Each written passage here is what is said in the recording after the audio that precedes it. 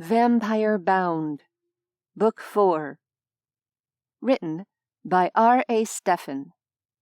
Narrated by Gwendolyn Druyor.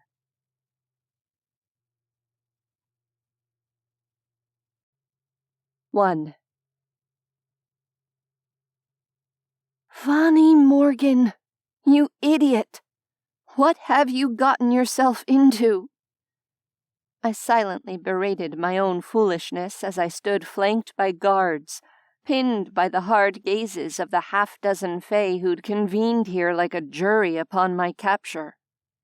My supposed ally, Alagard of the Unseelie, was gone, leaving me alone with my worst enemies. He and I had tried to sneak into the fae camp on Easter Island, where my son Jace was being held, only for our cover to be blown before an hour had passed.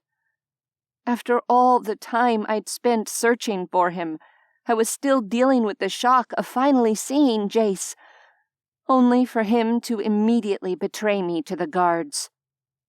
He didn't know it was you, I told myself over and over, like a mantra. Alagard had used magic to glamour our appearance before we'd arrived. To Jace's eyes, I'd been a stranger. Just another teenage girl with magic, kidnapped to aid in the Unseelie plot to take over the world. It didn't help. My beautiful, brave son, whom I'd always tried to teach right from wrong, had been brainwashed to blindly follow his kidnapper's orders. I tilted my chin up and pulled my shoulders back, hoping it would help hide how hard I was trembling as I met the Fae Overseer's gaze. "Right," I said, channeling every ounce of maternal rage I'd been carrying around for the past several weeks into my voice. "What have you done to my son?" My words might as well have been the squeak of a lab rat protesting the experiment in which it was bound. The Unseelie onlookers didn't so much as acknowledge that I'd opened my mouth. The Overseer turned to Master Balfour, the stooped and white-haired fae who'd broken my glamour with a touch, revealing my true form. He waved a careless hand in my direction. "Take this creature someplace where the screams won't be distracting, and interrogate it. Find out what it knows of the fae impersonating Oren, and how it knew to come here. When you're done, have the guards execute it." A chill washed down my spine at the evidence of absolute indifference to my status as a sentient, living being. "They're ruthless," Zora had once said when describing the fae, "and they mostly consider human beings to be cattle rather than people." "Of course, Overseer," Balfour said, though I thought I detected a hint of weariness in his tone. He gestured to the guards holding me, collared and cuffed in invisible bonds of magic. "Come. We will use one of the vacant buildings down the street." I struggled as I was dragged from the room, trying to get a sense of the strands of magic around me and marshal my own paltry abilities. But I'd given my garnet focusing pendant to Jace just before he'd brought the fae down on us. Without it, everything was a confusing tangle, and my own powers were hopelessly subsumed. If I'd had time and uninterrupted peace to work at it, maybe I could have managed a blast of air to defend myself. Right now, I didn't have either of those things. The only tiny point of hope was that my mind had clawed its way out from under Balfour's hypnotic influence once he stopped touching me. Fae could mold human minds, warping and twisting them into a sick desire to do anything it took to please them. I'd felt my consciousness sliding into that soft, helpless place when Balfour had approached me and broken Alagard's illusion of glamour. If Balfour leaned on me again, I'd probably fall right back into compliance. This was likely to be a very short and humiliating interrogation, wasn't it? Nausea rolled through me at the idea that I might give up every scrap of knowledge I possessed about Alagard and the others. It grew worse when I thought about what that might mean for Jace. Would my failed rescue attempt boomerang and result in additional harm coming to him? The guards frog-marched me out of the stadium building attached to the island's public soccer field, where the children were being held in a sort of tent city. Balfour led the way, robes swishing in the breeze as if he were some kind of fantasy wizard. His long white hair further cemented the comparison. I looked around, scanning the surrounding area while trying not to be obvious about it, knowing that I only had one hope left. Alagard and I hadn't been completely alone when we'd arrived, for all that we were the only two solid figures to step out of the ley line corridor and on to Easter Island. One vampire, who'd been desperately against this plan from the beginning, had accompanied us here, arriving in the form of a diaphanous cloud of mist. Vampires traveling as foggy vapor weren't completely invisible, though, and I'd seen no sign of Leonides since he'd swirled away from us moments after our arrival. I wasn't sure what that meant, but I could at least be confident he hadn't left the island at the same time as Alagard.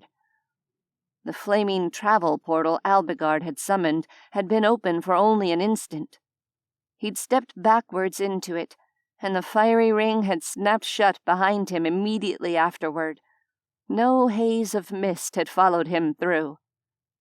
Not that I would expect Leonides to leave me here alone. But I would have felt better if I'd seen him floating around the place before now. We were heading down the street, going in the opposite direction from where Alagard and I had come in. The stadium and soccer fields were on the edge of a government district, and we were leaving that district behind. Our surroundings quickly became less built up, the larger buildings giving way to small private houses interspersed with trees and brush. I knew I should fight to get away.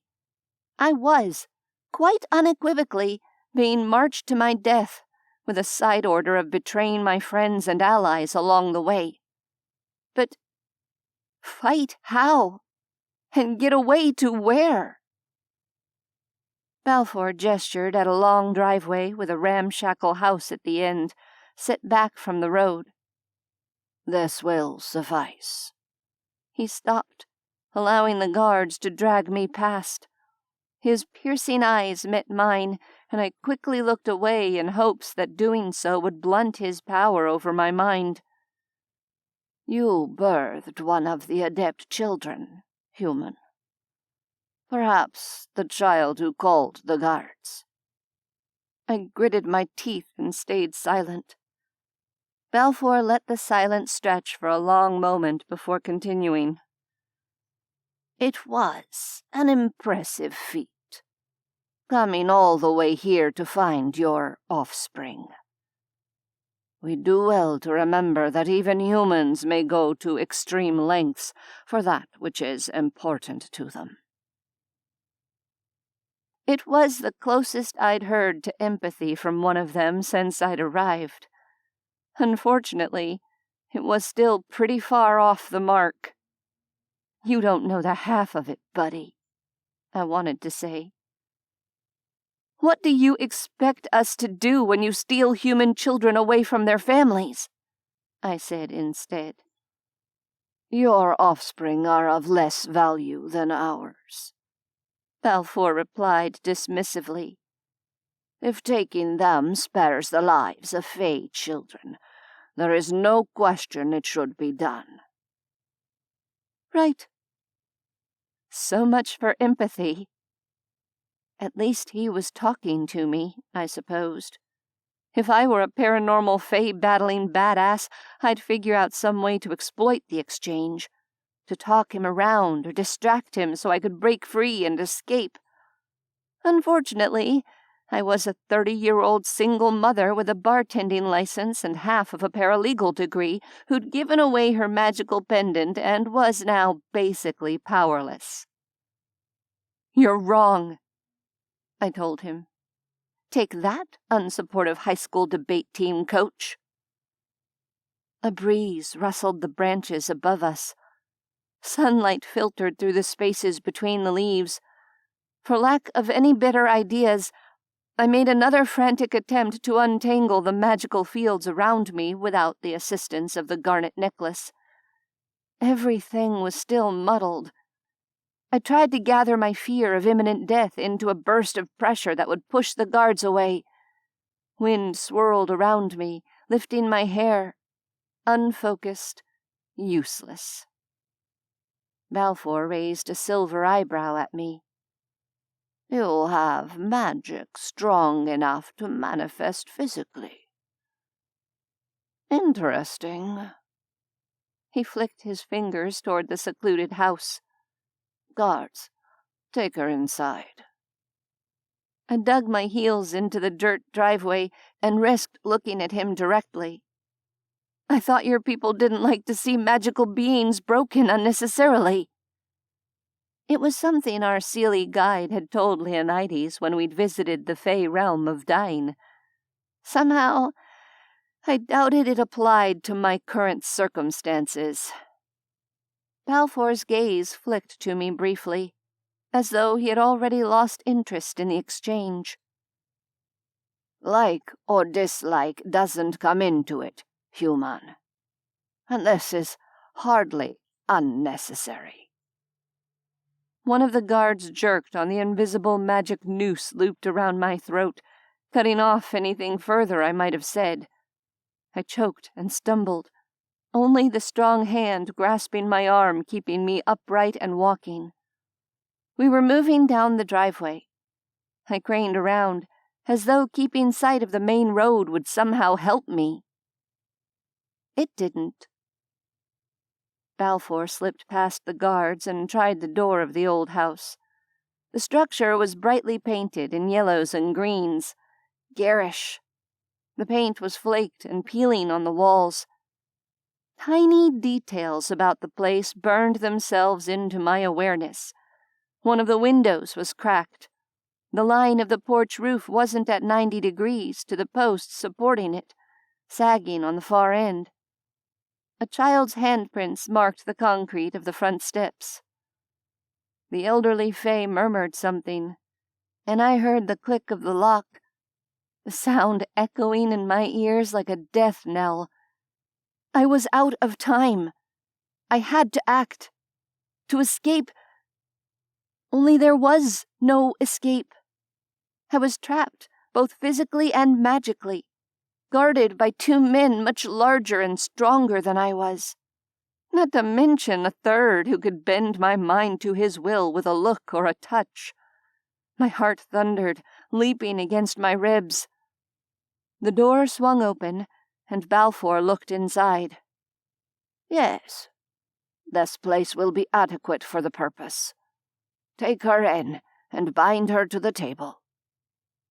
Once again, I tried to balk, and once again I was hauled forward bodily. My guards wrestled me toward a heavy wooden table in the large main room, which looked like a sort of combination kitchen, dining, and living room. "No!" I grated, for all the good it did. "Let me go!" Another weak burst of wind erupted around me, diffuse and useless. Still, it might have been enough to cover the sound of a different whoosh of moving air. I wouldn't have noticed it myself if I hadn't felt the cool brush of mist against my skin at the same time. I froze. "What is this?" Balfour hissed. He staggered back a step, eyes darting around the room, one hand raised in a defensive gesture, glowing with magic. The swirl of fog coalesced in a dark vortex, gaining mass and solidity until Leonides stood in the corner of the room, holding a semi-automatic pistol raised and steady, his finger on the trigger.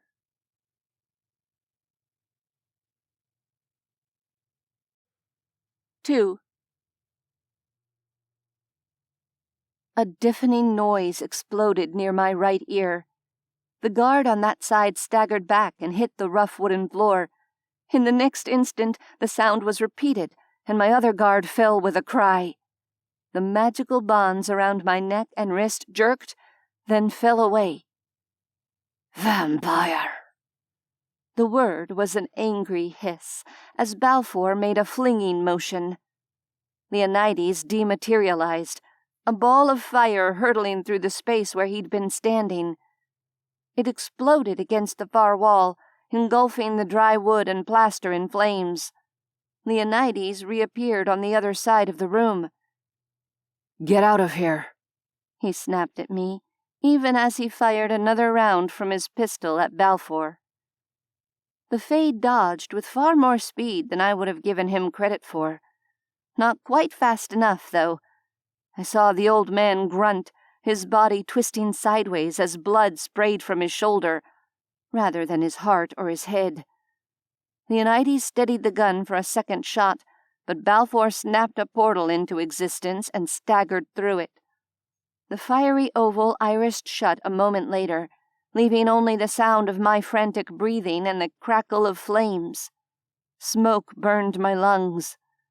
Leonides cursed sharply and holstered the handgun, grabbing my hand and tugging me through the door into the glare of the sun. "Thought I told you to go. He's probably off to find reinforcements. We need to run."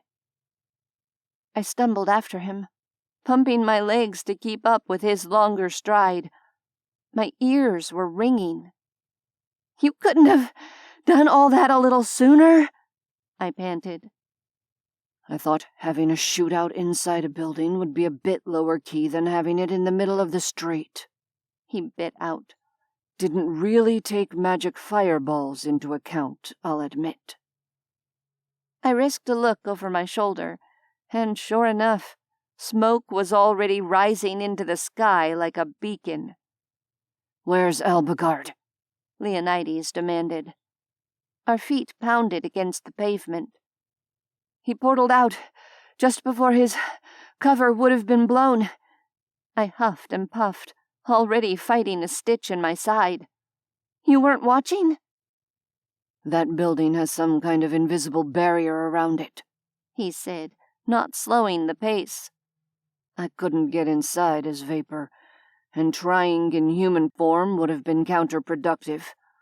If Alagard got away clean, he should be headed back with Zora and Rands by now.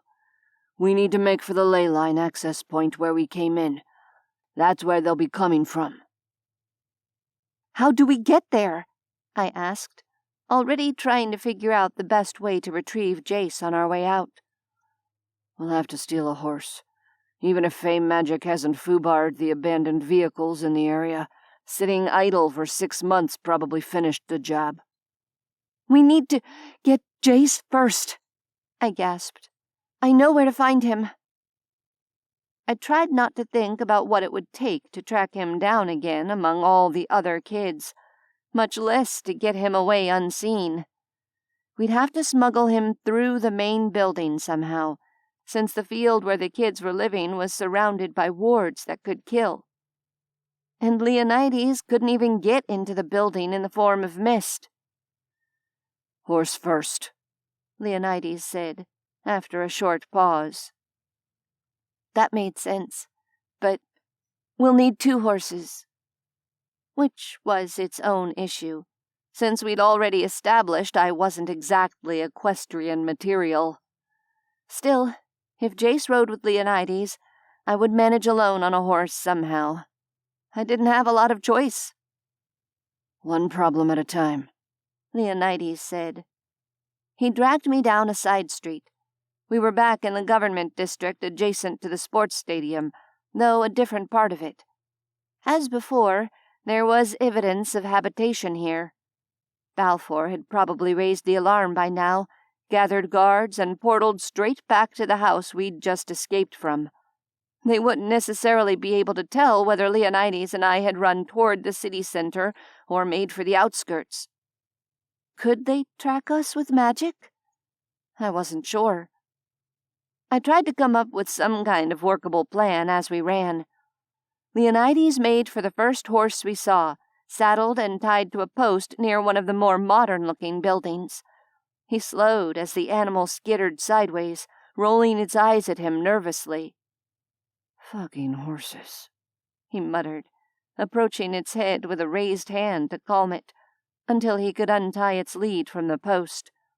Freed, it scrambled back several steps, and he followed, eventually bringing it under control.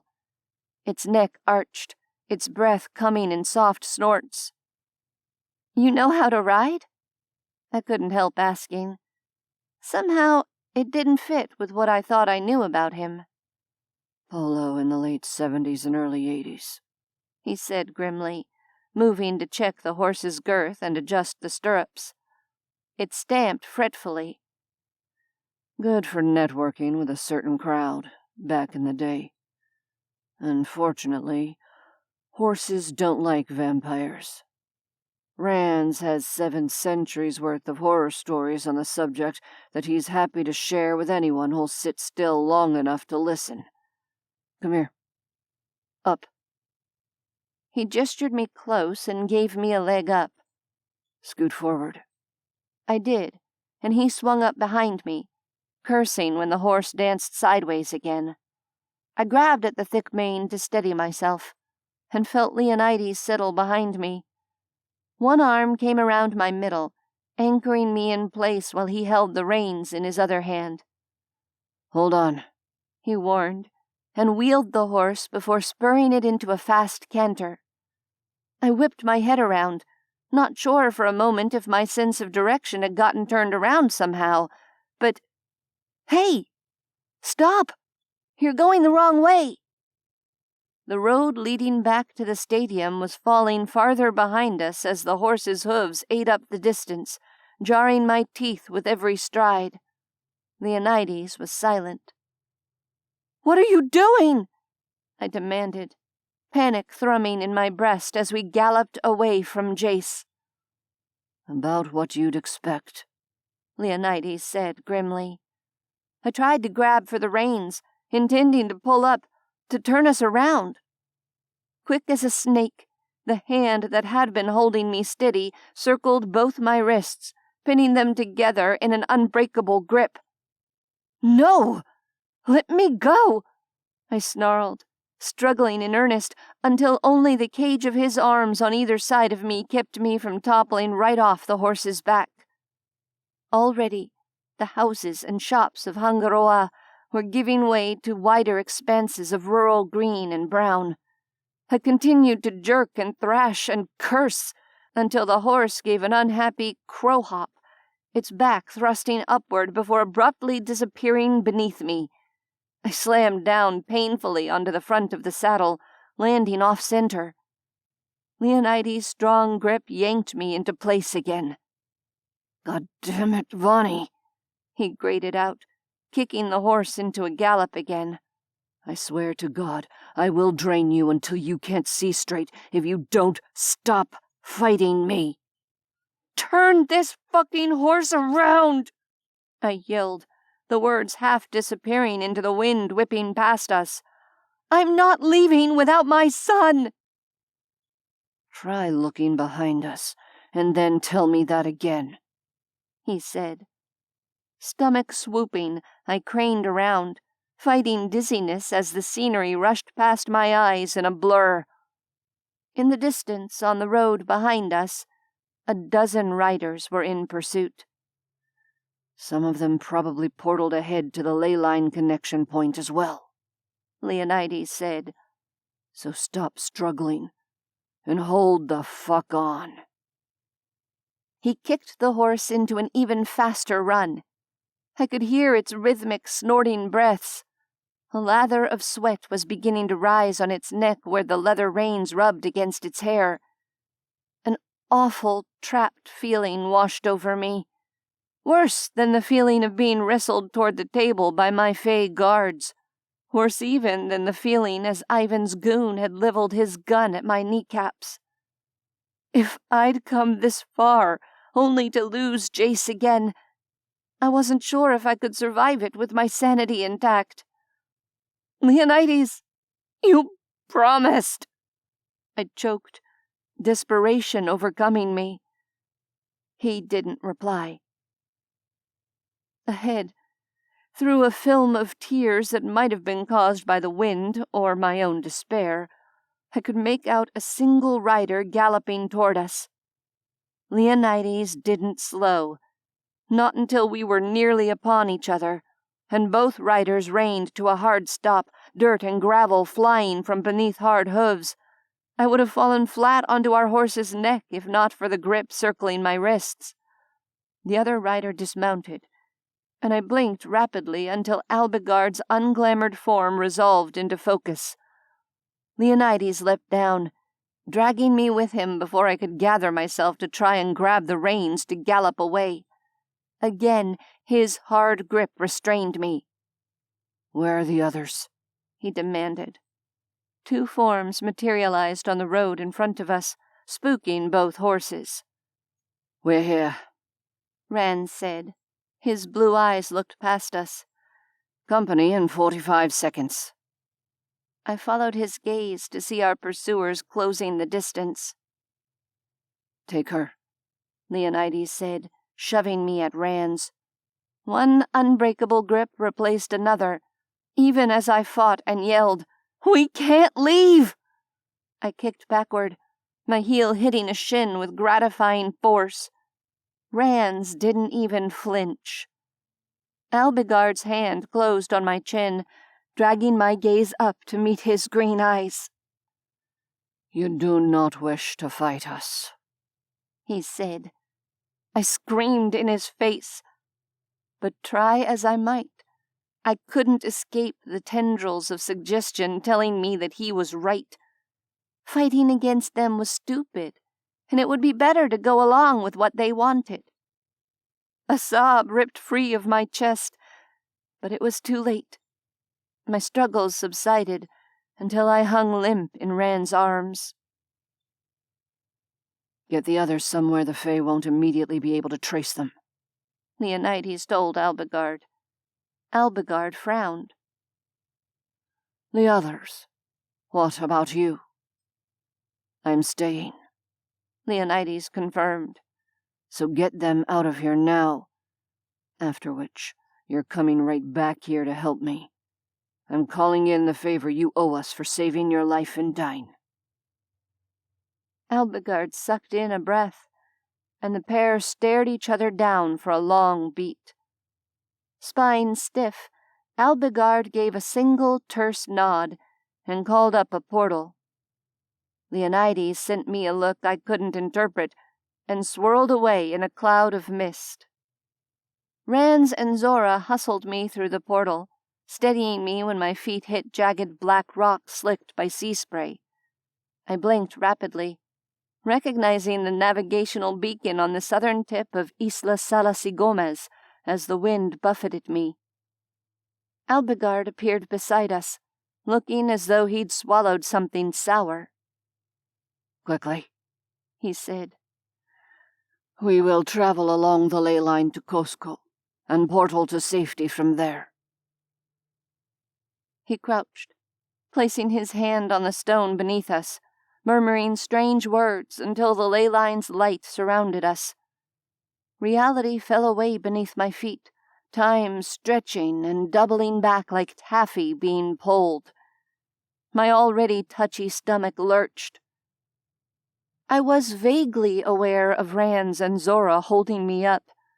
I was also aware of the deep sense of wrongness lurking beneath the pall of calm Alagard had draped over my thoughts. That pit was going to swallow me whole the moment I looked at it too closely, I was sure. We staggered back to the world somewhere entirely new. Our surroundings were alien, but also ancient, and vaguely familiar in the same way as the stone heads on Easter Island. Humans might have built this place, but it exuded a sense of unchanging permanence, separate from the normal human sphere of existence. It was a fortress. Or it had been. Cusco, Alagard had said. The name was linked in my memory to Incan ruins, and that's exactly where we were. Massive stones, some twice as tall as I was, had been stacked improbably into walls. The seams were irregular but fit tightly together, as if the builders had been playing a massive game of Jenga while also taking psychedelics. There were multiple levels. We were standing on the middle one, looking down at the skeleton of a long-dead city. A few tourists wandered through other parts of the ruins. None of them appeared to have noticed our improbable arrival. A flaming portal would doubtless attract a bit more attention, so Alagard led us down a steep set of stone steps and into a shadowed alcove protected on 3 sides by massive rock walls. He described an oval with a brusque movement of one hand, and the stone in front of him melted away inside a fiery ring. The space behind the hazy circle was dark. Rands shuffled me through without comment. Zora was right on our heels, and behind her, Alagard. The ring closed with a whoosh of extinguishing flames. "Where are we?" Rands asked brusquely. "A harborside warehouse in Cayo," Alagard said, biting the words off as though they'd personally offended him. "We'll wait here for 12 hours, Rands told him. "Try not to take that long, Tinkerbell." The light in the warehouse was dim, but Alagard looked furious. My heart stuttered, my head full of the need for him not to be upset with me. A whimper escaped my lips. "If it takes us that long, it will be because we're dead," he snapped, and opened another portal. He disappeared into it, and the stillness after it closed behind him was deafening, broken only by the sound of rain on a metal roof. I was distantly aware of the echoing space around us, empty except for occasional stacks of boxes, barrels, and crates. Zora was looking at me with a worried expression. Why was she looking at me like that? I blinked. And blinked again. A horrible realization crept over me. A sensation like hundreds of spiders crawling over my skin. We were in a warehouse. In Cayo.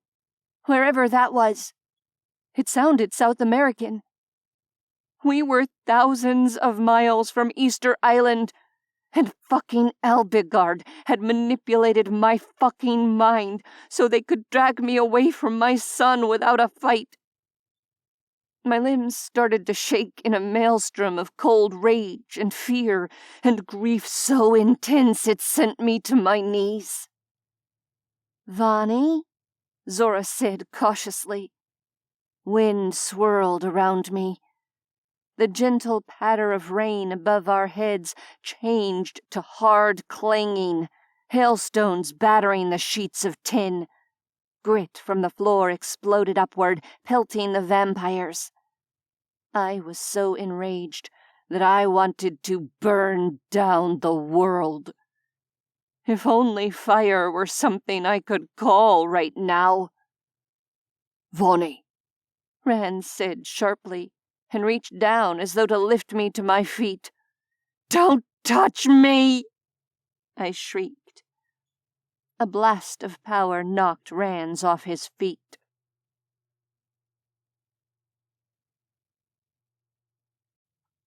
Three. Rands dematerialized before his body could hit the ground, and reappeared in a swirl a few feet to my left. They're trying to get him out, Vonnie! Zora had to raise her voice to be heard over the din. After a beat, the sense of the words penetrated, breaking whatever spell had lent me the strength to unleash destructive magic on my surroundings without benefit of my pendant. A choked sob lodged in my throat as the wind died, and the clatter of hailstones eased. "They're trying to get Jace right now," she repeated in a softer voice. "Why do you think Guthrie stayed behind?" My chest felt like I'd been kicked by the horse we'd been riding. "He's keeping his promise," I realized, the words barely a whisper. "Oh, God. He promised he'd try to get both of us out." "Of course he bloody did," Rance muttered, sounding resigned. "Why am I not surprised?" "And then he dragged Alagard into it, too," Zora said. "Tinkerbell's going to bitch about this for months, you know." "More like decades," Rance retorted. I was still shaking. Only now I was also feeling drained from using so much magic at once. My teeth began to chatter. Was it cold in here? Had I done that somehow when I'd frozen the rain? "Vonnie? Sweetheart? You're going into shock." Zora knelt in front of me, carefully, as though she was approaching a wild animal. "They'll get Jace back?" I asked in a whisper, desperate for reassurance that I hadn't just fucked up my only chance to save him. "They'll certainly try," Rand said. Zora scooted around and wrapped an arm around me, looking up at Rand's. "I don't see anything around here we can use as a blanket. Can you give her some blood?" Rand's made an affirmative sort of noise and crouched next to us. A moment later, a bleeding wrist loomed in my vision. For the first time in quite a while, the sight turned my stomach. I grasped it in my trembling grip and drank anyway. As ever, the tear in Rand's pale skin was already healing, even before my lips closed over it. His blood was powerful, though. I didn't need much. Afterward, I closed my eyes and leaned against Zora's support. The familiar tingling warmth of vampire healing erased the shock of the day. My aching tailbone stopped aching. My trembling eased. With renewed strength came sheepishness. "I'm sorry," I said hesitantly, "about all of that." "Hey now, none of that. He's your kid," Zora said, forgiveness and explanation all in one. "Pretty sure you're allowed to be a basket case when it's your kid at stake." "And besides," Rance added, "on the one occasion Albie pulled the Fey influence trick with your mate, Len punched him in the jaw." "So you're doing pretty well, all told," Zora finished. Silence settled around us for a few moments. "What if they can't get him out?" The words slipped free, almost against my will. "Then we'll figure out something else," Zora said immediately. "We know he's alive and uninjured," Rance pointed out. "We know where he is, at least for now. That's an improvement over where we were before." "The Fae have changed him," I said, my tone bleak. "Tell us what happened, sweetheart," Zora suggested. "We only got the broad strokes from Alagard, and not too many of those." I took a deep breath and relayed the story from talking to the children, to Jace's betrayal, being dragged before the overseer in his tribunal, Alagard's strategic retreat. My voice shook a bit as I recounted being hauled away for interrogation and execution. Zora's arm tightened around me in comfort. Quickly, I proceeded to Leonides' dramatic rescue, followed by stealing a horse and making a run for it. And the rest you know, I finished. Maybe now he'll believe me about the inherent evilness of horses, Rance mused. Horrible beasts. We waited in the poorly lit warehouse. The rain stopped, the timbers of the huge building creaking and popping as the temperatures equalized. "How long do you think it will take them?" I asked, unable to help myself. I couldn't have said how long we'd been sitting here, but I was fairly sure I was going to proceed to the next step in my ongoing nervous breakdown long before 12 hours had passed. If it takes us that long, it will be because we're dead. Alagard's words echoed in my head like a tolling bell. Difficult to say, Rance replied. It will depend somewhat on whether they're planning a smash-and-grab operation or attempting to use stealth. I opened my mouth to reply, only to be interrupted by the appearance of a portal. My breath caught as 3 figures stumbled through. I drew back a step, recognizing the face of the guard, Creed, bleeding from a long cut on his cheek. But Leonides was right behind him, holding a slender, struggling form with dark, messy hair. "Jace!" I cried, my voice doing nothing to calm his attempts to break free of Leonides' grip. "Let go!" Jace shouted, eerily echoing my own protestations from earlier. "Take me back!" His voice held a note of near hysteria, as though being freed from his kidnappers and returned to his mother was the worst thing that could possibly happen to him. "Jace, it's me," I said desperately. "Don't you know who I am?" The figure I'd momentarily taken for Creed took a step away from the struggling boy and the vampire holding him. Alagard waved a hand down the length of his body, and the glamour melted away, though the cut dripping blood down his face remained. "Get off!" Jace yelled. "They'll kill you for this. When I tell them what you did, they'll kill all of you." Zora looked horrified. Rance shot me a brief glance, no doubt taking in my devastated expression. His face settled into hard, unreadable lines. "That's enough," he said. "Vonnie doesn't need to hear any more of this. Mesmerize him." "Yeah, that had actually occurred to me. Thanks," Leonides said over Jace's angry growls. "He's got her pendant. The eyes won't work on him."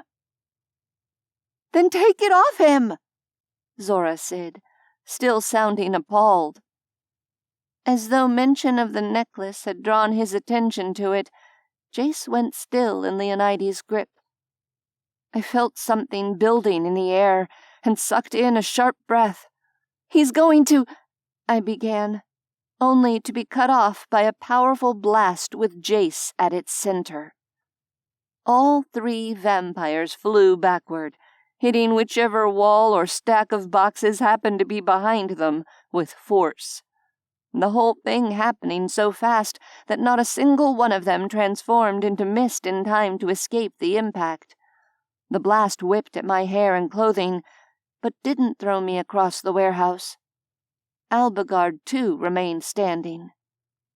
He recovered more quickly than I did, adopting an unconcerned posture and bringing his hands together in a slow clap that dripped with derision. "Well done, Adept. Your skills are improving. Now stop reacting and start thinking." Jace blinked at him in the dim light, his thin chest rising and falling rapidly. I held my breath. "You," Jace said. "You're Fae." So good of you to notice." Alagard eyed him with typical unseelie disdain, which paradoxically seemed to calm Jace down as nothing else had done so far. What's happening?" Jace asked, sounding suddenly very young. My chest hurt with the need to go to him. I clenched my fists. Elsewhere on the warehouse floor, the others were picking themselves up from where they'd been flung, watching the exchange warily. "Did it not occur to you that this might be a test, Adept?" Alagard asked with mock patience. Jace swallowed audibly in the echoing silence that followed. "A test? Did I pass?" Alagard peered down his nose. "I have no doubt the Overseer would approve of your reaction," he replied with scrupulous honesty. "Now, it is necessary to determine whether you can be trusted to follow my orders outside of the camp. Do you understand?" Jace gulped again, his prominent Adam's apple bobbing. "I understand, sir. But what about—" His worried eyes flickered over us. No more recognition showing when they passed over me than when they passed over the 3 vampires. The uncaring gaze felt like a blade sliding into my heart. "Their presence here is not your concern," Alagard said coolly. "Come, we are leaving now." I saw Jace struggle for a moment before accepting his words. I saw Zora cross to me, cupping a hand under my elbow as though she were afraid I'd fall over without the support. She might have been on to something there, now that I thought about it. "Where are we going next?" I heard myself ask. It was Rans who answered. "The Santa Rosa Cemetery, or rather, the slums abutting the cemetery." "Oh," I said stupidly.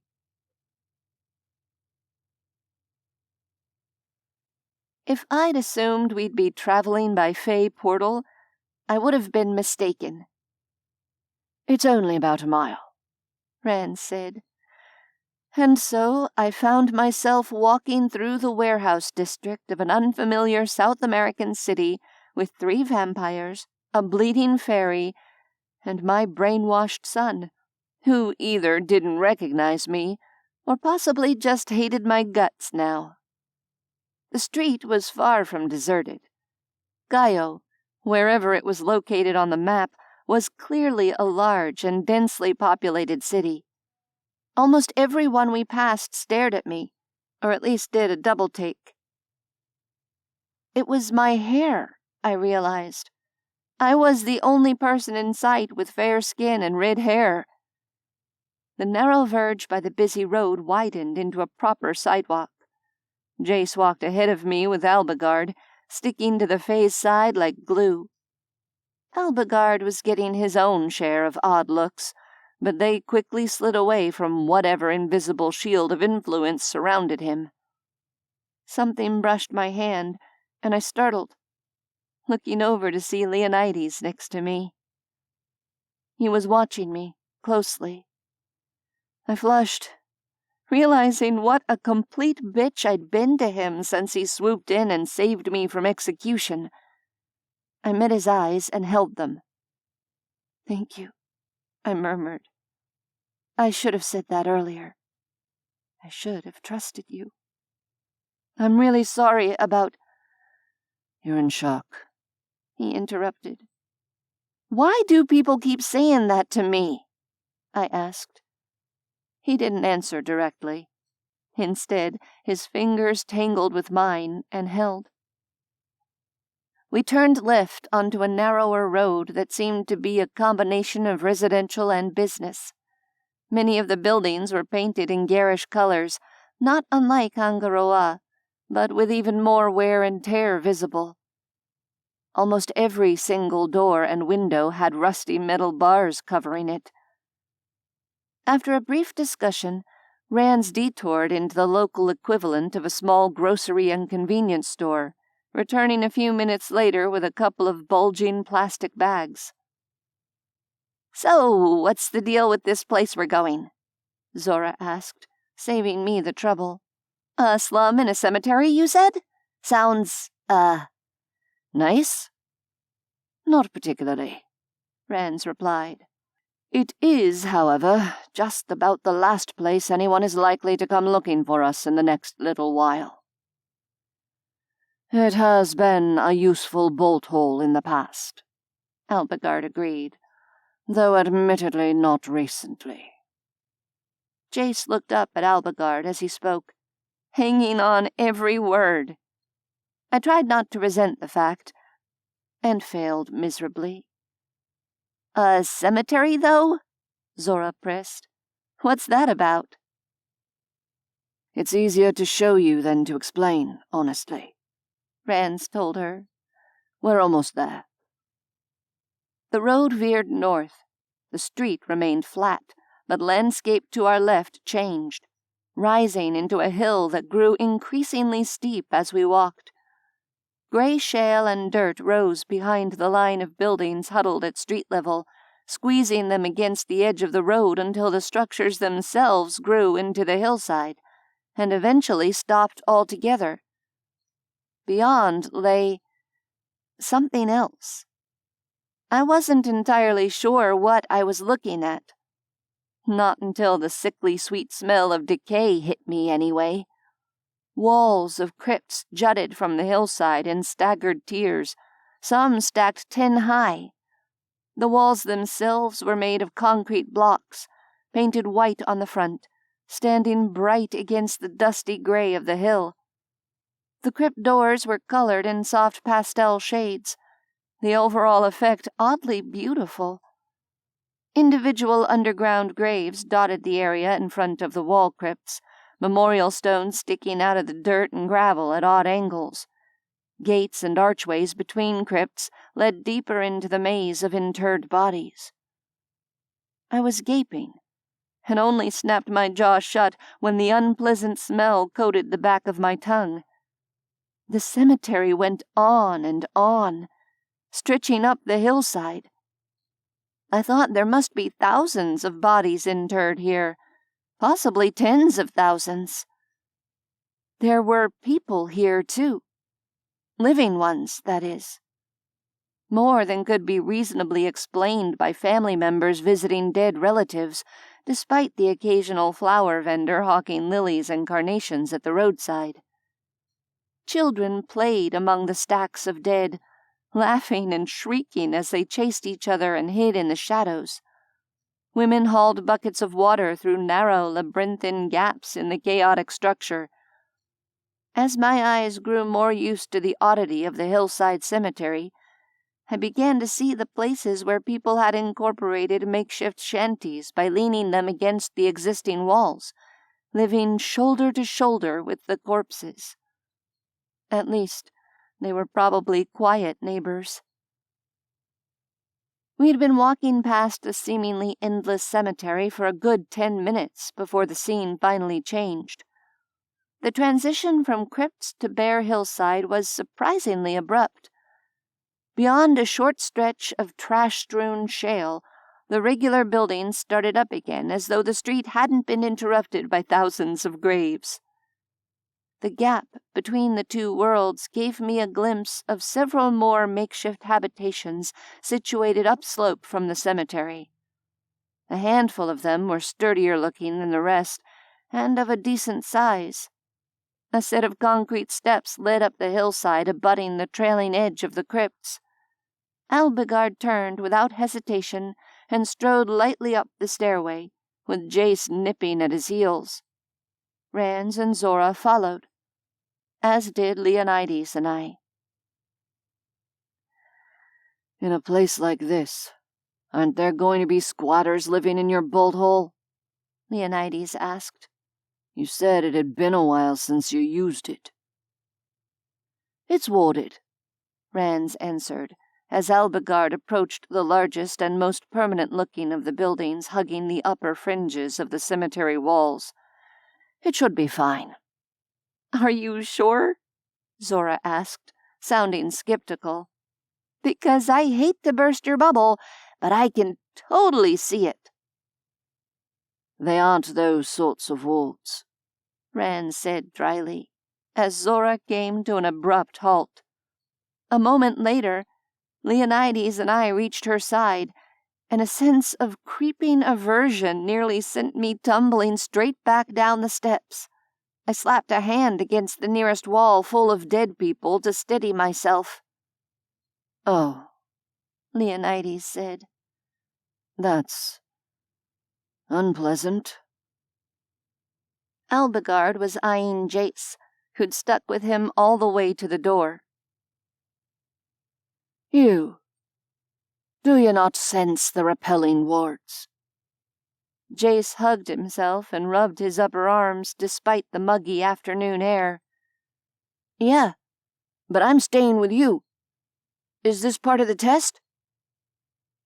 Alagard's green gaze turned speculative. "Perhaps." He glanced back at the rest of us. "Zora Bright, Vonnie Morgan, Guthrie Leonides, Jace Morgan. Enter and be welcome. This dwelling is open to you."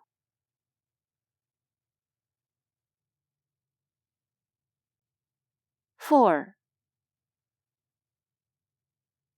The awful feeling slid away, leaving a frisson of gooseflesh in its wake. The door opened to Alagard's touch, and we followed him in. Even in here, the smell of death was inescapable. Flies buzzed lazily around the room. It was basic.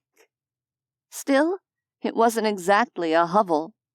The floor was concrete, the walls were mud brick, and the roof was tin nailed to wooden rafters. The interior appeared to be divided into 2 rooms. Draped canvas hung from the ceiling beams in the corners. It took me a few moments to identify the folds of cloth as hammocks for sleeping. The windows were covered with mosquito netting, but no glass. "Electricity?" Leonides asked. "Stolen, but yes," Rand said. "I'll just nip outside in a few minutes and hook up the clamps." Leonides nodded. "Cell service. These days, Cayo has basically been swallowed up by the Lima metropolitan area. So yes, there's coverage. My phone's on the GSM network, and I picked up a local SIM card while I was getting supplies. It should work, other than..." Rand jerked his chin toward the Fae in the room. "You can go outside to use it," Alagard said. "Or if you must use it here, warn me first, and I will attempt to shield my aura for a time. I will require use of the building, however." "What for?" I asked hoarsely, staring at Jace. He wouldn't meet my eyes. "Deprogramming," was all Alagard said. The word chilled me, and I lifted my chin. "Not until you tell me exactly what you mean by that." "As you wish," Alagard allowed. "Tomorrow," Leonides said firmly. "For now, we need to do whatever's necessary to make this place habitable before nightfall, and then we need to get some rest. What's the situation with water and sanitation?" "There are open-pit latrines in the hillside for waste," Rand said. "Unless conditions have improved in the last few years, anyway. Water's hauled in by truck every few days and stored in plastic tanks, but it's not fit to drink. There's bottled water in the packs for those that need it, and food." "Are there buckets?" Zora asked. "If so, I'll go haul us enough water to wash with, while you get the electricity figured out."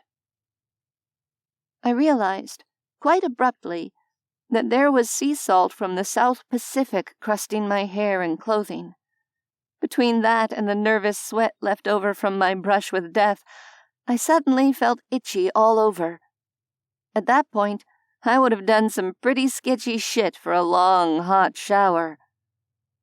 Obviously, a luxury like that wasn't in the cards any time soon. Aside from making it through the night in the middle of a Peruvian cemetery slum, do we have anything that resembles a plan? I asked, not sure I had the energy to deal with strategy, but feeling like it was an important thing to ask. Oh, the broad strokes at least, Rand said. But Guthrie's right. After the day we've just had, let's worry about the getting through the night part first. I nodded wordlessly, knowing that I was on the cusp of an adrenaline crash despite the vampire blood I'd drunk earlier. I went looking for furniture in the other room. I found plastic crates. Once colored red, they were now bleached by time to an anemic pinkish gray. Still, the crates would work as stools and a table. There were also a pair of buckets and what looked like a plastic laundry tub, presumably used for washing up. I desperately hoped Rands had picked up soap at the little store earlier. I brought the buckets out for Zora, who waved me off when I offered to help with carrying the water. It was probably just as well. I wasn't at all confident of my ability to haul a 5-gallon pail of water up a shale-covered hillside in my current condition. I was starting to feel decidedly shaky again. Leonides helped me move the crates into the main room, at which point he sat me down on one and shoved food and a bottle of water at me. "Jace," I said tiredly, "come and eat something." The way that Jace looked to Alagard for permission stabbed at my chest. My son waiting for the phased nod of confirmation before warily crossing to sit on another one of the crates. Leonides handed him food as well. I tore open a plastic package and started eating whatever it contained without bothering to identify it first. Jace perched in place like he was ready to leap up and run back to Alagard's side at any moment. But he wolfed down the food he'd been given. I swallowed a bite of protein bar, or whatever it was, and dove into the quagmire that would almost certainly have been better left until morning. "Do you know who I am, Jace?" Jace still wouldn't make eye contact. "I know who you look like," he muttered, barely audible. My throat hurt. "It's really me, baby." "That's what you'd say if it was another test," he mumbled in the direction of his lap. His fingers shredded the wrapper in his hands methodically, reducing it to smaller and smaller strips. The Fae could warp human minds. They could change their appearance, pretend to be anyone. And they'd had Jace for weeks. My throat closed around whatever words might have come out next. "Drink," Leonides ordered both of us, pointing to the plastic bottles balanced precariously on the plastic grid of the overturned crate. "It sounds like Zora's back with the wash water." I drank. So did Jace. "Do you still have Aunt Mabel's pendant?" I managed in a hoarse whisper. I was sure he did. He'd had it when he arrived. I couldn't see it now, though. The damaged warding spell was still phasing in and out, apparently. His hand flew to it, an unconscious gesture. "That could be a trick, too." I closed my eyes, defeated. At least for tonight. My son might be back, but he wasn't back. This couldn't be fixed with the amount of energy and emotional fortitude I currently possessed. In the background, I could hear Zora banging around with the buckets. Water sloshed. "Go wash up, babe," I said. "Have Alagard show you where the latrine is, then get some sleep." Silence met the words. I didn't open my eyes to watch him turn to Alagard for confirmation. "Latrine first," said the Fae, with clear distaste. "Trust me on this one." The shuffling of feet marked Jace leaving the makeshift table and departing with his new Fae guardian. When I was sure they'd gone, I leaned my elbows on my knees and buried my face in my hands. "Tell me what you need, Vani," Leonides said evenly. I could only shake my head. The one thing I needed had just left the building. It was pretty clear I couldn't have him right now. "How are we managing the sleeping arrangements?" I asked, instead of answering the question. A slight pause. Then, "There are 4 hammocks. Rans and Zora can share. That leaves 1 for you, 1 for Jace, and 1 for Alagard. I'll camp out somewhere and keep watch." I straightened from my defeated slouch and opened my eyes as Rans wandered in. "No need for a lookout in this place," Rand said, making a beeline for the shopping bags and rummaging through them. He came up with a package of light bulbs and tore it open, handing one to Leonides. "Would you mind doing the honors, mate? You're the tall one here."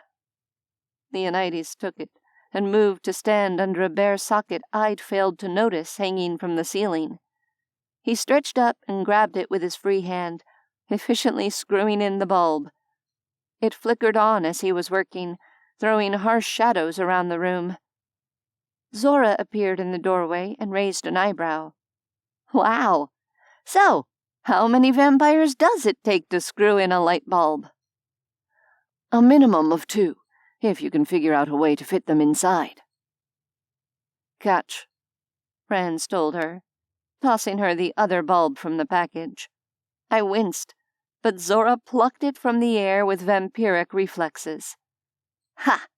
she said, and grabbed a crate, presumably to stand on, before disappearing into the other room. Light flared through the doorway a few minutes later. Rand pulled a phone charger from one of the backpacks he and Zora had brought along. He plugged his phone into a dodgy-looking outlet attached to a twist of bare wires disappearing through a ragged hole in the wall. "I'm going to go try and rinse the Pacific Ocean out of my hair," I decided. "Soap?" "In the backpack with the bottled water," Rand said. "There are clean toothbrushes as well. But again, don't use the local water for that." I nodded, and pawed through the pack to find what I needed. The plastic tub was in the corner of the other room, near the back door. Well, I say door. It was an open rectangle cut in the wall with a sheet of plastic hanging across it.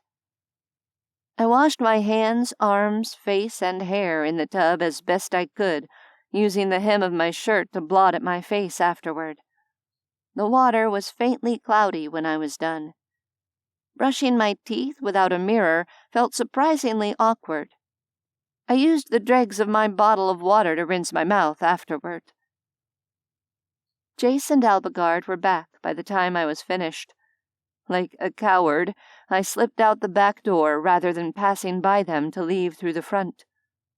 The latrine wasn't difficult to find. You just had to follow the smell.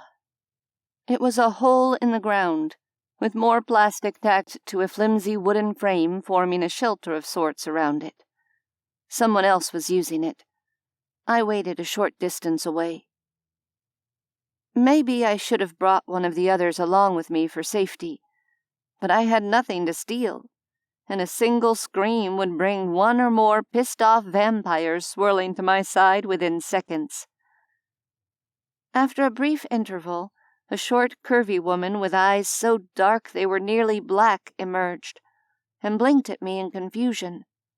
She spoke in rapid-fire Spanish, the words rising into a question.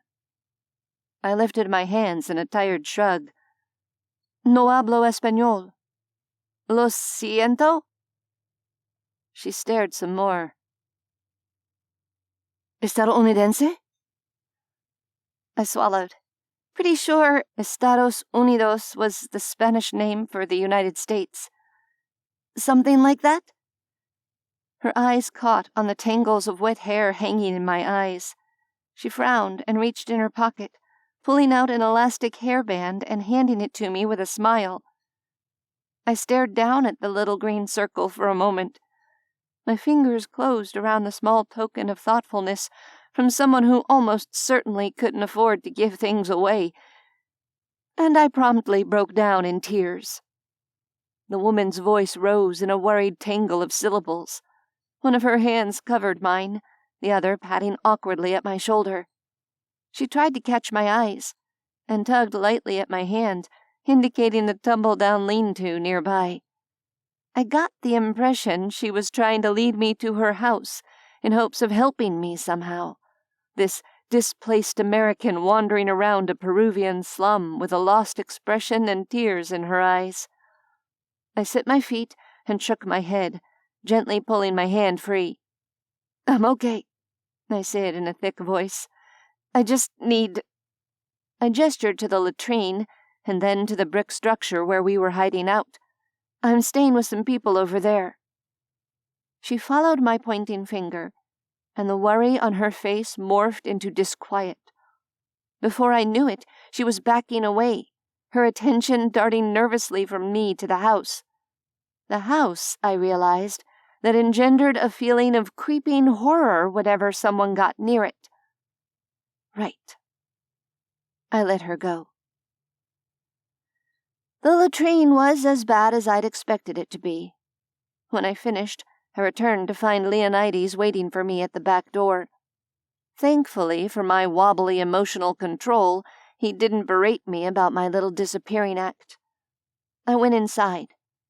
The wash water was even nastier now than before, but I scrubbed my hands with it anyway. While I'd been waiting for my turn at the latrine, and subsequently having yet another mini breakdown, Jace had washed and pointedly claimed one of the hammocks in the front room with Alagard.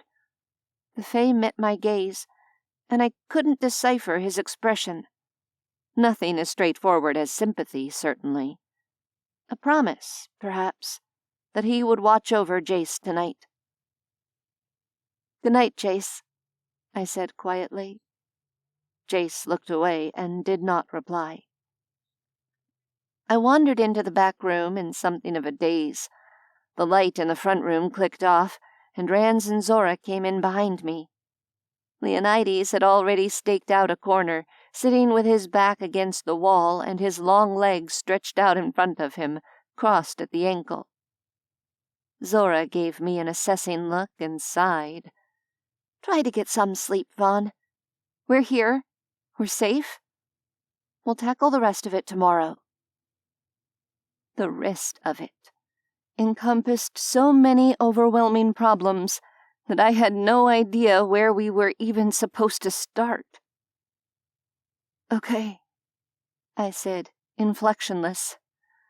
The two vampire lovers hopped into one of the lengths of hanging canvas with far more grace than anyone should exhibit when climbing into a hammock together. I looked away quickly from the sight of Zora draping herself over Rans like a blanket, his arms coming around her shoulders to steady her. Zora hummed in satisfaction. "You know, this thing isn't a half-bad idea, really." Rans gave a small huff. "Are you requesting hammock installation at the mill house, love?" "Maybe," she replied. "Though, preferably a hammock with a bit less mildew than this one has." Leonides, in his corner, was predictably silent during the teasing exchange. I pulled the chain hanging from the bare light bulb fixture to turn it off. Darkness wouldn't prevent the vampires from being able to see me struggling clumsily into my own hammock, but at least I could pretend. I probably should have wished the others good night once I was settled, but I was out of words today. Rans filled the sudden silence. "Good night, all. Tomorrow is a new day." Leonides grunted. Zora murmured, Night. I stayed quiet, shuffling around in search of a position that would let me sleep. The tentative peace of a Peruvian evening settled over the house, broken only by the occasional sound of voices or a vehicle from outside. It was uncomfortably balmy both outside and inside, the humidity like a living thing in the air. Flies buzzed, even in the dark.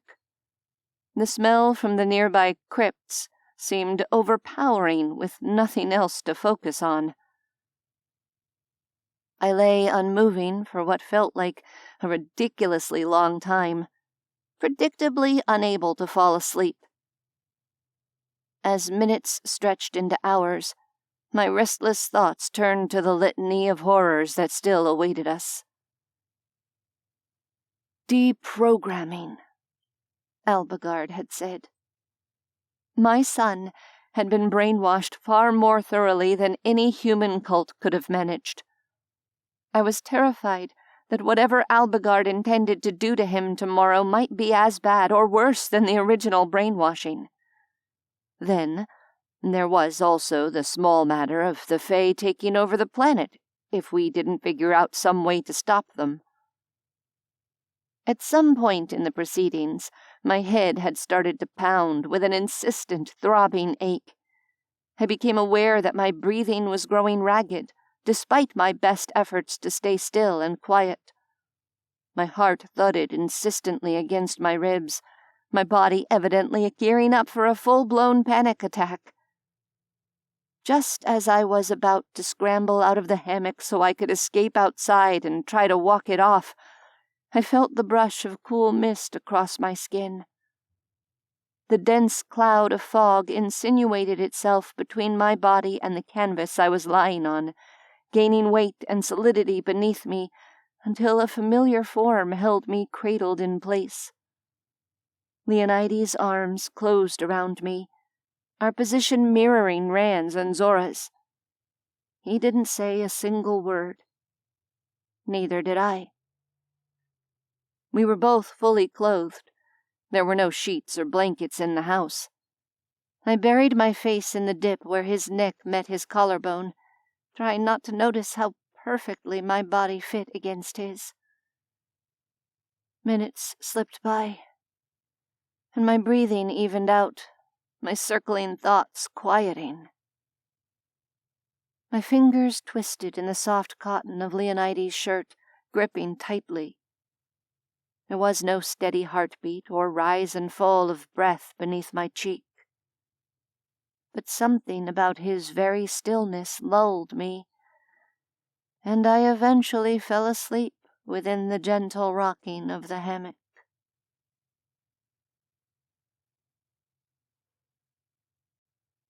Five. I awoke alone the next morning, not entirely sure I hadn't dreamed the hours spent in Leonides' arms. The day began with an informal council of war that convened while Jace and I breakfasted on more protein bars and trail mix. Alagard deigned to drink a plastic bottle of water, but apparently he preferred to fast rather than eat pre-packaged human convenience food. I understand the need to fly under the radar, Leonides was saying.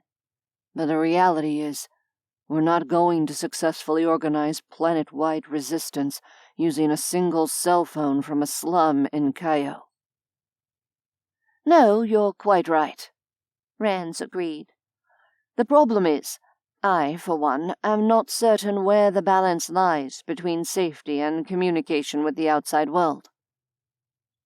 A few hours of interrupted sleep had at least returned my wits to some kind of functionality beyond crying a lot and freaking out every 10 minutes. I took a deep breath, and immediately regretted it when the cloying miasma of dead bodies coated my throat. We need allies, I said. Who can we contact that won't immediately result in the Fae coming down on us? Or coming down on them, for that matter. Jace flinched at my mention of the Fae. When we'd first sat down, Zora had asked Alagard rather pointedly whether Jace should be present for the conversation. Alagard had eyed Jace for a moment before shrugging, and replying that he would need to acquaint himself with the truth of things at some point, and this was as good a time as any. "I'll contact Gina," Leonides suggested. "She's used to dealing with me through secure channels. Even using a cell phone, I should be able to manage something that the Unseelie can't easily track. They're not really known for their tech savviness, for obvious reasons." "Can she contact other people for us?" Zora asked. "At least that would involve another layer of separation. Though I don't like the thought of anyone potentially being in the crosshairs because we talked to them." "I expect she could," Leonides said. "But at this point the question becomes, who else do we think can help us stop the Fae's plans?" This was evidently too much for Jace, who jumped to his feet and rounded on Alagard. "I know this is another test, but why are you letting them talk like this?" The Fae, who had been casually propping up the wall by the front door, raised a slow eyebrow at him.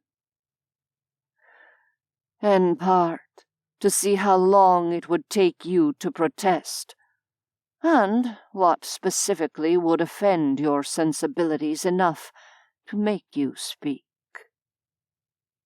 Jace's jaw worked. Alagard tipped his chin toward the upturned crate Jace had just vacated. "Sit down. Take note of everything that is said, but do not interrupt again." His attention moved to me. "Adept, walk with me." With that, he pushed away from the wall and left through the front door. I rose and followed him, casting a final look at Jace as I did. His spine and shoulders practically vibrated with tension as he lowered himself to his seat again, not making eye contact with anyone in the room. Morning, sadly, had done little to brighten our surroundings outside. The sky was gray, its color matching the dusty rock of the hillside almost exactly. The only spots of color to be seen anywhere nearby were the painted crypt doors. Rather than leading me down to street level, Alagard headed for the high ground, trusting me to follow him without falling and breaking an ankle. The warded safe house was already one of the highest structures on the hillside, so there was nothing much above us except rock. The Fae climbed nimbly to the crest of the hill and turned, surprising me by giving me a hand up. I drew the line at tightrope walking my way along the top of the ridge while also trying to hold a conversation, so instead I plopped my ass down on the nearest vaguely flat stone surface. Alagard remained standing, his hands stuffed in his pockets as he gazed across the maze of the cemetery walls extending into the distance. "Talk to me," I demanded. "What did the Unseelie do to Jace, and what are you going to do to him to fix it?" Alagard was silent for a moment, gathering his thoughts. "I don't yet know exactly what was done to him," he said after a pause. "That will have to be unpicked, one thread at a time, as I work to reverse the conditioning." I nodded. "Deprogramming, you said. But what does that look like in real terms? It's an ugly word in human culture." "That is because humans cannot truly control the minds of other humans, only influence them indirectly," Alagard said. I digested that for a moment. "Okay." I tried to reframe the question. "Put it this way instead. On a scale of 1 to 10, how upset would I be if I watched you doing whatever you plan on doing to my son?" "That is not an answerable question, since you will not, in fact, be present." The pronouncement was implacable. So, in other words, it's likely to rate a 10 on the pissed-off mom scale, I translated. Look, I don't know how to make this any clearer, but you won't be doing a damned thing to Jace until I'm convinced that this deprogramming isn't going to do even more damage to him than what has already been done. Alagard watched me impassively as my temper sharpened the words, and I had an unpleasant flashback to the way the overseer and his lackeys had dismissed my importance, my personhood, when I'd been hauled before them as a prisoner. But Alagard was not the overseer. That much was clear to me, at least. "Do you trust me, Adept?" he asked, and though muted, there was genuine curiosity behind the question. I gave him the courtesy of thinking about my answer before speaking. "I don't know," I said slowly. "You've given me no reason to distrust you so far. You helped save Leonides.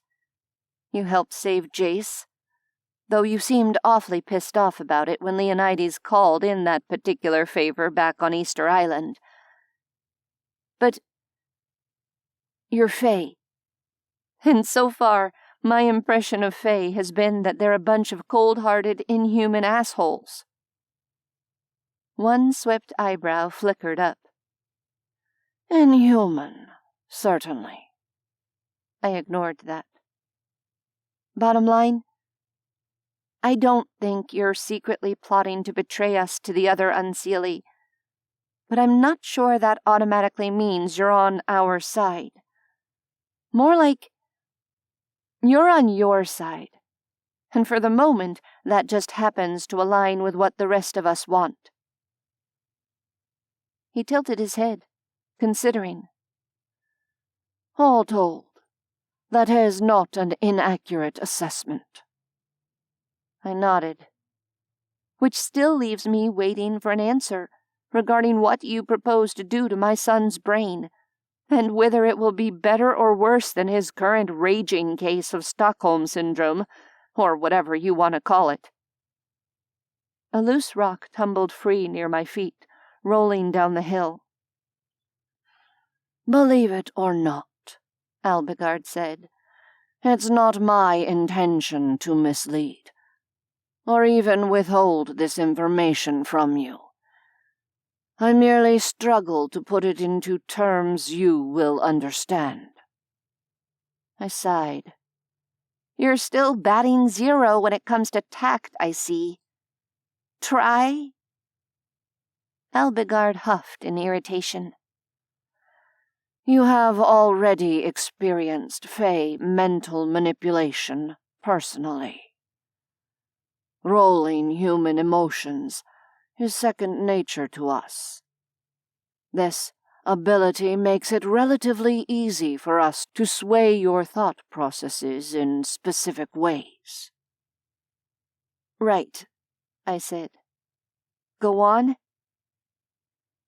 "Picture it as a tapestry woven by the Fae, and draped across a human's mind to act as a new layer on top of reality. This is what I mean by unpicking the threads. I will seek not to layer my own control across the tapestry, but rather to unravel what the Unseelie have already loomed." "Okay," I told him, at least some of my misgivings easing. "And you don't want me there while you do this because—" His mouth tilted downward. "Because the boy's reaction proves that you are tangled up with some of the threads. Your presence would be an added source of confusion during the process." "And?" I prompted. "If the threads are woven tightly enough, pulling them free will be painful," he went on. "You would no doubt find that distressing." The way my heart clenched and skipped a beat was its own answer. I wondered if Alagard could hear it stutter the same way a vampire would have been able to. He wasn't finished, though. "You might attempt to interfere, and by doing so at the wrong moment, cause damage I could not repair." I had to swallow a couple of times before I could answer. The clammy feeling on my face, chest, and palms made me suspect my face had gone milk white. "You're asking me to trust you with my son's mind, when you've basically admitted that you're only here for self-serving reasons." Green eyes bored into me. "If you'd prefer to leave him as he is." I didn't break his gaze. "That depends. Will this so-called tapestry eventually unravel on its own?" "No." My jaw worked. "And, of course, I only have your word for that." I took a slow, deep breath and let it out. "Okay. I want to speak with the others, privately. Then I'll let you know my decision." He blinked at me. "A waste of time, since you already know your decision." A spark of anger rose in my chest, not so much at him personally as at the Fae in general. If you want to put words in my mouth, we both know you could take control of my mind and do it that way. I'll let you know my decision." He inclined his head in acknowledgement, and silently headed down the hill toward the brick hut where the others were waiting. I rose and followed him, cursing under my breath whenever the scree under my feet gave way, forcing me to wave my arms wildly to keep my balance. When we arrived and went inside, the vampires were still deep in conversation. Meanwhile, Jace looked like a rabbit trapped in a dog kennel. Alagard gestured curtly to him. "Come. You may join me outside and relay what was said in my absence." Jace leapt up in a way that implied he'd been waiting for an excuse to escape, and the pair left me alone with the 3 vampires. They looked at me expectantly. "Alagard," I said. "Do you trust him?" "Yes," said Zora. "Most of the time," Leonides added after a slight pause. "With certain reservations," Rand said. I pointed at Rand's. "What kind of reservations?" Rand shrugged one shoulder, a tiny movement. "He's Fae. If he's helping, it's for his own reasons." Which was 100% in line with the conversation I'd just had with him, of course. "Do you think reversing whatever brainwashing has been done to Jace is currently in Alagard's interests?" "Yes," Rand said without hesitation. "If I'm confident of anything in this situation, it's that Alby isn't in the market for a teenage human slave." "God, no," Zora agreed. "He'd be climbing the walls to get away from the kid within the week. Frankly, I'm surprised he's been as patient as he has." I let out a slow breath. "Okay, that jives with my gut response." The next words tried to lodge in my throat. I forced them out anyway. "So, here's the thing. Alagard basically told me that the process of undoing what the other Fae did to Jace isn't going to be, pleasant. He won't let me be there to watch, and, heaven help me, that's probably the right call. but it leaves me rattling around someplace else, knowing the whole time that Jace is in pain and I'm not there to help. I don't know how I'm supposed to do that. You know? The others were silent for a long moment. It was Rands who spoke first. Is it a worse prospect than the weeks spent not knowing where he was? Whether he was dead or alive? My stomach turned over. I'd only just escaped from that particular hell. I'm not sure. Yes. I paused. Maybe? Zora turned to Rands. She shook off Alagard's influence in minutes. But what about vampire influence? An excellent question, Rands replied. Vonnie, would you submit to mesmerism? Like undergoing anesthetic for an unpleasant procedure. When you wake up, the hard part's done. I closed my eyes and thought about it. When I opened them, I said, "It depends. Can you leave me aware that it's happening, and just keep me from having a nervous breakdown in the interim? I don't want to be unaware of what Alagard is doing to my son. It would make me feel like I was abandoning him out of cowardice." Irrational, maybe, but it was the truth. Given the way your powers have been increasing lately, I can't guarantee this will work at all, Rand said. But if it does work, removing your worry is no more difficult than removing all awareness of what Alagard will be doing. I centered myself as best I could. Okay, do it. You're the strongest vampire here. Rand's ice-blue eyes blazed. Listen to me, Vonnie Morgan. You have no fear about your son's safety in Alagard's hands. You are confident that he'll be fine. And you know Alagard will take every care with him. The paralyzing worry slid away so abruptly that it left me lightheaded. My shoulders slumped, all the tension bleeding out of them. "Did it work?" Zora asked. "Yeah, he'll be fine," I said, my mind flooded with selfish relief. "I don't need to worry. It's all going to be fine."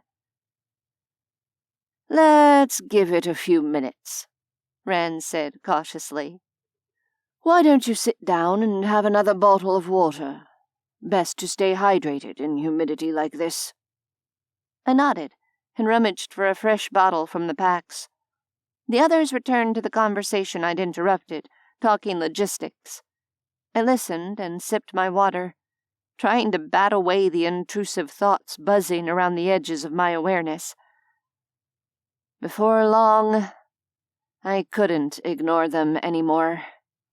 "Shit," I said, and scrubbed a frustrated hand over my face. It was trembling. Rands raised his eyebrows.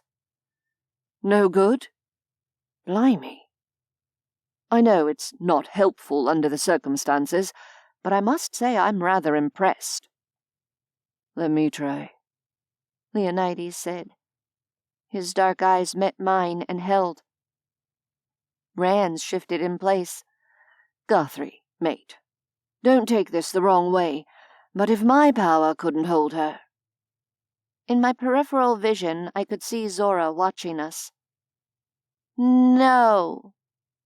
"Let him try," she said. "Come on, lover. Let's go find Alagard and give these two a few minutes alone."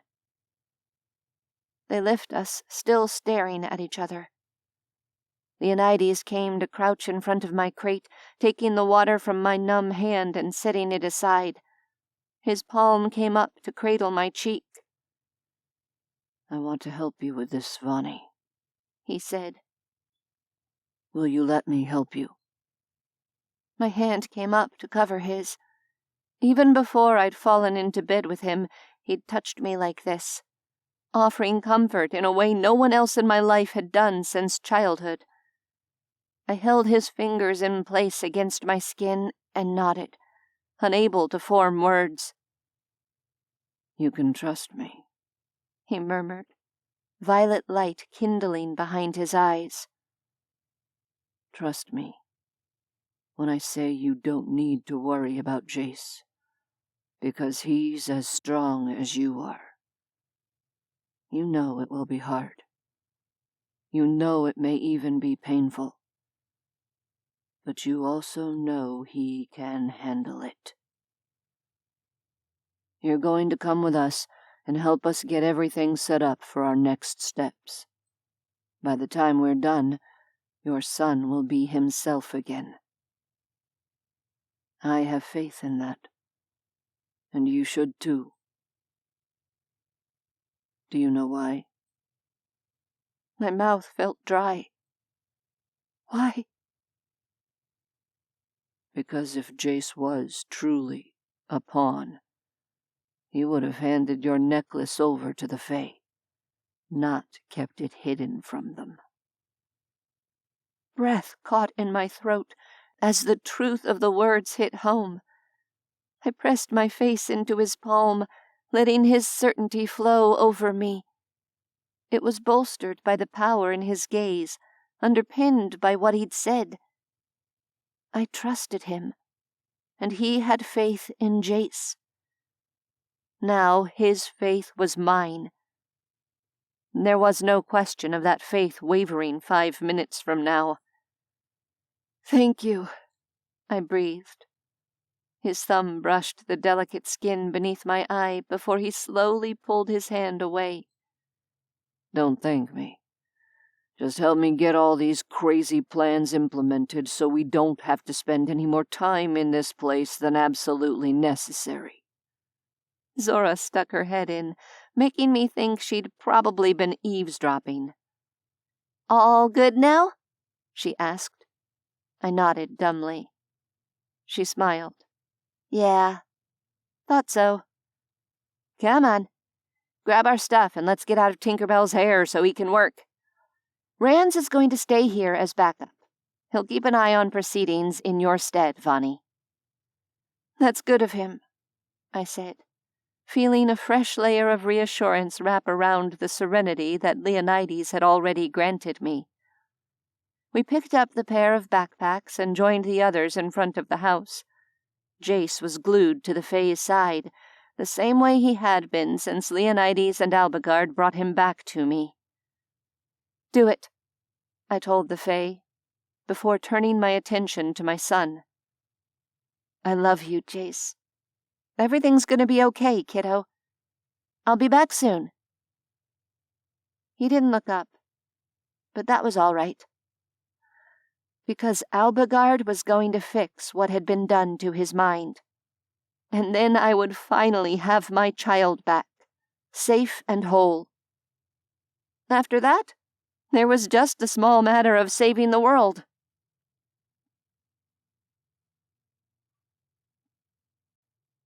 Six. We spent the first part of the day at an internet cafe less than 15 minutes' walk from the cemetery. I'd been surprised there was one so close to the slums, but when we arrived, it became obvious that the internet access did not automatically equate with a better part of town. At first, I thought Google Maps had failed us. The street was blocked off with construction barriers all along one side, but on the other side a paper flyer plastered to one nondescript door in the row of nondescript doors proclaimed the place to be Café Doll. It was open, and the interior wasn't appreciably better off than the outside. It just had more computers. I would have needed to be a lot hungrier than I was to eat any food prepared in this building. Happily, that wasn't why we were here. For some reason, I couldn't help flashing back to the basement of the Weekly Oracle, with its spaghetti of cables winding along the floor and its bulky CRT monitors. Leonides fell to haggling in Spanish with the 20-something proprietor. Before long, we were installed at a table that had seen better days, and Leonides was working his magic with VPNs and other security measures I didn't remotely understand. "Do you need the phone for a bit?" Zora asked him. "No," Leonides replied. "Can you route your data connection through your VPN for me?" she continued. "I want to try and reach Len." "Is that safe?" I asked sharply. "For Len, I mean?" "He's got the Semaphore app installed," she replied. "It's an encrypted messaging system. Lets you automatically delete messages as soon as they've been read, among other things." Leonides grunted and held a hand out for the phone. Zora handed it to him. He messed with it for a minute and handed it back. "Make sure to verify his safety numbers first," he said cryptically. Yeah, said Zora. "Believe it or not, I'm gradually getting the hang of this international woman of mystery bullshit." As far as I was aware, Lynn knew we'd survived the explosion in Leonides' building in St. Louis, but that was the last news he'd heard from us. My tattered friendship with my former coworker was one of many things I needed to deal with, preferably sometime before the world ended. Not that the prospect filled me with enthusiasm, since the strain between us was 110% my fault. Zora gestured at me to come closer. "Here, you should probably learn to use this app, just on general principle." I joined her, and she tapped a text bubble icon, which opened what looked like a pretty standard messaging screen. There were no contacts listed, but she opened a new conversation and entered Len's number from memory. "Hey, it's the Bride of D," she typed. "New SIM card in the phone. You there?" I tried to figure out what time it would be right now in St. Louis, and failed utterly. Daytime. Probably. After a few moments, 3 dots pulsed rhythmically at the bottom of the screen, indicating someone was typing. "Which corner of your sofa is cracked?" came the cryptic reply. "Left rear," Zora typed promptly. "Who tried to take a photo when you tied me up in Shibari?" I gave her a sideways look. "You do know Lynn's gay, right?" I couldn't help asking, because sure, she was part sex demon, but seriously? She rolled her eyes at me. "That's why he was the one tying me up. Duh." "Josh," appeared on the screen. "I told him to keep it in his pants." "Cool," Zora typed. "New phone, so we need to verify numbers, and then we're good." "What does that even mean?" I asked as Lynn agreed with a terse KK. "Added security layer," she explained, getting into the settings and showing me where the verification was hidden. She tapped it, and a moment later a QR code appeared on the screen above a big string of numbers broken into sets of 4. Len's doing the same thing. Since we're not physically able to scan each other's QR codes, we have to share the numbers using some other communication method. If they match, it means no one else is intercepting the data between this phone and the other one. She took a screenshot and went back to the message window. "Email me the first half," she wrote. "I'll email you the second half."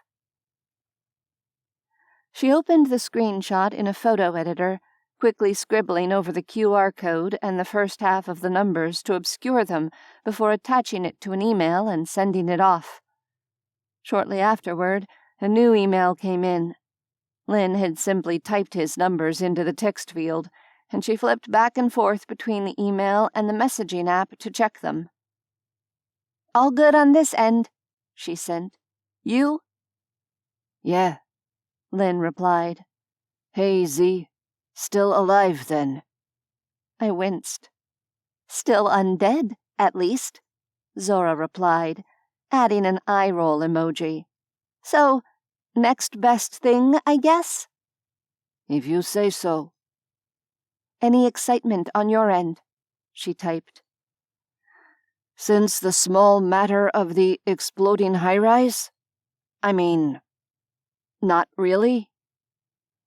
More interested in where the fuck you are and what the fuck you're doing.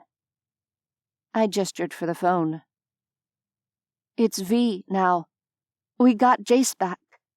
I hit send. There was a pause before the dots indicated he was typing again. I'm really happy for you, Red. That's great news.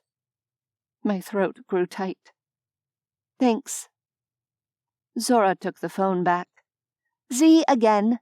It is good news. The not-so-good news is that the Fae still intend to take over the world. Not to put too fine a point on it, you might want to be somewhere besides my house when that happens. I'd been aware that Len was renting Zora's little bungalow in the city. It hadn't occurred to me that being there might put him in extra danger. The dots pulsed for longer this time. Not sure crashing at a hotel is going to do much to stave off the global apocalypse, Z. If they show up at the door, I'll make a point of punching as many of them in the jaw as I can before I go down. Zora sighed. Your call, babe. Just be aware that your address may be near the top of their to-do list. Anyway, we're in Peru right now, though I don't know for how long. Another pause. Then, you need me to do anything? It was Zora's turn to hesitate. If there are people who will believe you, and you want to warn them, now might be a good time. I don't really know what kind of time frame we're looking at with this mess. Gotcha. I took the phone again. It's V. I know I've done some shitty stuff recently, and I'm sorry. I hope we can talk after all this. The pause this time was uncomfortably long. I was relieved when the dots popped up. Course we can talk, Red. Try not to get killed before then, okay? I let out my breath. I'll do my best, Blue. Be safe. With that, I handed the phone back to Zora and didn't look over her shoulder to follow the rest of the conversation. I felt surprisingly shaky. Claiming a chair, I turned my attention to Leonides, who was working intently at the ancient computer. Zora joined us a couple minutes later. With difficulty, I dragged my focus back to the most immediate questions that needed answering. Can Gina get a hold of Edward?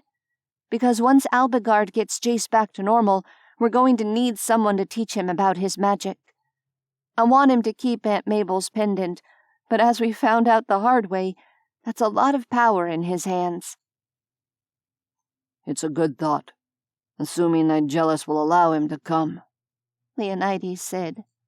I left his contact information with Gina for emergencies, but I keep expecting to run up against the whole demons can't interfere on Earth thing. My mouth pulled into a frown. I don't know. So far he seems happy enough to use the loophole that Edward isn't a demon. He really does, doesn't he? Zora mused. I wonder how far that stretches. I expect we're about to find out, Leonides told us grimly. I'll pass on the message. Next question, I said. Where are we going after this? And please don't say the cemetery is a long-term plan. Because, if nothing else, I have this horrible mental picture of Edward trying to dust the shack and start interior decorating. The cemetery is definitely not a long-term plan, Leonides reassured me. Even if it was originally supposed to be, I'm officially vetoing it. Thank God for that, Zora said lightly. Once Gina gets us set up with new identities and access to funds, my vote is for a decent hotel near the airport, Leonides continued. We can rendezvous with Edward there, assuming he agrees to come. But after that, things rapidly begin to get dicier. And that was the real sticking point, wasn't it? How do we mount a resistance against the Fae when we're so clearly outgunned? I asked. Did you come up with any ideas while I was outside with Alagard earlier? Leonides tapped his fingers in a restless rhythm against the chipped tabletop. We brainstormed. Ideas ranged from trying to get word to the Sealy somehow, all the way to finding members of the world establishment who aren't already under Fae control and trying to mount a human military response. Against magic? I asked skeptically, and then with a sick feeling, against human children with magic? Leonides didn't look happy. Like I said, it was a brainstorming session. All ideas on the table. Personally, I'm kind of wondering what would happen if you bombed the hell out of the mound of hostages in County Meath, Zora said grimly. I mean, would the gateway to Dyne still exist if you nuked the place from orbit? I stared at her, completely taken aback, not least because it was distantly possible that 3 determined vampires and a rogue fae could get to someone holding nuclear codes and mesmerize them into using them. Even if the gateway survived, Leonides mused, would the Fae be able to use it if this side was a radioactive wasteland? My blood ran cold. Could we, please, not talk about dropping nuclear bombs on Ireland until we've explored all the other avenues? Zora took a deep, unnecessary breath, seeming to come back to herself. Yeah, sorry, Vaughn. God help me, I've been hanging around with my jealous and his ilk too long. I'm starting to see the big picture. And the big picture sucks donkey balls. Leonides looked between us. I sincerely hope it doesn't come to a point where we need to start balancing one island against the rest of the planet. But it might. I shook my head. You're missing something important, though. Block the gateway between Earth and Dyne, and you trap a bunch of pissed-off Unseelie on our side. They've already got their fingers in all of Earth's governments. What do you think they're going to do if running back home isn't an option? Silence greeted the words. That's actually a very good point, Leonides said after a lengthy pause. Try not to sound so surprised about it, I told him sourly. Sorry, he said. It's not that. Just that I must be. Slipping? Zora suggested. They do say it's all downhill after the 1st century. Ha! It was the opposite of a laugh. Seriously, though, Zora went on, if you're slipping, we all are. A bunch of trapped and desperate Unseelie stuck on Earth is definitely not the endgame we're after. As long as we all agree that turning Ireland into a radioactive parking lot is off the brainstorming list, I said. The one about telling the Sealy court what's going on was interesting, though. Interesting, yes, said Leonides. Practical? Not so much. Who do we have that's not already on the Fae's shit list? All of us are wanted fugitives as far as the court is concerned. What about the Catchy? Zora asked. Do you have a way to contact her? I asked, before correcting my gender gaffe. Sorry. Contact them? Zora wilted a bit. No, I don't. Does Alagard? Leonides asked. I'd swear the Catchy led us right to him so we could rescue him. That, said Zora, is something that's definitely worth asking. Are there any other Fae who might be able and willing to help us? I asked. The other two exchanged a glance. Not that I'm aware of, Leonides said. Okay, I sighed, defeated for now. Maybe Edward will have some new perspective on things. Even if he can't or won't come himself, he might have ideas that could help us. Very true, Leonides allowed. He turned his attention back to the computer screen. For now, let's focus on getting reacquainted with civilization. I nodded. If civilization includes clean clothes and a shower with hot water, count me in.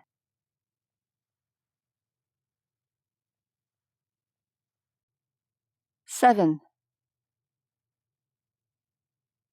The hours passed, first with waiting, and then in a flurry of activity as Gina came through with money and documents for us. I spent quite a bit of that time thinking about Jace, anticipating having him back to his normal self. Leonides' influence held, leaving me able to consider what sort of support my son might need after the extended trauma he'd undergone, without sinking into panic or despair. I wanted him to have Mabel's pendant. However, I also decided that for now, I should hold on to it. He didn't know how to control that much power yet. A blast inside a deserted warehouse was one thing, but an unintentional loss of control in a high-end hotel was something else entirely. By late afternoon, we had cash, credit cards, travel documents, a rental car, fresh clothing, and 4 very nice rooms at the Wyndham Costa del Sol, Lima, located right across from the airport. Showered and changed, with everything more or less in hand, we drove back to the cemetery with the sun emerging from behind the slate-colored clouds in the west. As we approached the miniature city of silent crypts, jitters began to chip away at my serenity. Do you think Alagard's finished with him yet? I couldn't help asking. It's been hours. No way of knowing, Leonides said. As the only fluent Spanish speaker present, he was driving the unremarkable gray sedan we'd rented, since he could understand the street signs. I nodded with a jerky motion, feeling the lingering effects of vampiric mesmerism crumble beneath the overwhelming weight of what the next few minutes might bring. My pulse picked up until I could feel it thrumming in my throat. Ah, said Zora. You know, I think I'm going to need to grab a bite at the hotel tonight. I've just realized I'm starving. It was a testament to either my current level of distraction or the trust I'd gained in vampires that I didn't give that statement much thought until some considerable time later. There was no real parking in the area of the cemetery, so Leonides simply pulled over when we reached the far end and stopped the car with 2 wheels resting on the sidewalk so other motorists could squeeze past us on the road. I took deep breaths in an attempt to calm myself as we got out, only to remember what a bad idea that was as the smell of death hit me anew. The traffic wasn't heavy, so we crossed the road, heading for the precarious staircase built into the side of the hill. When we were halfway up, Rands emerged from the mud brick building, looking grim. He intercepted us before we reached the top. "Hello," he said. "I think Albie's almost finished, but you shouldn't go in quite yet." I looked past him, feeling as though an invisible rope attached to my sternum was pulling me in the direction of my son. "How much I began, only to be cut off by a low cry of distress from inside.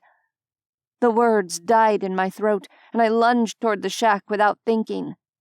Strong hands caught me, blue eyes boring into mine.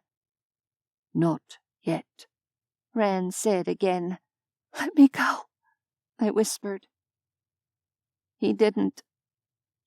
"You were supposed to watch over him for me," I accused, my eyes burning. "And so I did," Rand replied, unruffled. "Until just now, when I needed to come out and meet you. This was never going to be pleasant for anyone involved, Vonnie. Give them a few more minutes." He met someone's eyes behind my back, and I felt a familiar grip circle my shoulders and ease me down to sit on the steps. "I've got her," Leonides told him. "Let us know when we can come in." I was shaking like a leaf in the muggy afternoon. Surrounded by vampires, I couldn't have fought my way free in a million years. But I still felt a little surge of self-hatred for not trying. Rand nodded and left, returning to the ramshackle structure and disappearing inside. I gripped the edge of the step where I was sitting, my fingernails scraping and cracking against the rough concrete. "I have to know," I said, panic leaking into my voice. "I have to know if he's okay." Leonides pulled me against his side and held me there as I shivered with trepidation. There was no room for Zora to squeeze in next to us, but she perched on the step below us and grasped my knee, rubbing her thumb back and forth in a soothing rhythm. Minutes crept by in slow motion. A weak and desperate part of me wanted to ask Leonides to try and mesmerize me again, but I knew in my bones that it wouldn't work this time. Magic was swirling inside me, leaking out to stir the air around us into tiny dust devils. Just when I thought I would snap and descend into full-on psych patient mode, Rands emerged again. I bolted upright, and the others let me. Rands didn't stop me this time as I sprinted up the remaining stairs, taking them 2 at a time. I rushed past him without slowing, grabbing the doorframe to stop myself just inside the entryway. My eyes fell on Alagard first, catching the movement as he swept long, pale blonde hair away from his face. It tumbled over his shoulder, revealing a grim countenance not unlike the expression Rands had worn when he met us on the steps earlier. I caught my breath, looking wildly around the room for Jace.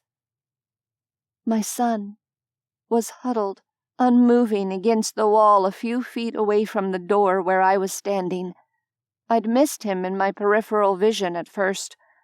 His arms were wrapped around his bent legs, hugging himself. I couldn't see his face, buried as it was against his knees. "Jace?" I asked. The moment stretched interminably. Jace's shoulders jerked up and down with the force of his labored breathing. When I was sure I couldn't possibly take another second of not knowing, he looked up at me with bloodshot eyes. "Mom?" His voice quavered, making him sound impossibly young.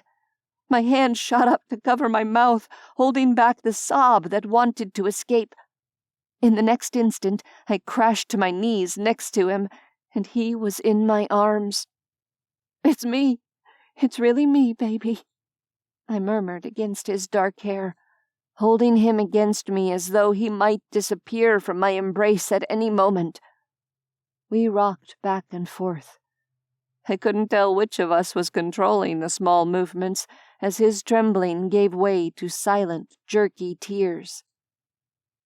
Movement caught my eye again. I looked up to see Alagard slip out of the door and close it behind us, leaving us alone. Dampness soaked the shoulder of my shirt in a warm, slow-spreading patch.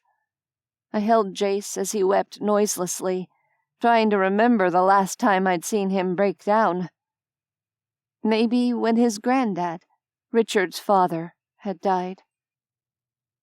I made wordless shushing noises, drinking in the clutch of his arms around me, the sound of that single broken word. Mom.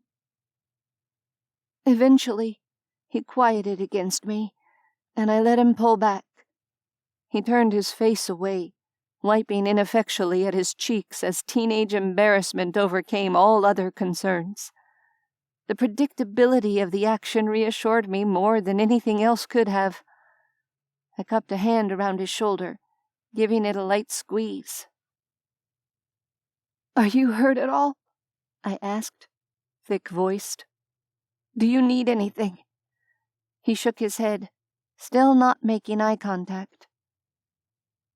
"I'm so sorry, baby," I told him, forcing the words to stay even. "I swear to you, I never stopped looking for you. Please believe that." A tremor went through the gangly frame beneath my hand. "They told me no one was coming for me." Maternal rage pierced me like an iron spike through the chest.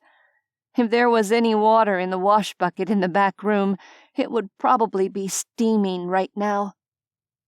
"They lied to you," I said in a hard tone. That was enough to make him meet my eyes. "They can't lie."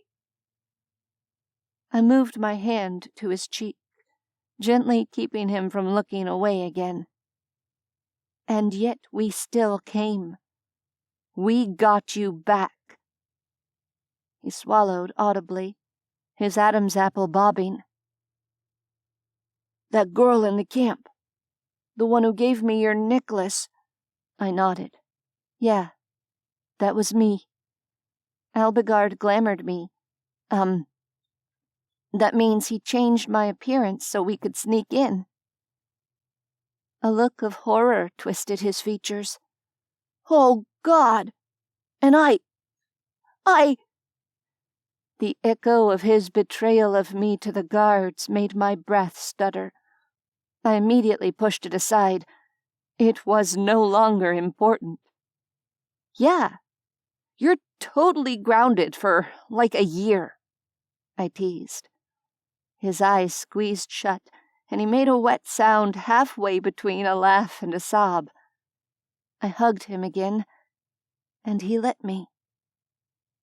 After a long moment, I eased him back by the shoulders and held him there. He fumbled for the chain of Mabel's pendant, visible now, and unhooked it, handing it to me wordlessly. "Thanks," I said, not mentioning that I planned to give it to him for good once he learned how to control it. "So, real talk. You got thrown in the deep end when it comes to Faye. As far as I know, Alagard's okay. He's been helping us, though it may be for his own reasons. Vampires exist, and they're pretty awesome, actually. One of them is my ex-boss from the Vixen's Den." I wasn't about to get into anything more personal than that when it came to my relationship with Leonides. Not right now. "The other two are good friends," I went on. "Bottom line, you can trust them. If they tell you to do something, do it. Don't even think twice." Deep breath. Now for the part that would make Graham and Gramps' heads explode. Demons are real too. There's one who seems to be helping us, as much as he can anyway. His name's Nigellus, and he's got a servant, I guess you'd say. A human guy named Edward. Edward has magic, like you, and we're trying to get him to come here so he can help us figure this mess out. Not all demons are on our side, though, and most of them don't seem to get involved one way or the other. Jace was watching me, wide-eyed.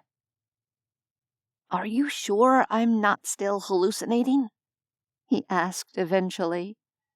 "We should be so lucky," I told him, and he blew out an overwhelmed breath. "Are you ready to get out of here, sweetheart? We've got a hotel with indoor plumbing and probably no corpses in the walls. I, for one, would much rather be there than here." "Yeah," Jace said softly. I nodded. "Fair warning. Once we get settled, we need to talk in depth about what's happening. And the others are going to want to know everything you can remember from Easter Island." Jace paused for a beat before whispering, "Okay." I rose on legs still shaky from reaction. "Right. Let's go someplace with better nightlife. This place is totally dead." Jace accepted my hand up and steadied himself against the wall. "You know, you only make jokes that bad when you're freaking out about something, Mom." "We've all got our coping mechanisms, babe," I said. "Don't knock the power of horrible jokes."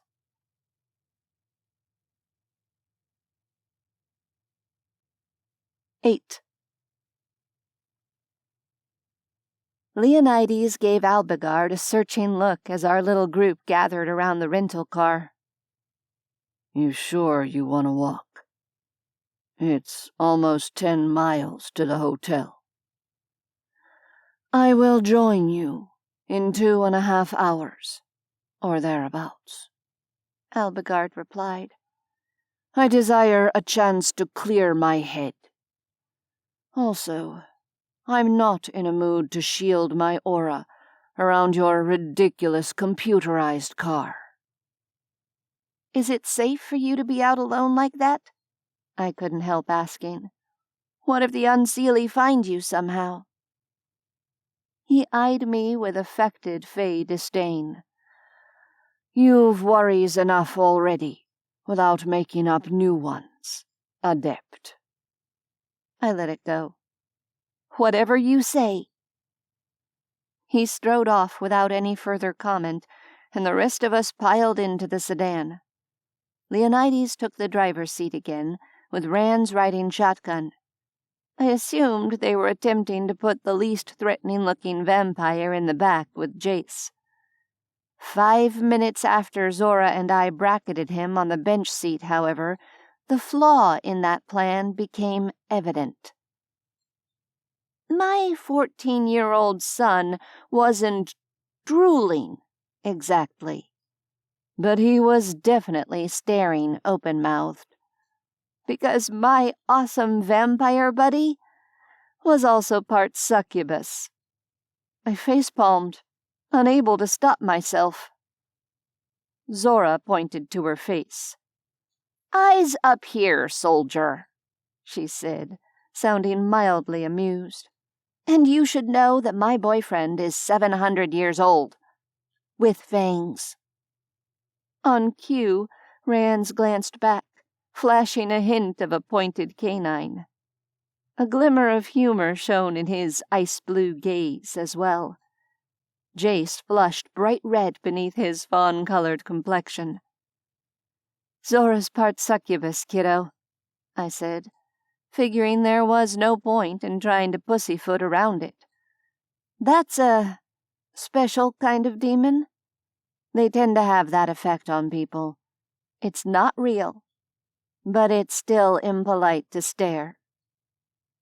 Zora turned her twinkling gaze on me. "Hey now, it's plenty real, thank you very much. It's just not human. Don't worry about it, Jace. I'm used to it. Sorry, Jace muttered anyway, his cheeks still burning and his gaze fixed firmly on the backseat floorboard. The drive to the hotel wasn't a long one. It was a massive relief when we were safely ensconced in our respective rooms. Jace practically moaned in pleasure when he saw the shower and the clean clothes laid out. Afterward, I convinced him to take a nap while we waited for Alagard to catch up with us so we could have a proper meeting. I ordered room service, my visceral reaction to the prospect of decent food not dissimilar to Jace's when he saw the bathroom and the new clothing. The juxtaposition between the 4-star hotel and the unspeakable poverty we'd just left was jarring. I was getting a serious case of cultural whiplash. That said, it was also pretty clear that I was over my aversion to spending other people's money. I had no idea what lomo saltado was, but the photo appeared to involve stir-fried French fries for God's sake, and I was damned well getting some, along with some of everything else on the menu that looked good. The food arrived about 10 minutes before Alagard and the others did. The heavenly smell had been enough to wake my bottomless pit of a hungry teenager who was halfway through a bowl of ceviche, rumple-haired and bleary-eyed, when a second knock sounded. I checked the peephole and unchained the door, inviting 3 vampires and a fae across the threshold. Alagard appeared none the worse for wear after his journey, and not at all like someone who'd just trekked 10 miles through an unfamiliar city. Jace froze, mid-forkful, as the 4 entered, but Zora waved a careless hand at him and flopped onto one of the beds, settling against the headboard. "Don't mind us," she said. "We already ate." I tried, and failed, not to read anything into that. Hopefully, if they'd drained any members of the hotel staff, they'd at least tipped generously afterward. Alagard sniffed, his attention falling on the second bowl of ceviche, which I'd abandoned after a couple of bites, upon realizing it was way too spicy for me. I, on the other hand, have not eaten, said the fae. May I? Fresh food is difficult to find on this benighted world. Sure, I said, figuring that if the picky fae approved, it must bode well for the quality of the hotel restaurant. He picked up the glass dish and claimed a section of wall to lean against, plucking out pieces of lime-marinated fish and jalapenos with his fingers. The maternal inner voice I could never seem to shut off wanted to warn him that he'd better not rub his eyes afterward, because those jalapenos were vicious. I successfully stifled the urge. Rans perched on the edge of the bed next to Zora, while Leonides staked out a spot near the door and crossed his arms. I returned to the remaining one of the 2 chairs in the room, since Jace was occupying the other. "Strategy time, then?" I asked, eyeing the chocolate confection on the table next to me and trying to decide if I had room for it. I hooked it closer, deciding that after the week I'd had, I could make room. Definitely strategy time, Leonides confirmed. Jace went still for a moment before slowly pushing the ceviche dish away. He still seemed to be having trouble meeting anyone's eyes. So, I guess you want to hear about what happened to me, he began. That would be helpful, Rand said. Why don't you start from the beginning, when you were on the plane to El Paso? Jace took a steadying breath. His gaze flicked to Alagard's and away. But somehow the small gesture no longer bothered me. I would, he said. But it's all really fuzzy. I was on the plane, and then I wasn't. I can remember stupid stuff, like the fact that there was a crack in the ceiling of the room where they kept me at first. And, well, I'm pretty sure I threw up on the guy who took me off the plane. Good one, Zora approved. I bet that pissed him off. And don't feel bad. I nearly lost my lunch the first time I went through a Fey portal, too. Alagard shot her a disgruntled look and swallowed his bite of fish. Then your self-restraint at the time is appreciated, in retrospect. She grinned at him. What about afterward, Jace? Leonides prompted. You must remember more from the time when you were on the island. He nodded, his face growing pale. Yeah. I remember the statues when we first arrived. I was with a group. There were 5 of us, but 3 of the kids were really young. They started crying when they saw those big stone faces frowning down at us. But the guards told them to stop it, and they did. It was like a light switch had been turned off. They just went quiet. Anyway, the guard brought us to that old stadium building and asked us a bunch of questions. But we just answered whatever we thought would keep them happy with us, you know? A cold sensation trickled through me. Yeah, kiddo, Zora said kindly. We get it. Go on. What did it seem like they were after from you and the other kids? Jace blew out a breath. It was weird. Half the time they were building us up, telling us how we were superior and how the rest of the human race was weak. And the other half, they were tearing us down, telling us they were our masters and we didn't deserve the consideration we were getting.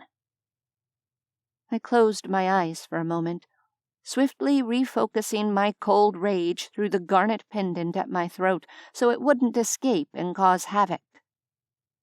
What about the magic lessons?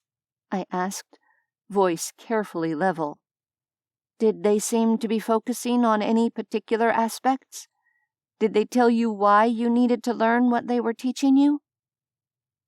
Jace fiddled with his napkin.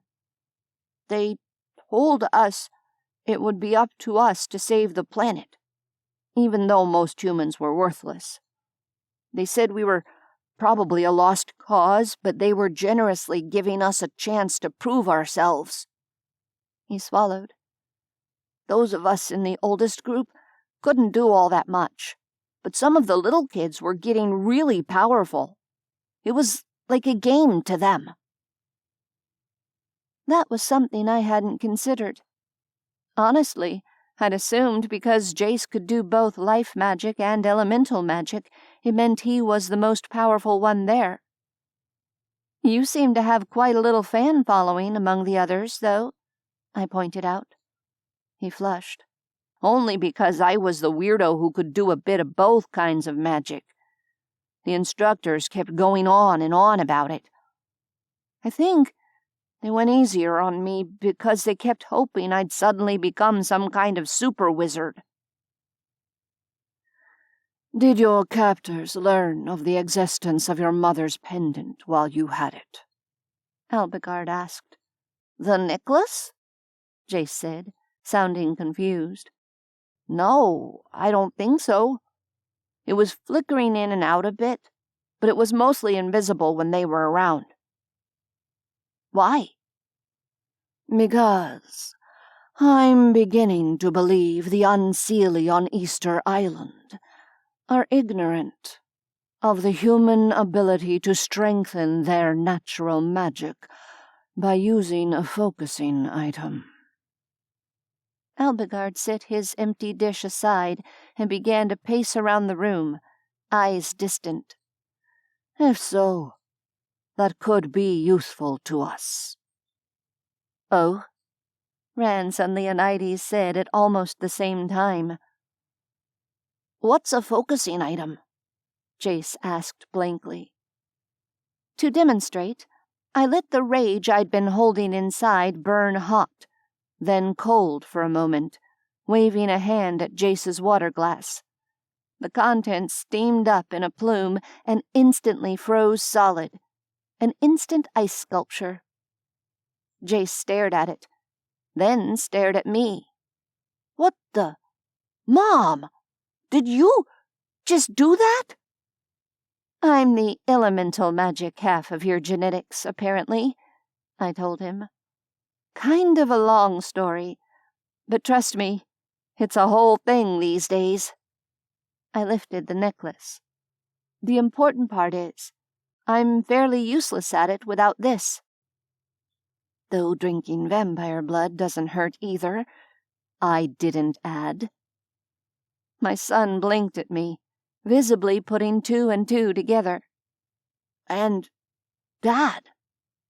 I took a deep breath, trying to decide how to respond to what had been a pretty obvious follow-up question. "Yeah, about that. He's—" Alagard stiffened abruptly, turning toward the door. "What is it?" Rans asked, as all the vampires instantly mirrored him. "Nigelus's slave has arrived," Alagard said. "The interesting one."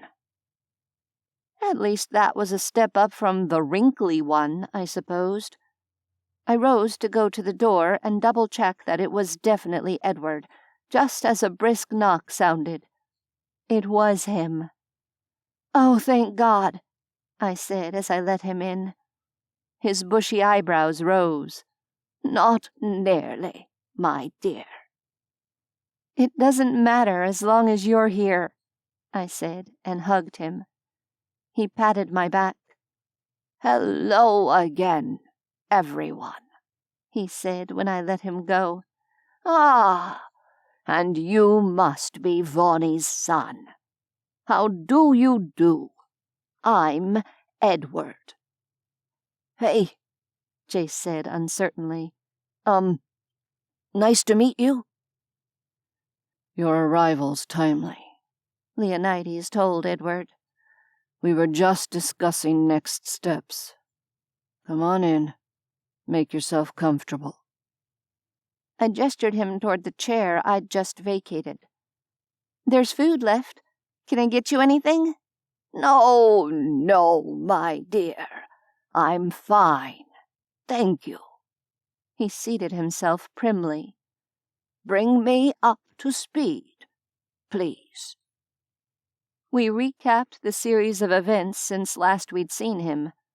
Edward listened attentively, nodding at appropriate intervals and interjecting the occasional pertinent question. Jace watched the exchange wide-eyed, and I realized too late that all of this would be news to him, too. Fortunately, the others hadn't gone into grisly detail on the more disturbing parts of the story. Still, when we got to the events in St. Louis, he turned to me with a shocked expression.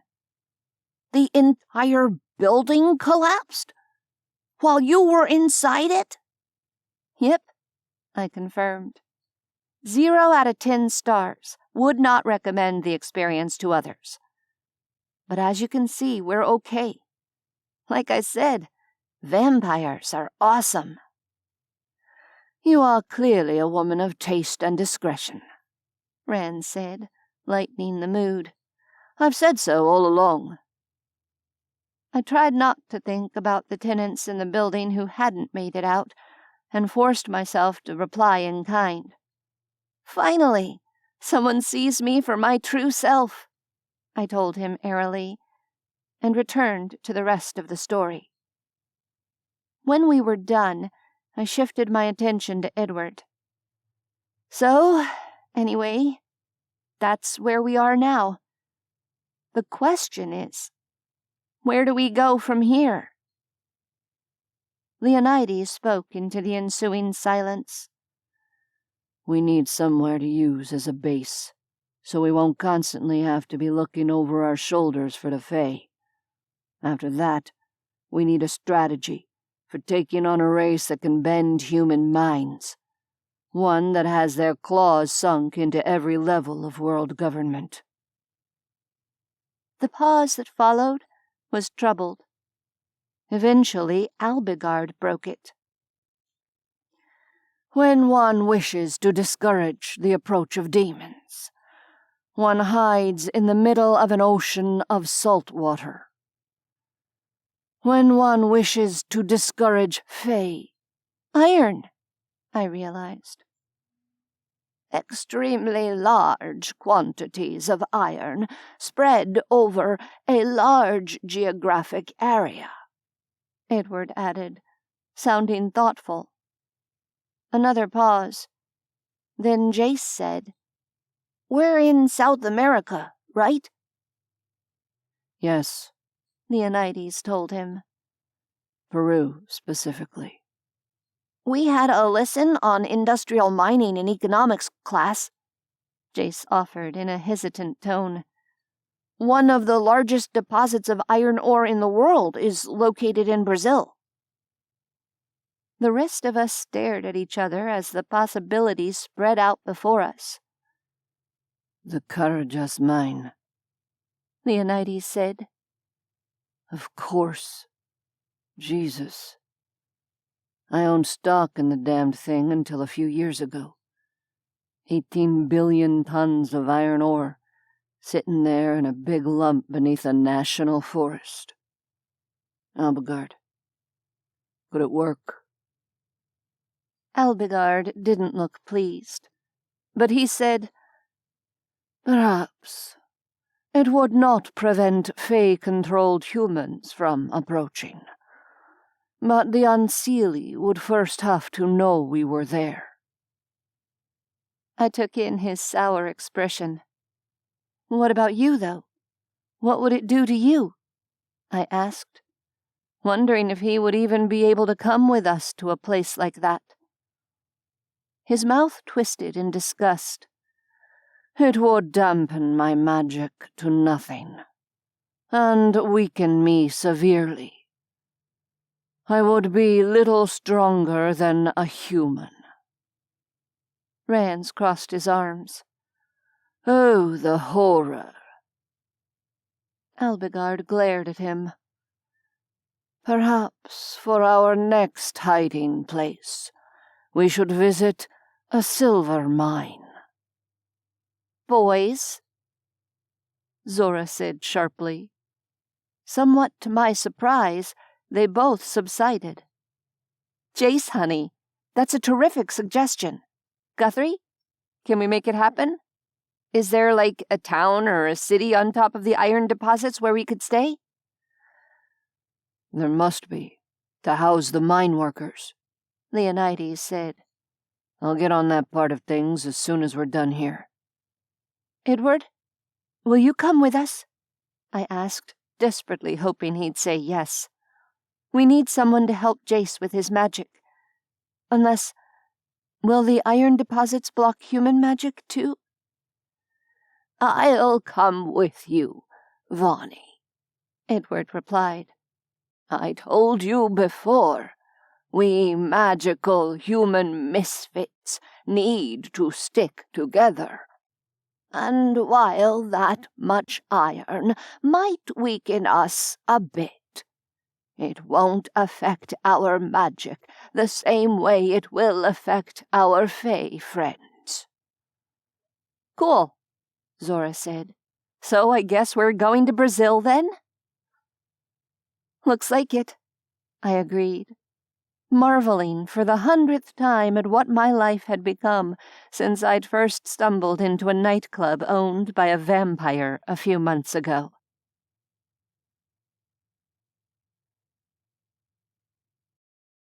Nine. Unfortunately, no one mentioned the small fact that the tiny town of Carajás, Brazil, was more than 3,000 miles away from Lima. The others weren't in any hurry to fly commercially, even under forged identities, and I couldn't blame them. Driving wasn't a great option either, given that it required crossing international borders with checkpoints. The vampires could mesmerize human checkpoint guards, it was true, but if there happened to be any Fey agents around, we'd be screwed. In the end, Alagard navigated all of us, except Edward, along the ley lines to an ancient site called Teso dos Bichos, located on the Brazilian island of Marajo in the Amazon River Delta. We arrived among a complex of burial mounds that gave every indication of being in the middle of nowhere, but a dirt track nearby eventually turned into a proper road. From that point, an hour's hike brought us to a sparsely populated rural area that appeared to have more water buffalo than people. From there, Rands mesmerized a farmer into driving us to a ferry terminal. This, in turn, took us across the delta to a proper city with hotels and stores and restaurants and rental car companies. In contrast to Lima, Belém was a mere 400 miles from our final destination and didn't require crossing between countries. Unfortunately for my spine, we ended up eschewing a proper modern rental car in favor of an ancient Land Rover that Alagard couldn't accidentally fry with his aura. The thing was horrible, and I spent much of the journey wishing I'd tried harder to sweet-talk Edward into letting Jace and me hitch a ride with him. He'd only said that he would meet us at the Hotel Sidera in Carajás, which I assumed meant he'd be traveling via demonic teleportation. By contrast, even if Alagard had visited Carajás before, he couldn't have portaled us in because of the presence of all the iron ore in the area. Which was sort of the point of the entire exercise, I supposed. If he couldn't do it, neither could any other Fae. It did, however, mean we were stuck bumping along poorly maintained roads, listening to Rands and Alagard snipe at each other for most of the 13-hour drive. As we approached our destination, Alagard grew steadily more taciturn. I got the impression he was one of those people who grew quieter the worse things got. When he stopped bitching and moaning in favor of ignoring Rand's occasional verbal jabs, you knew things were really bad. Indeed, my occasional glances at him showed that his normally golden complexion had paled to porcelain, and the tendons in his jaw stood out from tension. I wasn't the only one who'd noticed. "Are you all right?" Jace asked quietly from his place in the row behind Alagard's seat. "Does it hurt?" "It's nothing you need to concern yourself with," the Fae answered in a monotone. The indifferent response might have been more reassuring if I hadn't previously seen the man shrug off extended crucifixion while being impaled by giant thorns. Whatever the case, we eventually came to a break in the unrelenting green of the tropical forest we'd been driving through. The mining town of Carajás opened up to our left, laid out in a modest valley carved from the trees. It was filled with identical cookie-cutter suburban-style houses and duplexes, along with a handful of other miscellaneous buildings and businesses. The Hotel Sidera had staked a claim near the 2-lane highway, which appeared on the map to be the only road leading into the town, and past it to the massive commercial iron mine beyond. Edward was waiting for us inside the hotel, as promised, sipping a cocktail at the modest bar. He looked up as we entered. "I do hope I haven't overstepped," he said, "but I took the initiative to acquire use of a rural property outside of the town. I believe it will suit our purposes better than a populated area like this." "Good call," Leonides told him. It was a sensible decision, given that we would presumably be throwing magic around once Edward started training Jace. I just hoped this wasn't going to mean a return to latrine pits and undrinkable water. "If you're ready, we can leave now," Edward said. I've a car. I'll lead the way." "Do we need to lay in supplies first?" I asked, turning my attention to the practical. "Or is there food and stuff there already?" Edward's gaze twinkled, as though he were feeling rather smug about something. "Oh, yes, my dear. You might say that the property is fairly well supplied."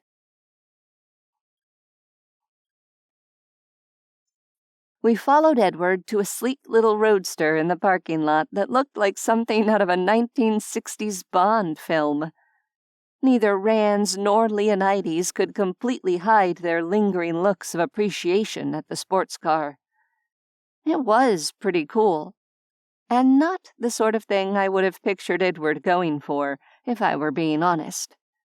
Jace declared it dope, and Edward immediately offered to let him ride in it. My son sent me a pleading expression, and I waved a hand in permission. "Go for it, kiddo. Enjoy." I wasn't sure what it said about me that I had zero compunctions when it came to trusting my son to an elderly man who'd sold his soul to a demon. Though, to be fair, I also had zero compunctions trusting my son to a bunch of vampires. To say that the world was a more complicated place than I'd once believed was putting it mildly. In this particular case, Edward was shortly going to be taking over Jace's magical education. If bonding over a vintage sports car smoothed the way for their future endeavors, I was all for it. The rest of us piled into the Hell Rover to follow them to whatever remote house Edward had managed to acquire for us. Half an hour later, we discovered that it wasn't a house. When we'd first arrived, I'd been surprised to discover that Carajás boasted a zoological garden located on the opposite side of the highway from the town, much of it obscured by the green of the Brazilian forest. That should have been my first clue that tourism in this area was apparently a thing. It made sense. The Carajás mine was located in a national forest preserve as part of a managed resource program, and the place was admittedly pretty scenic. However, none of this knowledge prepared me for what awaited at the end of the unmarked dirt road winding through the trees. We rounded a bend, and I blinked at the vista opening up before us. I blinked again. It was still there. What on earth? Rand snorted. "Why, that old fraud. I'll admit, I didn't see this one coming." Leonides shrugged. "At least we'll be comfortable." Yeah." Zora looked about as gobsmacked as I felt. "That's putting it mildly." It was a resort. High-end from what I could see. The main building boasted a modern architectural style, with one wall done completely in glass. Inside, I could see intricate stone and woodwork lit by elegant features and several outbuildings built in a similar style. The walkways connecting them were shaded, and the entire property appeared to be meticulously landscaped with brilliant flowers and lush tropical plants. The parking area was totally empty, except for Edward's roadster and the Land Rover. A familiar sense of surreality slid over me as I experienced another iteration of that cultural whiplash I'd noticed earlier. "We're staying here?" I asked. "Seriously?" "Looks like it," Leonides replied. "Assuming Edward paid off the owners so we'll have the place to ourselves for the next few weeks. It's ideal. Ideal for some, perhaps," Alagard grumbled, still looking decidedly ill, thanks to the countless tons of iron beneath our feet. "At least it's surrounded by nature I offered sympathetically. It's better than being stuck in town, right? Marginally, he allowed. We parked and got out, unloading our minimal baggage from the back. Jace and Edward joined us, though Jace couldn't seem to look away from our unlikely new home away from home. I trust this suits everyone, Edward said, still with a twinkle in his eye. We'll have privacy, Leonides asked. Oh, yes, Edward assured him. At least until we outstay the current supplies of food and toiletries, which should take a while. Wow. Okay, Jace said, still looking around with wide eyes. Rans raised an eyebrow at the elderly man. Far be it from me to criticize, Edward, but for 7 people this does seem a bit much. It makes me wonder if you've been thinking further ahead than the rest of us. Edward smiled at him like a teacher whose pupil had exhibited an unexpected moment of insight. Well, sir, we were recently discussing the logistics of standing against a powerful race that wields magic and influences governments. It seems likely that we'll need a few more allies. I gaped at him for a beat, as something he'd told me on more than one occasion clicked into place. We magical human misfits have to stick together, you said. Edward, do you know how to find other people who have magic? Other humans, I mean? He chuckled. One doesn't live as long as I have without acquiring some useful contacts, my dear. The rest of us exchanged glances as we considered the possibilities. Leonides met Edward's gaze, his expression intense. Now we're getting somewhere. How many people are we talking about, Edward? He paused, frowning. And what about Nigellus? Can we count on him when this mess comes to a head? Perhaps a couple of dozen like-minded individuals to start with, Edward replied. And as you're already aware, demons are forbidden from interfering in human affairs, sir. Alagard snorted in obvious derision. Leonides turned sour. That line's getting more than a little tired, Edward. For one thing, I'm assuming Nigellus fronted the money for this place, and that's no small contribution. Amusement colored Edward's tone. Oh, not at all, sir. I arranged for our accommodations from my own modest savings. Though, I'll admit, the Austen Healy was a bit of self-indulgence. It's been ages since I drove one of those. It's brilliant, Jace enthused. It is rather fun, isn't it? Edward agreed. At any rate, if the rest of you have no objections, I'll start reaching out to some people whom I know can be trusted. My mind raced a mile a minute, seeing new options open up in front of me. Edward, what if we could find the parents of the other missing kids? At least some of them must have magic too. They deserve to know what's happening. And they'd make some damned dedicated allies, Leonides finished. Christ, why didn't I think of that? Is it possible? "It might be," Edward replied after a faint pause. "Tell you what," Rand said dryly. "We'll all pretend we don't know that Nigellus has been collecting dossiers on the missing children for months now, and you can give him a call later to discuss the matter while none of us are around." "I couldn't possibly comment on such speculation, sir," Edward told him, abruptly poker-faced. Zora glanced between them.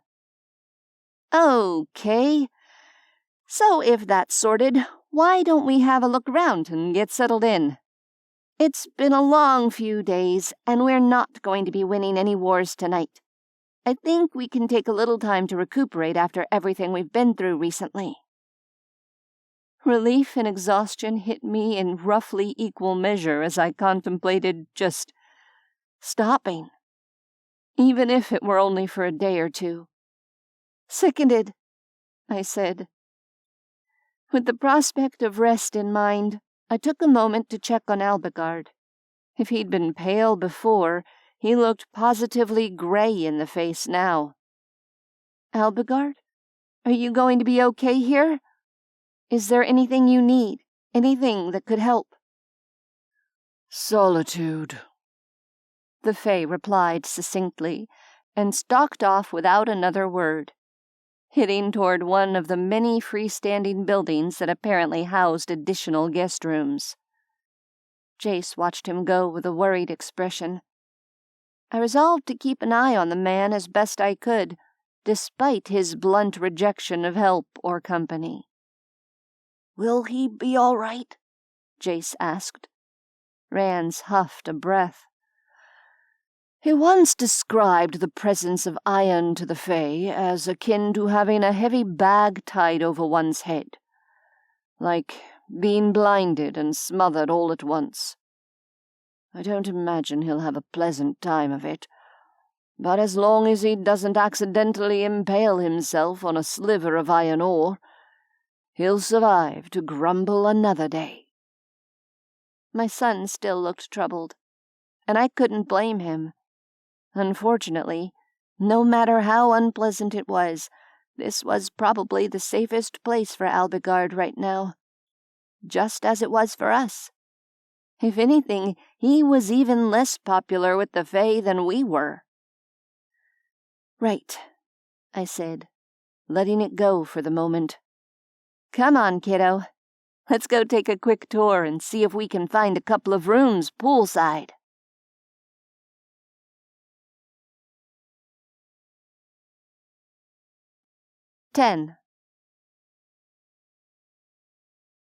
As it turned out, there were a number of poolside rooms to choose from. There was also a fully equipped gym, a spa, several hot tubs, and a small but fancy restaurant dining area with a fully equipped commercial kitchen that made my heart ache with thoughts of Lynn.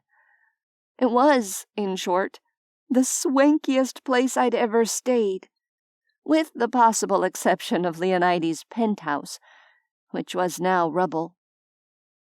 That was an apples to oranges comparison regardless. The penthouse had been someone's home, albeit a rich person's home. This was a place people went to be pampered, even though we'd be responsible for our own pampering in the absence of the staff. It still felt more like a vacation than a hiding place. Edward disappeared into the restaurant's kitchen like a man on a mission, and I gathered that the cooking, at least, was covered tonight. I chose a poolside room at random, since they were all ridiculously posh, and insisted Jace take one next to me. At the doorway, I hugged him, because he was here and safe, and I could. It was oddly reassuring to discover that his usual teenaged awkwardness over being hugged by his mother had returned. A touch of normalcy in a situation that was anything but. Leaving him with some privacy for a bit, something I doubted he'd had much of recently, I headed into the room I'd claimed. Each suite appeared to be decorated in a different style. Unlike the standard beige hotel rooms I was used to, art was everywhere, carefully chosen to complement whatever space it occupied. The mattress on my bed felt like a cloud covered with crisp, sweet-smelling sheets. Tempting though it was to flop down and close my eyes for an hour or two, I decided it wouldn't be fair to subject the others to my stench at dinner, now that it was no longer by necessity. To say that the Hell Rover's air conditioning had left something to be desired was an understatement. I reeked. And the bathroom offered a stunning rain shower multi-head shower stall with my name on it. By the time I emerged, twilight was overtaking the surrounding jungle and my stomach was rumbling. I dressed and collected Jace, who'd succumbed to the siren lure of his comfortable bed. The restaurant dining area was illuminated with the mellow light of hanging chandeliers, and one table near the kitchen was set for 3. Delicious scents emanated from the back. "Edward?" I called. "I hope that's ready, because it smells amazing." Edward poked his head out from the kitchen and smiled at us. "Indeed it is. Let me plate it up for us, and I'll be right out." "He seems really nice," Jace said quietly, after Edward had disappeared from sight again. I patted his shoulder and indicated a chair at the table. "Just think of him as the Dumbledore to your Harry," I told him as we sat. "He's a really good teacher, and I want you as well-versed in magic as you can possibly be before whatever happens. He looked down at his place setting as though embarrassed. "Mom, I told you. I'm not very good at it. I'm not powerful like the younger kids. I'm just a bit of a freak." I realized with a jolt that Jace had no memory of what he'd done in the warehouse at Cayo. Covering his hand with mine, I waited until he looked up and met my eyes. "Hey," I said, "listen to me. You're more powerful than you know, okay? You just didn't have the tools you needed before. Now you will." His dark brows drew together. "Tools? What do you mean?" I lifted Mabel's pendant with my free hand and let it dangle in front of him. "I mean this. I want you to have it, once Edward thinks you can control it safely. This is the key. With it, I'm pretty confident you'll have all the power you could ever need." Surprise painted his features. "You want me to have your necklace? Permanently?" Edward chose that moment to reappear with our meal, effortlessly balancing 3 plates. "A generous gift indeed," he said, as he arranged them on the table. "I do hope you're both in the mood for seafood. I thought it best to start with the things in the walk-in cooler that have the shortest shelf life." I glanced down at the plate of linguine with grilled shrimp and asparagus, breathing in the scent of garlic and olive oil. "It looks great, thanks," Jace said, and dug in. "That it does," I agreed, waiting until Edward had seated himself before I picked up a fork and followed suit. We devoted ourselves to the excellent meal for a bit. Jace happily accepted seconds, while I declined them. As tired as I was, I suspected the carbs were likely to hit me like a ton of bricks before long. While my son continued to eat, I turned my attention to Edward, who was serenely sipping from a glass of white wine. "When would you like to start working with Jace?" I asked. "And would you have time to work with me, too? Because I'm afraid without that pendant, I'm pretty much back to square one when it comes to magic." Jace looked up. "We need 2 necklaces," he said around a mouthful of pasta. After swallowing, he went on. "The stone's pretty big. Could we, I don't know, break it in half or something so we can both use it?" I smiled at him. It's a great thought, but it broke into 2 pieces a few weeks ago, and it was useless afterward. Alagard fixed it for me with magic, I added in response to his look of confusion. That's why it's back in 1 piece, and working. The corners of Edward's eyes crinkled. "As it happens, I may have a solution to this particular issue. I'd originally acquired it with young Jace in mind, but perhaps it would be better suited to you, Vonnie." He set down his wineglass and reached into an inner pocket in his smart black jacket, pulling out something small that glittered. I peered at it in the dim light, my eyebrows climbing. "Is that the flight commander's gift to you?" "Yes," he confirmed, and handed me the dangling emerald earring. "The flight commander?" Jace asked. Edward looked at him. "That was Alagard's rank among the Unseelie military. A fighting unit of Fae is called a flight. He was the commander of one such unit." Jace looked troubled, his half-finished plate forgotten. "But now he's in trouble with the other Fae? For helping us?" "He is, shall we say, out of favor at the current point in time," Edward said delicately. Understatement of the century, I thought. "But the truth is, the reasons run deeper than his current actions," Edward continued. "He chooses to help us, but his rift with his people was already wide and deep. The details are a part of a tale best told by him, should he decide to share the story." It was the gentlest of rebukes, but still a timely one. I couldn't imagine Alagard would appreciate being discussed in his absence like this, so I changed the subject. "Okay, 2 questions, Edward," I said. "Number 1, is the earring a focus? It didn't feel like one when I was wearing it after dying." "The potential is there, shall we say," Edward told me.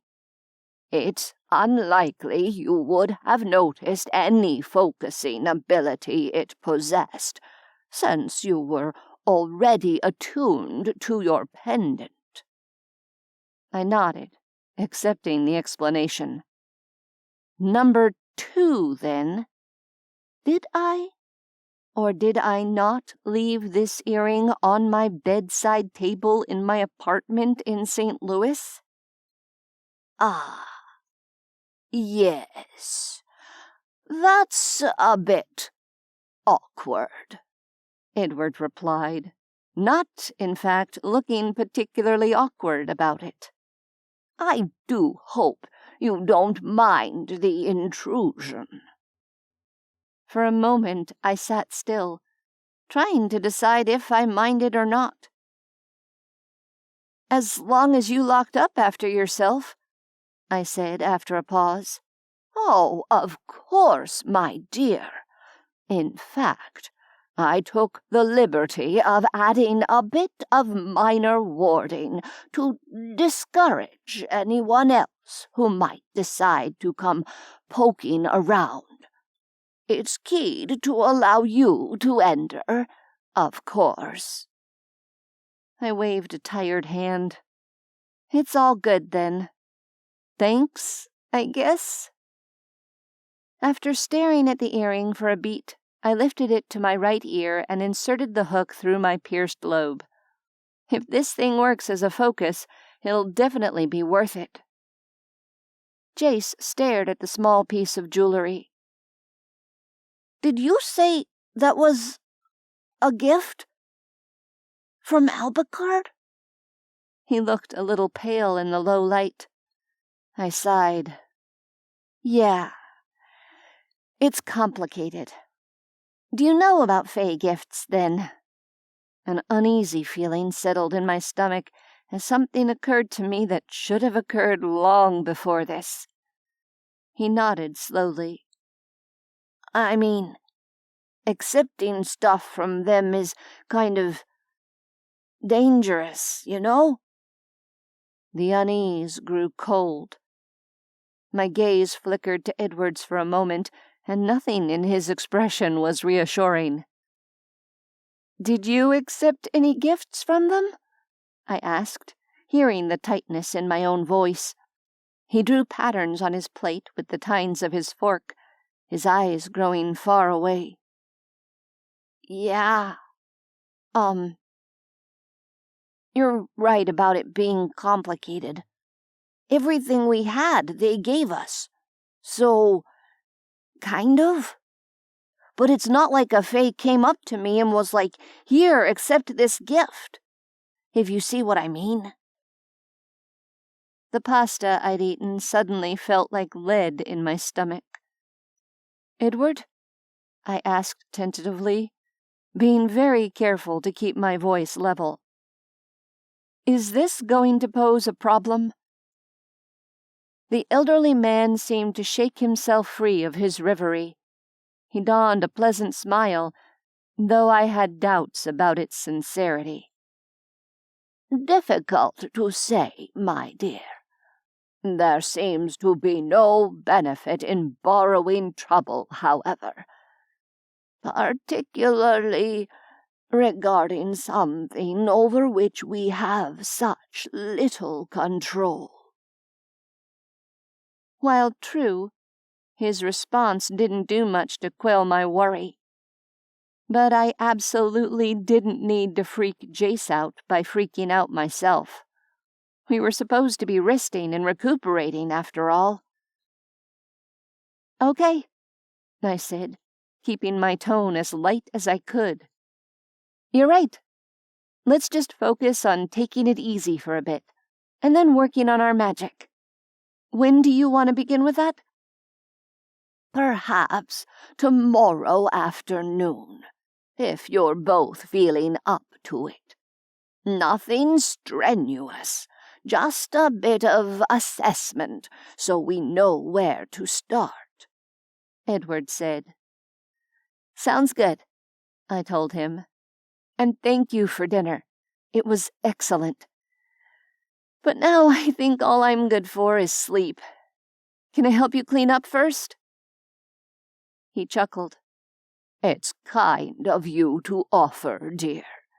I am, however, a professional butler when I'm not mired in magical counterplots and underground resistance. A handful of pots and dishes in a kitchen with an industrial dishwasher isn't a hardship." "If you're sure," I said. "Good night, Edward." "Good night," Jace echoed. "Sleep well," Edward replied. "And late, should you so desire. I'll put out a continental breakfast here in the dining room, ready and waiting whenever you care to sally forth." "Sounds perfect," I told him. "I'm really glad you came, you know. And not just because of the excellent food." "Think nothing of it, my dear. Good night." He rose politely from his chair at the same time Jace and I did. I led the way back to our rooms, leaving him puttering around the table, cleaning up the clutter from our meal.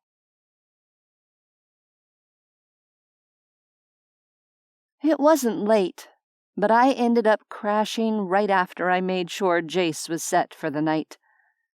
Unfortunately, exhaustion kept me asleep for only a few hours before I jerked awake in response to some bitter amalgamation of nightmare and memory.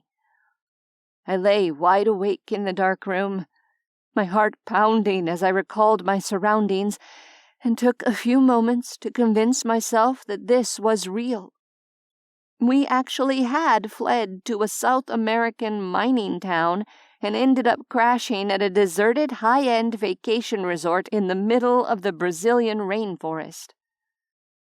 We were safe. Jace was safe. That realization helped. For a few seconds, at least.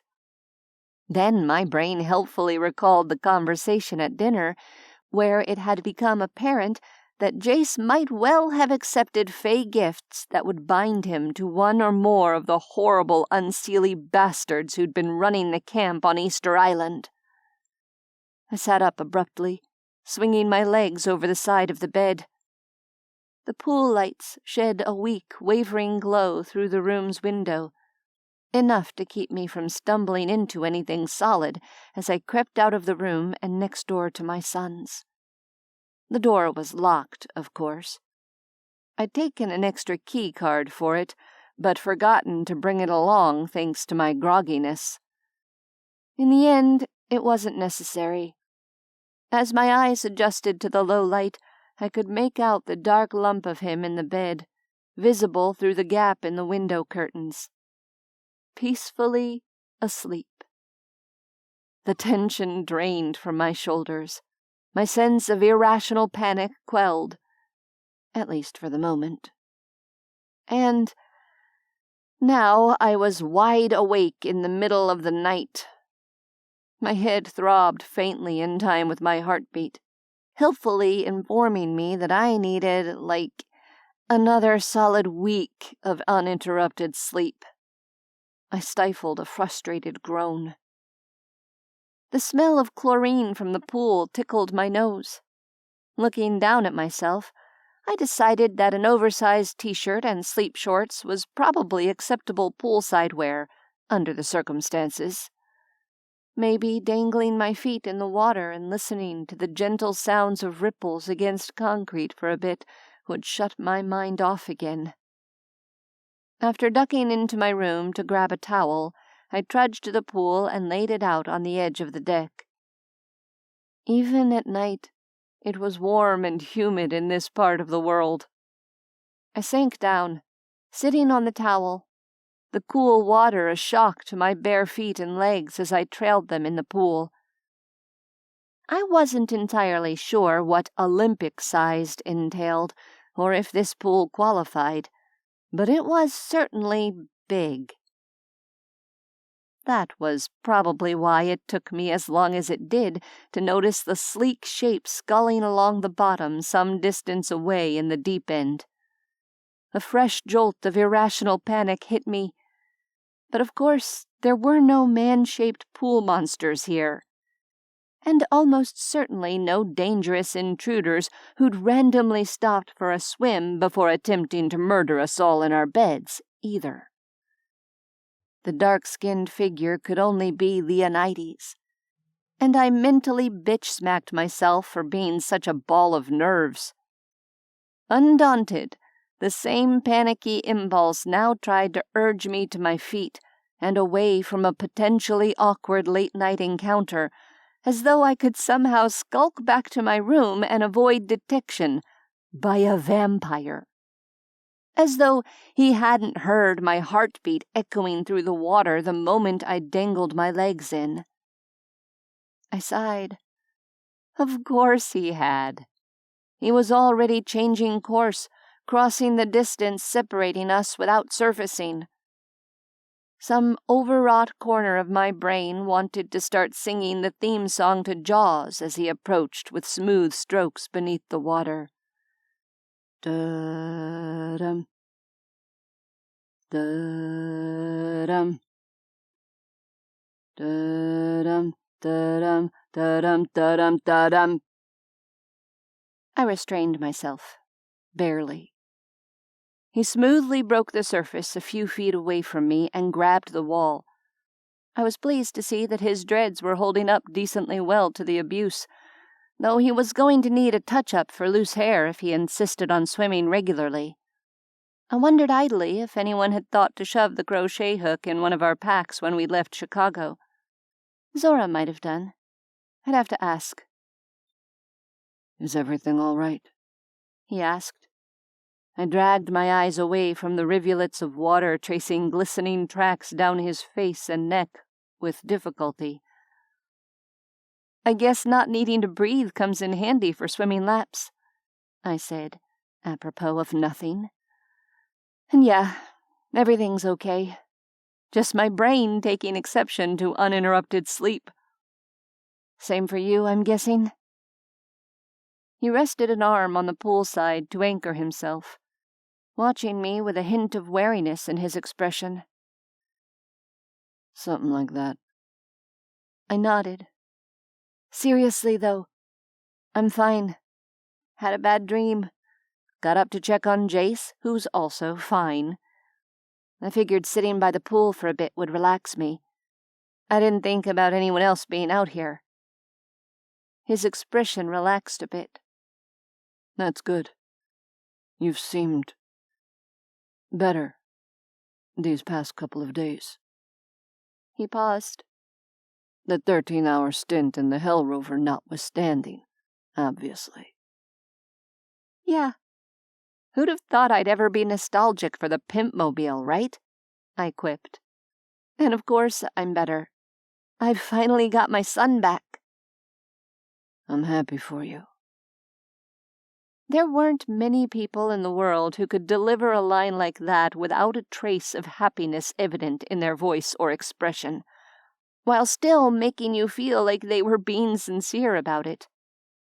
I couldn't help a faint huff of something that might have been amusement or exasperation as I shook my head at him. "Well, it wouldn't have happened without you and Alagard, so thank you. And I'm really sorry I tried to hit you and steal the horse. Though, in my defense, I might not have lost my shit to that degree if you'd, told me what you were planning." "We were a bit pressed for time." He paused and continued in a lower tone. "Not to mention the fact that I had no idea if it would work. I didn't want to get your hopes up in case it didn't." I kicked out, sending a little wave in his direction. "Well, I'm really glad it did. Now we just have to save the world, right?" "Right," he agreed. "No pressure." I gestured at the expanse of water before us. "Were you done?" I didn't mean to interrupt. Another little laugh escaped me. "I'm afraid all I'm good for when it comes to swimming is a bit of dog paddling and a really lame backstroke." "I'm done," he said. But he didn't move from his spot for a long time afterward. And neither did I. The silence settled around us, surprisingly comfortable as we soaked in the chirps of night insects and the soft sounds of lapping water.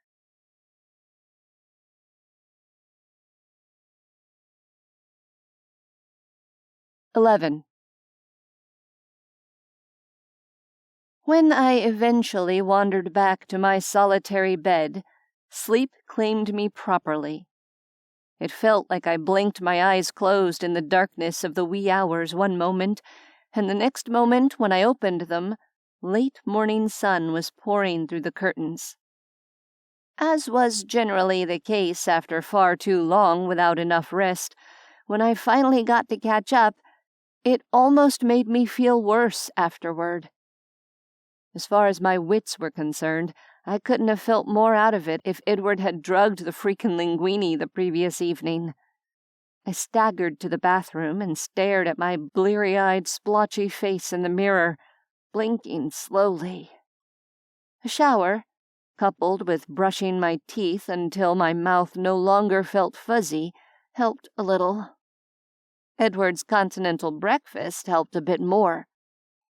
Jace was splashing around in the pool when I emerged from the restaurant dining room, while Zora lounged beneath a sun umbrella nearby. She smiled at me as I approached. "Hey, babe," she said. "Edward asked me to tell you to meet him in the parking lot at 2 p.m. for magic practice. Oh, and he said to bring the earring, but not the necklace. I assume that makes sense to you, since it doesn't to me." I nodded. "Yeah, it does. He brought along that emerald earring Alagard gave me in Dine. He seems to think I may be able to use it as a focus, freeing up the garnet pendant for Jace to use." "Huh. Makes sense, I guess. Jace seemed to do pretty well with the necklace in Kaio, if you define pretty well based on the number of vampires you can throw across a warehouse." She looked wry. "My thoughts exactly. Assuming he can learn to use it against the Fae, too." My expression hardened. Not that I'd have wanted him to toss Alagard against a wall, but it worries me that the blast didn't seem to affect him much. I'm guessing that's because he's unseelie. "Well," Zora said, "if it makes you feel better, I expect either of you could knock him off his feet pretty easily now." It didn't make me feel better. In fact, it made me feel worse. I hadn't spared much thought for our resident Fae since he'd slunk off to lick his wounds in private, and someone should be paying attention to how he was doing. Speaking of Alagard, has anyone checked on him? Is he okay? Zora shrugged. "I'm not sure okay is the word, but he's not physically debilitated or anything. He went hunting in the forest. To clear his mind, he said. Apparently, he does that by shooting a bow and arrow at innocent woodland creatures." A frown drew my brows together. "Where on earth did he find a bow and arrows?" "He made them," she said, "from the abundant local materials," she added, in a fair approximation of his haughty tones. I supposed him engaging in eccentric leisure pursuits was better than him being weakened to the point of not being able to get out of bed. Cool, I guess. Maybe he'll eat more if he catches it himself. It's amazing he's not skinny as a rail. Zora's eyes crinkled. "Your inner mom is showing around the edges, Vaughn." I snorted. Occupational hazard. But yeah, I guess the centuries-old badass fairy can probably feed himself without my help. Oh, speaking of mom duty, though, I assume Edward wants Jace to come with me this afternoon? No, not until later, Zora said. I think he's trying to avoid having a parent in the classroom, if you know what I mean. I firmly set aside the little niggle of paranoid disquiet at the idea of not knowing exactly where Jace would be or what he would be doing for a couple of hours. Edward was right. My son would be uncomfortable if I was there watching him. And he was as safe as he was likely to get as long as we were sitting on top of a giant iron deposit. I trusted Edward. I trusted my son. It was just the continuing emotional fallout from his abduction messing with me. Okay, I get it, I said. I'm in danger of becoming a Hogwarts helicopter mom. Backing off now. Zora's answering smile was sympathetic. Trust me when I say Edward would step in front of a hail of gunfire to keep Jace safe. It sounds melodramatic, but it's the literal truth. No, I know, I told her. Believe me, I do. And I did. Edward was selfless, not to mention under the protection of a powerful demon. From what I'd seen, he appeared to have no qualms whatsoever about his own personal safety. As he'd told me once, there was nothing mortals could do to him that would stick. I took a deep breath and let it out slowly, running a critical eye over my offspring as he dove into the pool and surfaced, shaking water out of his overgrown black hair. Letting out a shrill whistle to get his attention, I waited until he turned to face me in the water. "Hey, kiddo, either find some sunscreen or get under the shade. You're going to burn like a lobster." He looked mulish for a moment, but then he lifted his hand to touch his nose and grimaced. "Oh, whoops." I couldn't hold back an affectionate snort. "I'm meeting Edward at 2. Once he's done with me, you'll be up next, okay?" "Zora already said," he called back. "Don't worry, I'll be ready." "Wish me luck," I teased. "Good luck," he said earnestly.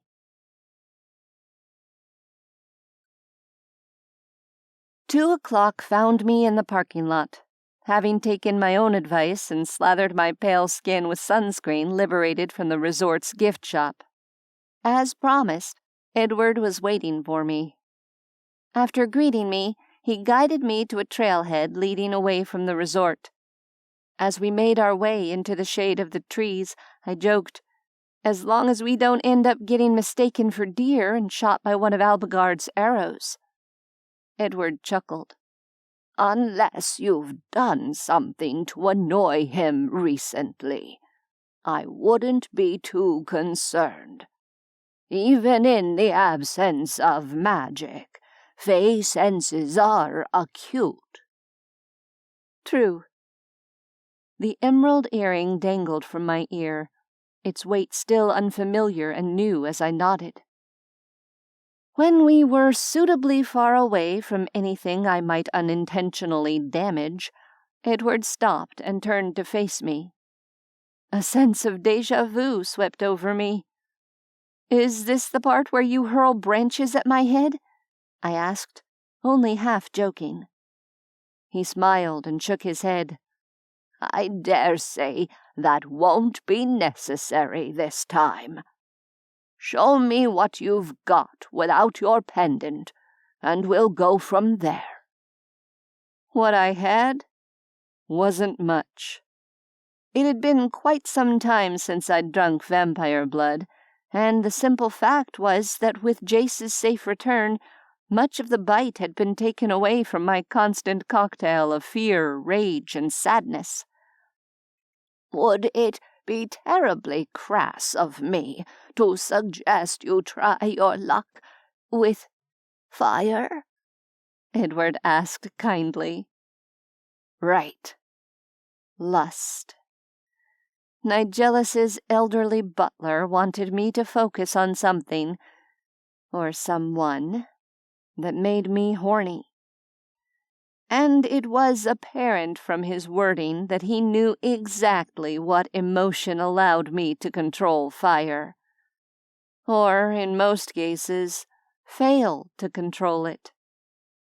I wondered if Zora had shared that particular bit of gossip with him, or if the existence of my stop-start affair with a certain vampire was written on my face somehow.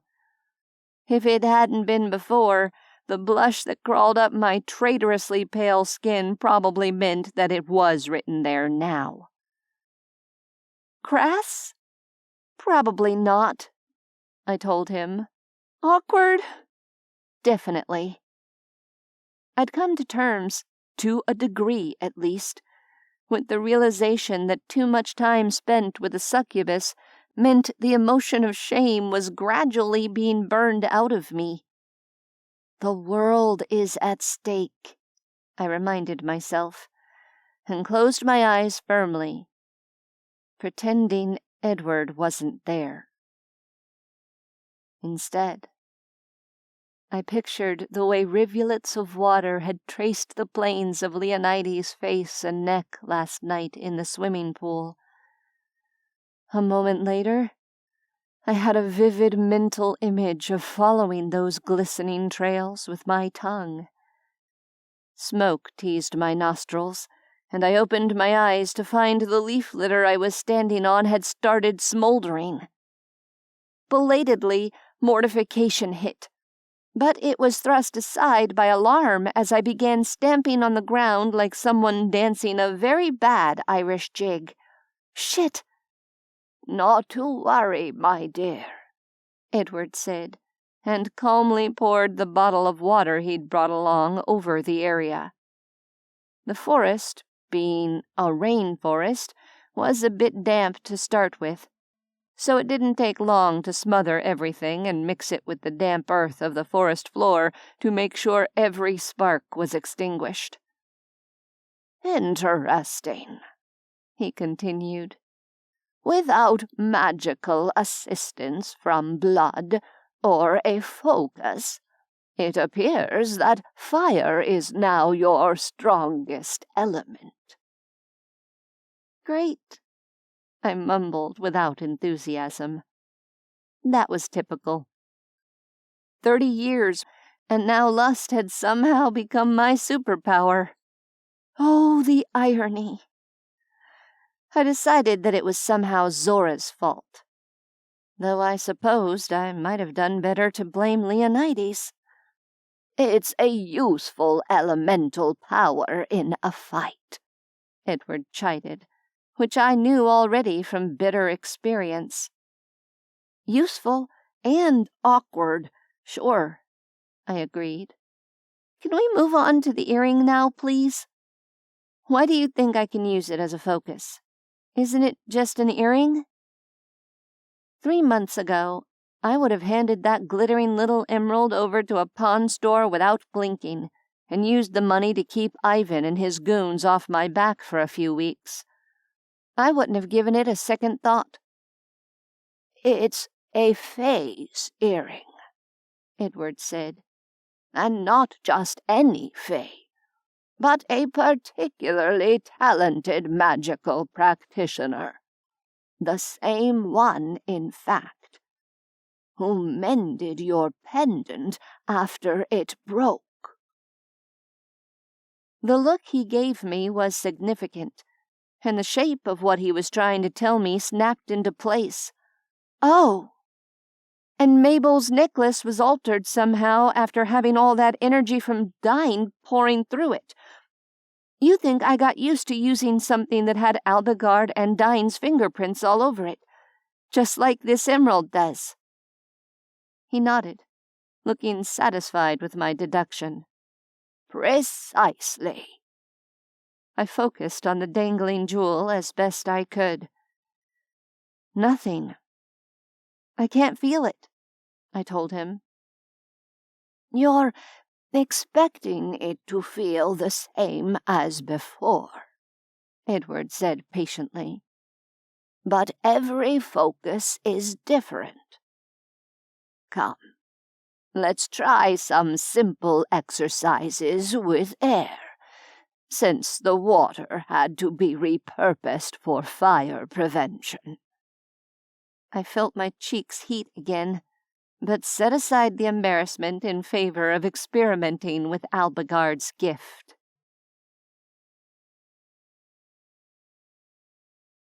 An hour later, I discovered that the key was to focus on the feeling of fayness surrounding the emerald, rather than seeking similarities to my familiar garnet pendant that didn't exist. It wasn't much, but right at the end of our lesson, I was able to close my eyes and get a sense of the magical fields flowing around and through the gemstone. "That's enough for today," Edward said. "Let's go retrieve your son, and then you should rest. I wonder if there's a jeweler in town. It might help to have the emerald made into a necklace similar to the garnet. If nothing else, it would be more comfortable for you to wear at night. And I think you should keep it close to you, as much as possible, while you become familiar with it." Good idea, I said, feeling surprisingly drained, given the fact that I'd barely accomplished anything of significance during the lesson. We wandered back toward the resort, only to meet Alagard approaching from a different trail as we reached the parking lot. He had an animal slung over his shoulders that resembled a skinny, hairy pig. It was roughly the same size as a medium-sized dog. Edward's eyes lit up. "Oh, sir, what an excellent kill! I haven't had peccary in years." "Game is plentiful here," Alagard said cautiously, as though taken aback by the old man's enthusiasm. "Yes, I suppose it would be," Edward agreed. "It's field-dressed, I see. Perfect. If you'll hang it in the walk-in cooler for me, I'll see if I can rig a roasting spit tomorrow. Do you usually scrape the bristles or singe them off?" "I scald the skin and scrape them," said the Fae, still eyeing Edward as though seeing him for the first time. "I will see to it before I hang the meat for you." Edward actually rubbed his hands together with glee. I was quite sure I'd never seen anyone so excited over a skinny wild pig. "That would be very much appreciated, sir. Goodness, I'm quite giddy over the prospect of supper tomorrow. Perhaps you could acquire what are they called? A capybara during our stay. I've always wanted to try one of those." Alagard blinked. "If someone can describe its appearance and habitat, I'm willing to make the attempt." "Wonderful!" Edward visibly reined himself in. "Oh, and in an unrelated matter, sir, could I prevail on you in the coming days to lend your assistance with young Jace's education? In matters of practical life magic, you are far more qualified than I." The Fae's expression turned sour. "In matters of practical life magic, I will be of little practical use as long as we are in this forsaken place. But I will lend my theoretical knowledge to the effort, if you desire." I wondered if Edward had been using the "O Mighty Hunter" routine to butter Alagard up for the request, but dismissed the idea. It seemed out of character for Edward, and the Fae wasn't exactly the sort to fall for inane flattery. In the end, as long as he agreed to help, the reasons didn't matter. "Thank you, Alagard," I told him. "I haven't said it enough, but I mean it." The words slid straight across his cool facade without penetrating. "It is the repayment of a debt. There is no need for gratitude." With that, he stalked past us with his bloody burden and headed for the main building. I watched him go, exasperated despite myself. Why are the guys here such emotionally constipated, clueless assholes? I asked Edward, once I judged that he was probably out of earshot. Well, except for Rands anyway. And, you, of course. Edward, to his credit, looked suitably sympathetic. "I shouldn't care to speculate. At least, not beyond mentioning that a long life can appear quite bleak when there's no one else in it." "Or when you won't let the people who are in it get past your armor," I muttered. "That too, my dear. That too." With a sigh, I headed toward the resort, Edward at my side.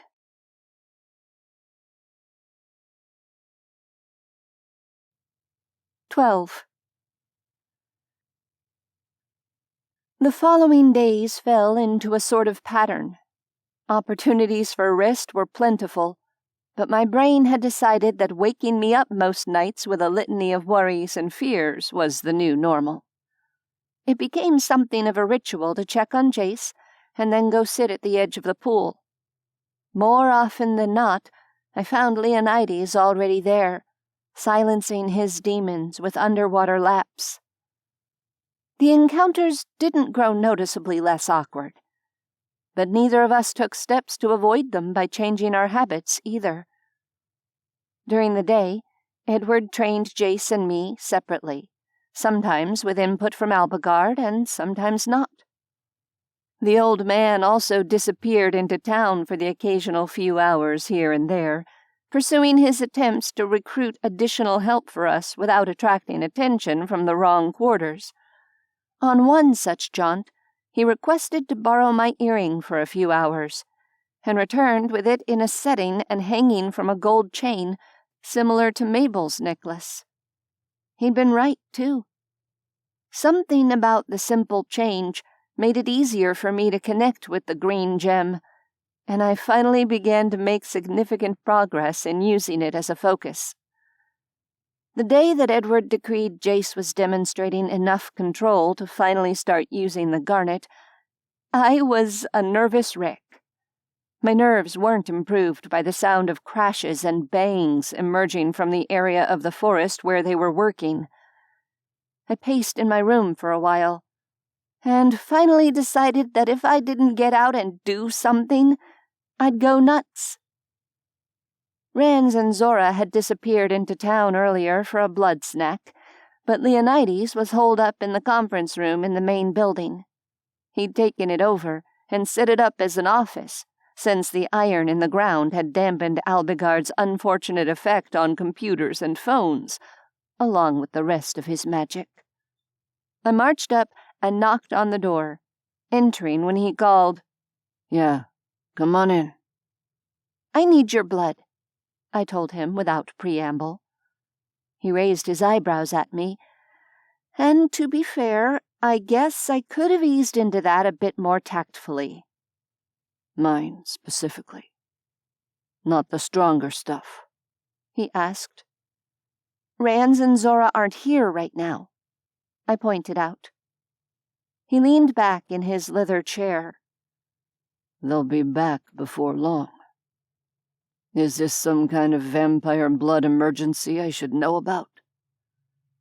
Deflating a bit, I pulled out a chair at the other end of the table and collapsed into it. "Edward has Jace working with the garnet pendant today." Another boom rattled in the distance. With luck, the residents of Karajas would assume it was coming from the mine. "I'd gathered," Leonides said dryly. "Though I'm not seeing the connection between the two things, I'm afraid." I waved my fingers in front of my face, trying to outline the shape of my argument. "I've been letting my magic slide, since we don't seem to be in immediate danger here. But now that I have a usable focus again, I need to get back to full strength." "So you figured you'd start with the vampire blood equivalent of a rum and coke?" he suggested. "Rather than hitting the 80-proof vodka straight away." I laughed, a single harsh bark. Honestly, I wasn't even thinking of it like that, though it's probably not a bad plan. At least he hadn't compared his blood to a sex on the beach. I counted that as a win. His head tilted as he regarded me. "You're freaking out. Shouldn't you be pleased that Jace is getting a better handle on his power? The stronger he is, the safer he is, surely." Running a hand through my hair, I tried to hammer my circling thoughts into some kind of logical coherence. There's too much uncertainty. He was stuck on that island for weeks. Everything he had was provided by the Fae, gifts from the Fae. And at some point, we're going to have to fight them. What if being more powerful just ends up meaning he's more of a target? What if we went through all of this to get him back, and I still can't protect him? When I'd opened my mouth, I hadn't intended for all of that to come out of it. I was hugging myself defensively. Leonides' brow furrowed, and he pushed away from the conference table before rising from his chair. He came around to my side and rested his hips against the table edge, close enough that he could reach out and grasp one of my hands, pulling it free of my grip on my own arms. I stared at the point of contact where our fingers met, taken by surprise. My eyes flicked up to meet his. "Hey," he said. "We're sitting on top of 18 billion tons of iron. He's safe. We don't know yet what the future's going to bring. Your son is something special. The Fae have no clue how special." I looked down again, my gaze on our linked hands, rich brown skin against pale pink. My fingernails were a ragged mess. "I can't lose him again, Leo," I whispered. "I just can't." His grip on my fingers squeezed sharply, drawing my attention back to his face. "Vonnie, He paused, seeming to reconsider his words before continuing. I've never seen anything like the bond you share with that boy. Most parents would have been a complete wreck, too distraught by their kids being missing to do anything useful." I was a complete wreck. Am a complete wreck, I added silently. He stared at me with a penetrating gaze. "In the time since he was abducted, you've learned to wield elemental magic as a weapon, visited another realm, uncovered a worldwide plot to take over the planet, and infiltrated our enemy's stronghold to get him back."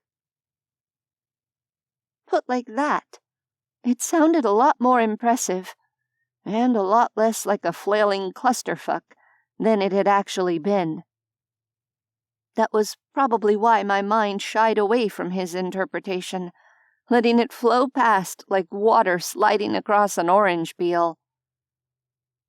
"I am in awe of that bond," he said after a moment. "I don't understand it. It's not something I'll ever have. Not now, certainly. I wish it was." His cool skin was growing warm where his fingers curled against mine. My thumb rubbed absently across his knuckles, the small movement without conscious volition. "You could have it." The words escaped before I could stop them. He went completely still. So did I. Part of me wanted to backpedal, to play it off, try to turn back time and unsay it somehow. I didn't. Through an effort of will, I let the pronouncement lie between us in the silence, my heart pounding as its implications sank in.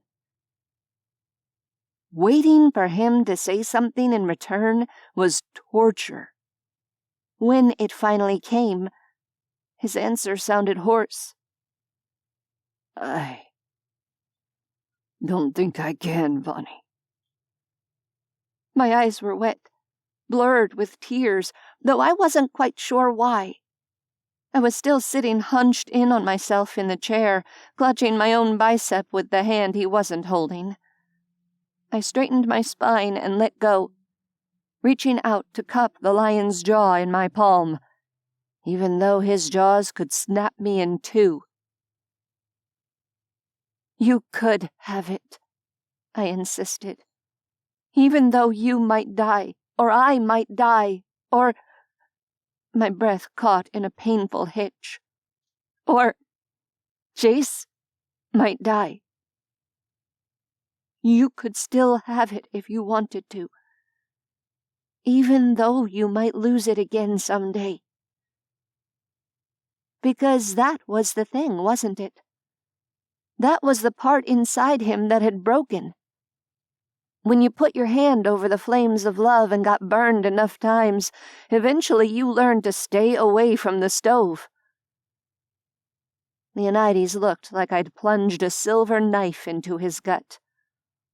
I slid my hand from his jaw to his cheek, forcing him to keep looking at me, even though it hurt both of us. Vonnie, he said after another painful pause. You know what I am. You could do so much better than me. I didn't look away. Didn't move. Didn't blink. No, Leo, I told him. I really couldn't. I held eye contact for a moment more, taking in the blank incomprehension and the pinpoints of swirling violet growing in those dark depths. Then I let my hand slide away from him and rose to leave, walking out the door before either of us could say something to completely destroy the moment. He was still sitting frozen in place when the door clicked closed behind me. I met Jace and Edward returning from the forest as I wandered dazedly in the direction of my room. Upon seeing them, I realized I'd completely forgotten about the damned vampire blood, too. Jace looked shell-shocked, clutching the pendant at his throat like it was some kind of lifeline. "Did you hear any of that, Mom?" he asked. "Yeah, babe, I did," I told him. "It sounded like you were blasting a whole new mine into the hillside." Edward was giving me a shrewd look, making me wonder what kind of expression was on my face. But he merely said, "It appears that young Jace here has a particular affinity for lithomancy. Once he's had a bit more time to accustom himself to using a focus, I'd like for you both to start training together with elemental magic. Your powers would seem to be rather complementary in nature." "Sure," I said, aware that my voice sounded distant and detached. "We can do that." Now Jace was looking at me oddly, too. "Can I, talk to you for a bit, Mom?" For a confused instant, I thought he'd somehow intuited the conversation I'd just had with Leonides and was going to interrogate me about my love life. Then I blinked, coming back to the reality where Jace was a teenage boy who lacked both telepathic powers and a nuanced understanding of the emotional lives of adults. "Always, kiddo," I told him. "Your room?" Edward gave us a knowing look. "I'll leave you to it. Perhaps we should all take the rest of the afternoon off. I believe Alagard finally succeeded in bagging us a capybara, so I'll be in the kitchen if anyone needs me." Jace frowned after him suspiciously as he headed off to do battle with a giant rodent carcass. "Does this mean we're going to be eating more weird meat for dinner?" "Pretty sure it does, yeah," I replied. "Come on, let's go talk." When we were safely ensconced in the privacy of Jace's room, he turned to me. "You haven't said anything about Dad since we got here." The tangled mess of guilt, irritation, and disappointment I always associated with thoughts of Richard succeeded in breaking through my current state of distraction quite effectively. Is he okay?" Jace pressed. "Why isn't he here?" And wasn't that just the question of the hour? Silently, I cursed Richard for putting me in this situation of trying to balance the truth against the prospect of bad-mouthing a father to the son who loved him. I sat on the edge of the bed. "As far as I know, he's okay," I said carefully. "He got into some trouble at the smoke shop. There was a break-in, but he wasn't hurt or anything like that."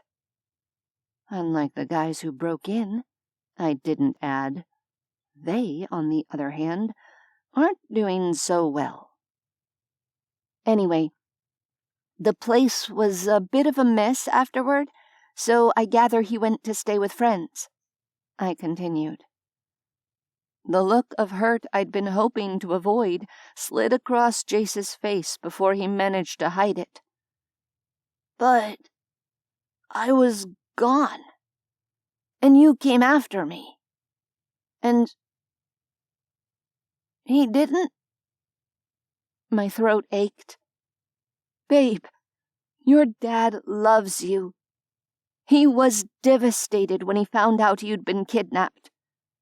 He wanted to go through proper channels, the police, the FBI. He didn't understand about the Fae. So he stayed behind to work with the authorities, and I went off half-cocked with a bunch of vampires and a demon-bound butler.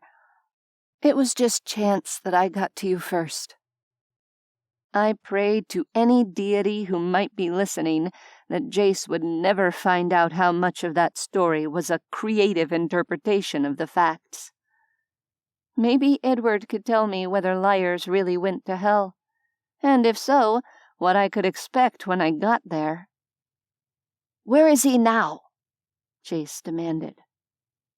This part, at least, was the truth. "I'm so sorry, Jace, but I have no idea.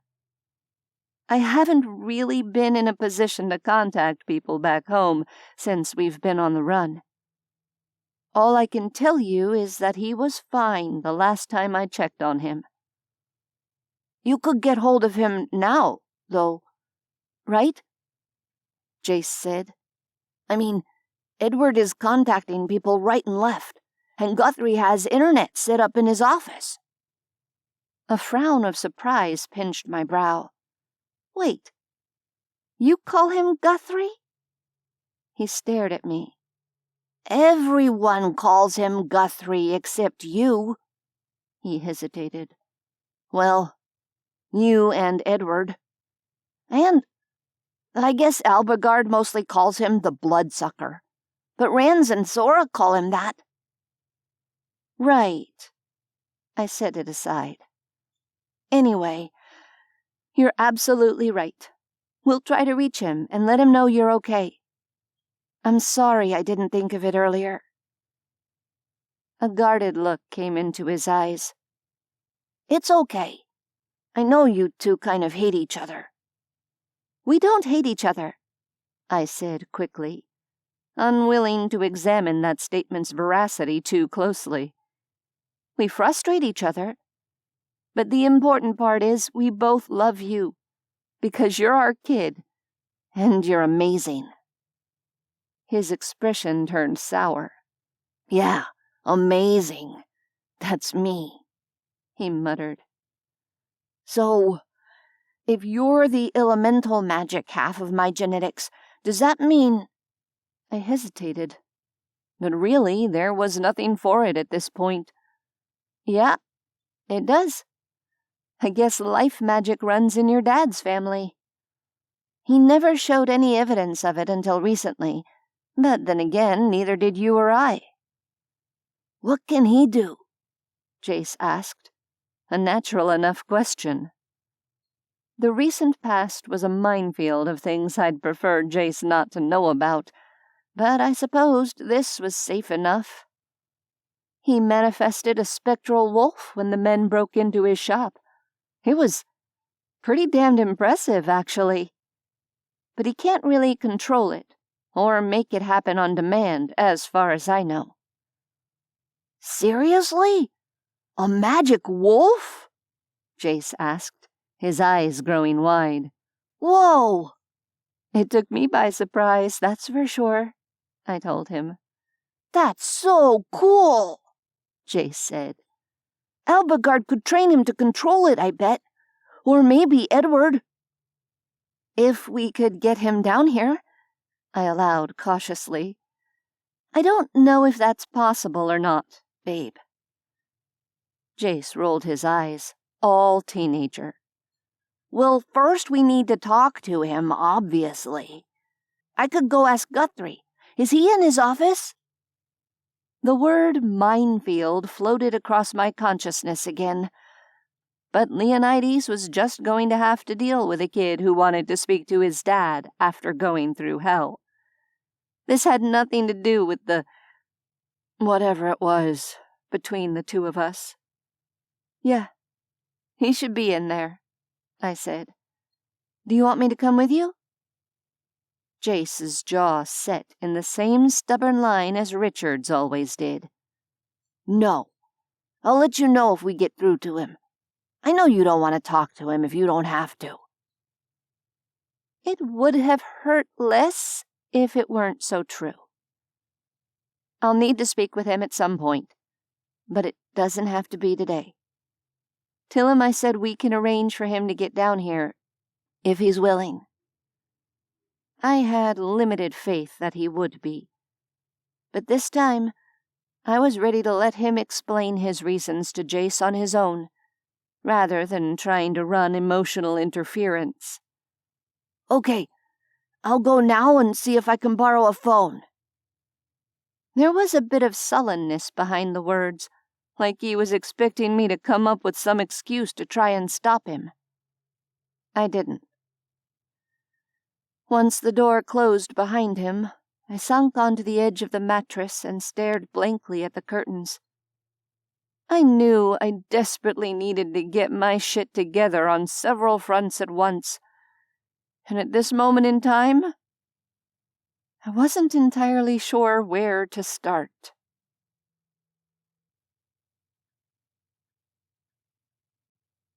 "13. That night, I wandered out to the pool in the small hours with a sense of something very much like inevitability. My eyes slid over the blue expanse, illuminated eerily in the darkness by its underwater lighting. Sure enough, a familiar dark form sculled beneath the water, crossing the length with graceful strokes. I plopped down on the edge in the general area he was aiming for and waited. He surfaced a few feet away and pushed the water off his face. "I forgot to get the blood earlier," I told him, in lieu of any kind of greeting. He gave me an odd look before swimming to the wall and levering himself out of the water. I watched the muscles of his arms flex, shining rivulets sliding down his body as he emerged from the pool. He twisted to sit on the edge, mirroring my position from perhaps an arm's length away. He was wearing a pair of boxer briefs. I guess he, like me, hadn't managed to acquire a swimsuit during our frantic flight across South America. "Rance and Zora are back, you know," he said. "They might even be awake at this hour. Though I wouldn't want to place odds on whether they're having sex or not." I sighed. 80 proof vodka, remember? My skills with the new pendant aren't that reliable yet. Leonides paused, not replying directly. "Jace was able to get hold of your ex earlier today. Richard." His tone was neutral. "I know," I said. "He told me." Richard had at least answered his phone. He'd put Jace off, though, not giving a solid yes or no answer regarding whether he'd come here. Witness my expression of profound surprise. "The part you probably don't know is that he called back about an hour ago. Leonides continued. And agreed to make his way down here. I looked at him sharply. He did what? He shrugged. You heard me. I wired him money for the trip and put him in touch with someone who could provide discreet transportation as far as Panama. Edward's setting up logistics on the South American side, I gather. It took a moment for my brain to reboot. You realize he's likely to take your money and disappear, right? If he does, he does. But his kid's here. Answers about the supernatural are here, and he's walking around like an occult time bomb with that out-of-control spectral wolf. I think you may be underestimating how motivated he is. Jesus. Was I really, though? Was Richard about to do something brave because his son was here and needed him? I blinked. Nah. We'll see, I said, and put it aside for now. Like Leonides had said, either he would or he wouldn't. It wasn't something I could control right now. Leonides rose to his feet in a single smooth movement. If you're serious about the blood, come back to mine and I'll open a vein for you. It's just that I'd hate to bleed all over the pool deck. He stretched a hand down and I took it, allowing him to haul me to my feet with effortless strength. Already my mind was running a mile a minute, trying to worry about half a dozen things simultaneously. Okay, thanks, I told him. So, does this mean Edward has other people coming here as well? He grabbed a towel from a nearby lounge chair, drying off his head and torso as we headed for one of the detached buildings where he'd claimed a room. He does, yes. Some other demon-bound humans whose masters haven't sucked them dry yet, for whatever reason. Along with some acquaintances of his who also have magic. Should be an interesting bunch. I drew a steadying breath. And the other parents? He's putting out feelers, which I suspect is code for getting Nigelis to put out feelers on the down low.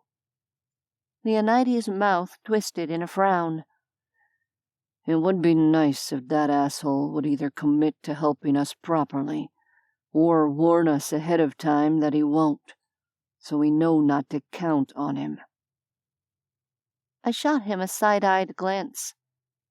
He seems pretty committed from where I'm standing, even if he's not being very open about it.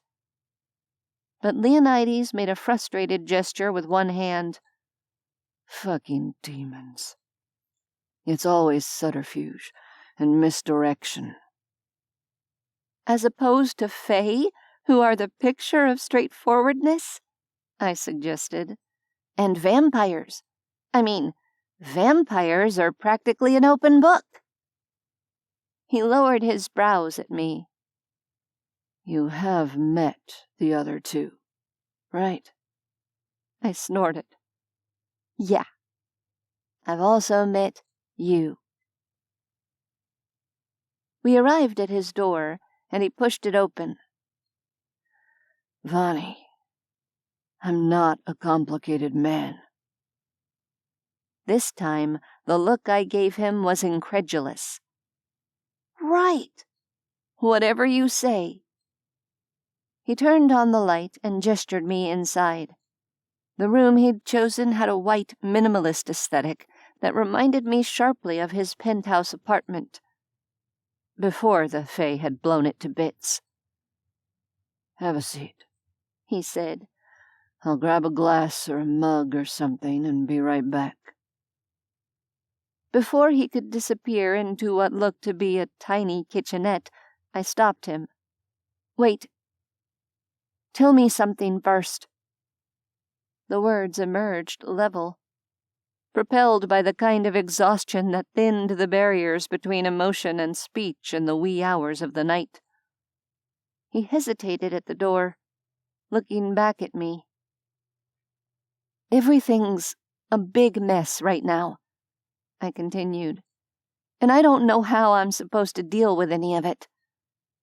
The world might end, and we'll try to fight back when it all hits the fan, but no one knows exactly how to do that yet. Jace is free, but he might be bound to a fae, or even lots of fae who gave him gifts when they were holding him captive. Richard might be coming here, and if he does, that'll be complicated. Or he might not come, in which case I'll have to figure out how to break that to Jace without gutting him." I paused to draw breath. "It would just be really nice if there was one goddamn thing I could count on. One thing where I could actually be sure where I stand." Leonides looked frozen, his hand grasping the edge of the doorframe as he stood unmoving. "Where do I stand with you, Leo?" I asked. Because it was 2 a.m, and he was about to slit his wrist and bleed for me. Because we'd had sex twice and barely talked about it. And each time I tried to offer more, he looked as if I was holding out a glass of cool, clear water in the middle of the desert, but also like I'd stabbed him in the stomach with a knife. At some point during the walk back from the pool, my heart had apparently decided it was done with this shit and needed answers. I crossed the white, sharp-edged room and lifted my right hand, placing it over the naked skin covering his unbeating heart as I looked up at him. "Vonnie," he said hoarsely. The wood of the door jamb creaked, a protest beneath his grip. "Don't," I told him. "Whatever you're about to say, don't. I just need to know if I'm still the starving stray you took in, or if it's more than that." I swallowed hard. If we're going to risk our lives fighting the Fae together, I deserve to know what we are to each other first, Leo. The silence stretched for the space of a breath, then 2, and abruptly I found my back against the wall by the kitchenette door, with Leonides' lips covering mine. His arms caged me, as if I were planning on going anywhere when his lush mouth was sliding over mine, pouring unspoken words directly from his body to my heart. After a few moments, he pulled back a fraction in favor of resting our foreheads together. "God damn it, Vonnie," he whispered. "If you still have to ask." "I might have magic, but I'm not psychic," I shot back. "And I don't exactly have a successful track record of relationship experience to draw from here. Cut me some slack." The tiniest puff of air escaped his lungs. Rueful amusement, maybe. Or frustration. "Christ. You realize this is a train wreck waiting to happen." I pulled back enough that I could see him without going cross-eyed. Thanks a bunch." But he shook his head. "No. Not you. Me. I told you before. You could do so much better." I scowled at him. "And I told you that's bullshit." You know, after a certain point, the self-deprecation starts to sound an awful lot like excuses for why you can't be straight with me. It starts to sound an awful lot like a lie. Even if it's a lie you're telling yourself. There was a brief pause. Right. As long as you remember you said that when this inevitably goes off the rails, he muttered. And then his mouth was on me again. The kiss this time wasn't desperate. Not like the night in Chicago after he'd recovered from the horrific burns he'd sustained when the gas lines exploded. That night had been almost mindless, an instinctive surrender to need, bolstered by succubus blood and the wake of souring adrenaline. This was something different, sweeter, more dangerous. If Leonides somehow ended up cutting me off at the knees again after kissing me like this, it would hurt more than I thought I'd be able to bear. But that was the real meaning of trust, wasn't it? The moment you let someone inside your defenses in such a way, you gave them power over you. Of course, that blade cut both ways. I wasn't the only one letting my barriers fall. Had anyone else been inside these walls of his since a sweet black woman with a 1,000,000-watt smile had kissed her husband goodbye and walked to the corner store in the 1950s, never to return? I see you, you know, I murmured against his lips, as I'd wanted to do for so long. I'm not running away.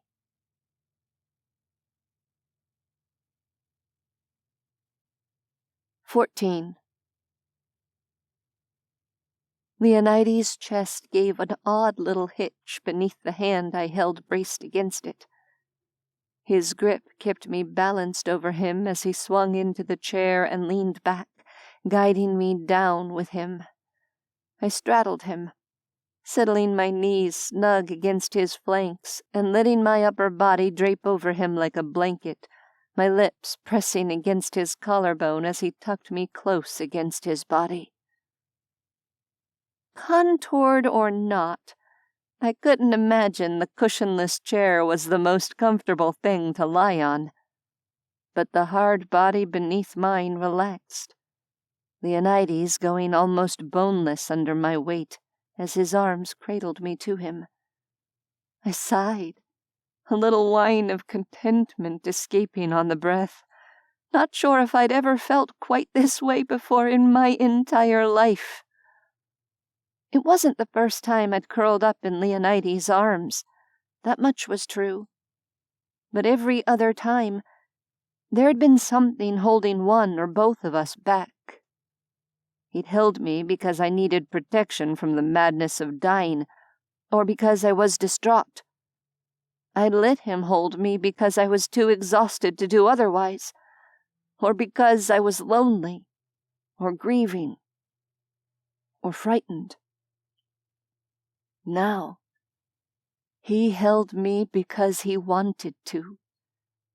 I lay in his arms, contentment sliding through my limbs and liquid heat pooling in my belly, because this was exactly where I needed to be. This time, I didn't need to grab the moment before it slipped away. The outside world still loomed over us, as threatening as ever, but it was no longer an either-or proposition. This feeling of contentment and belonging could still exist, even with horrible things hanging over our heads. We could fight the Fae and also find a haven in each other's arms. "This isn't a train wreck," I murmured against his skin. "It's just the start of a new journey. Something could always go wrong along the way, but you still have to leave the platform if you want to reach your destination." He was quiet for a long moment, but I felt his arms tighten. "What's the destination?" he asked eventually. "Someplace better than where we came from," I told him without hesitation. A faint tremor fluttered through him. I wondered when the last time he'd let himself imagine a happier future had been. And what if the future's worse? He whispered. I shrugged within the circle of his arms. Then at least we had this along the way. So, carpe diem, he suggested. I nodded, my cheek rubbing against the smooth skin beneath his collarbone. Exactly. Carpe all the diems, I agreed. This time, the small noise that hitched his chest was almost certainly one of amusement, and my lips curved in response. You're an unusual woman, he said quietly, as his hand began to slide up and down the length of my spine. I snorted. Well, I mean, I set stuff on fire when I'm turned on, so yeah, I guess.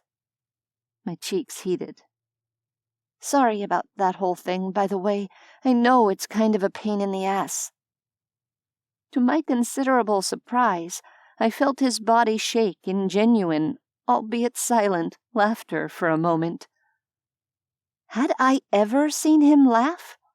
Beyond a rueful huff of amusement once in a blue moon? If so, I couldn't remember it. I reared up, gaping down at him. You're laughing at me? I demanded. Because I'm a sexual pyrokinetic? But he only shook his head helplessly and pulled me back down to lie against him, still shaking with silent mirth. Then, somehow, we were kissing again, all thoughts of laughter forgotten. I won't lie, he said between kisses, as his lips made their way across my jaw and started down the side of my neck. The pyrokinesis does add a certain level of challenge. I shivered as teeth scraped the place where he'd once bitten me. Worth it, though.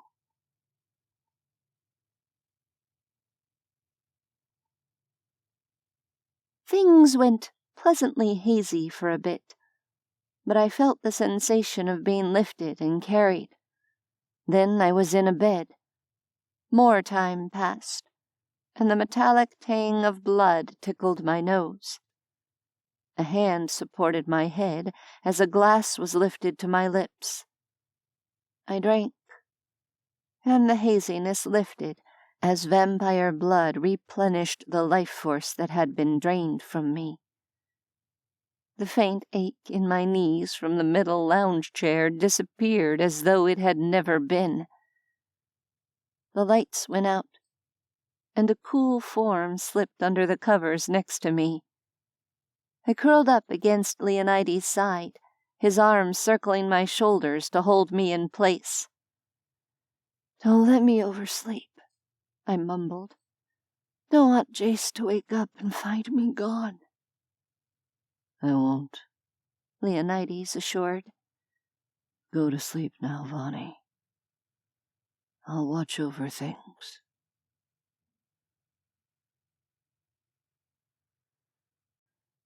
"15. I stumbled back to my room in the gray pre-dawn light a few hours later, my mind a muddle of hope and trepidation. I felt as though I should be experiencing more physical reminders of what we'd gotten up to earlier in the night. But of course, Leonides' blood had taken care of my aches and pains. So, apparently, I was now dating a vampire.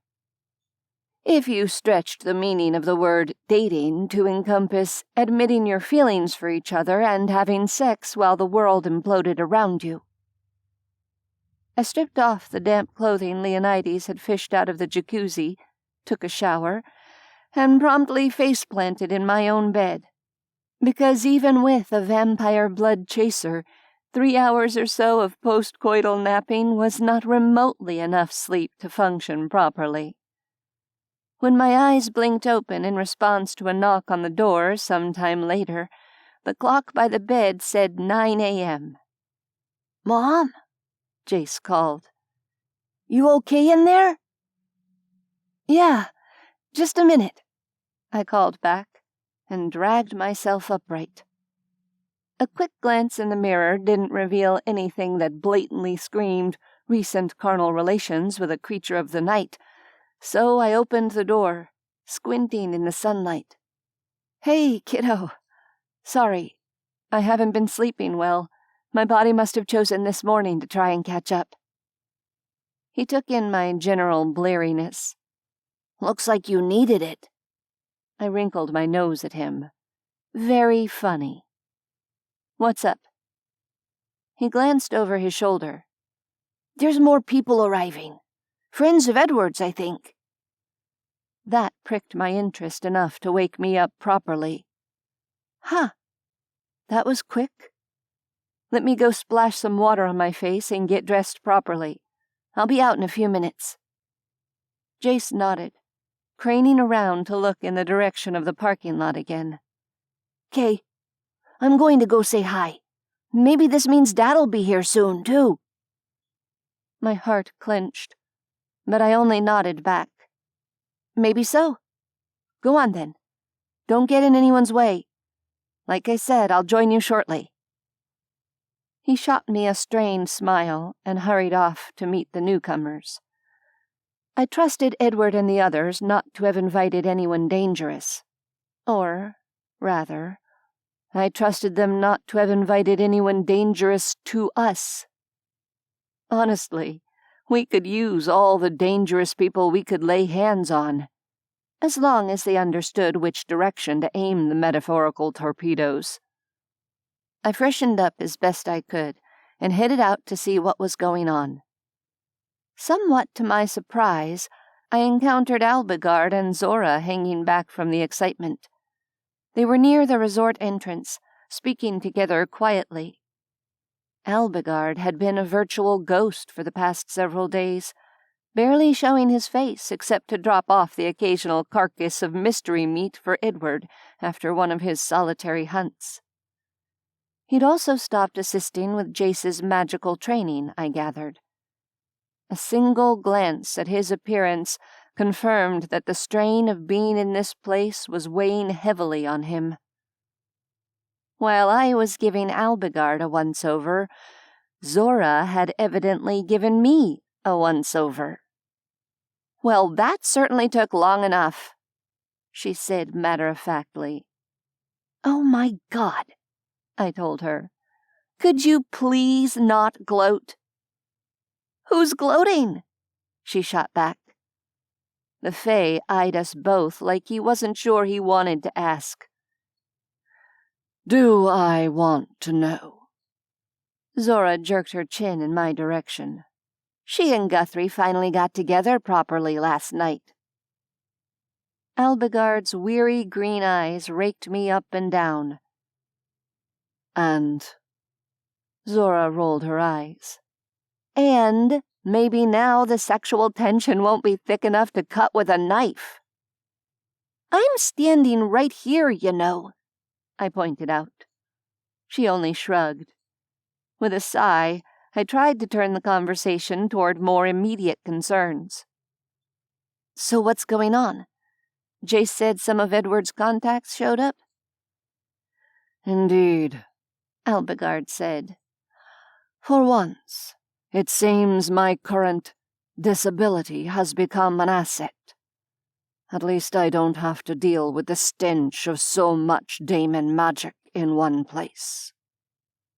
"Charming," I told him, before turning to Zora. "I take it these are some of Edward's demon-bound friends, then." "So I gather," she said. I peered at them from my vantage point near the entrance. They were an eclectic group, though not an especially large one. Male and female, racially diverse and spanning ages from young to old. Though I supposed if they were demon-bound, youthful appearance didn't mean much. They could easily count their age in centuries and still look younger than I was. I took a deep breath, catching Alagard's eye. "Is this going to make a difference to the outcome, do you think? I mean, I don't claim to know how powerful these people are, But even when Jace managed to knock 3 vampires flying with magic, it barely even rocked you. Are a few dozen, or even a few hundred humans with magic going to be able to fight the Unseelie somehow? Highly doubtful, the Fae replied without hesitation. Zora stared at him, looking faintly appalled. You might have said so earlier, you know. What would have been the point, in the absence of a more practical suggestion? He shot back. After my brief interlude last night of, if not optimism, at least momentary contentment, the heavy pall of what we were facing settled over me once more. I looked at the group in the parking lot, at Jace talking excitedly to a middle-aged woman with an owl perched on her shoulder, at Leonides and Rands deep in discussion with Edward and a little circle of the newcomers. We need something better, then, I said. Some new angle. Some kind of edge. Well, yes, Zora agreed. We do, obviously. But what? I frowned, trying to go over what we knew and find a different approach. Mostly, the conclusion I came up with was that I really needed to find some coffee. I don't know yet, I told her. She sighed. Well, for now, let's go meet the new people. Who knows? Maybe one of them will have an idea. I nodded and followed her, aware that Alagard hadn't moved from his place lurking in the shadows to join us.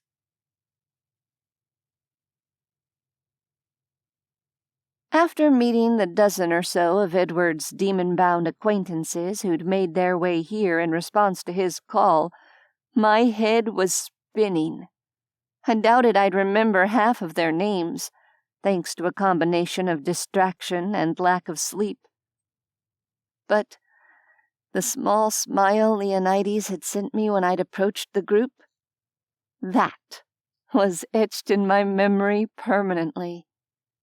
The way it tugged at one corner of his mouth, lopsided and unfeigned. The way he'd looked so surprised at himself immediately afterward. What if the future's worse? He'd asked me last night. And I'd replied, then at least we had this along the way. Now, I had his small, startled smile to hold as a talisman against the future. I tucked it away, laying it with care next to the memory of him laughing silently beneath me as we loved each other. As soon as I could do so politely, I excused myself with the intention of catching a bit more sleep before Edward wanted me to join him for training.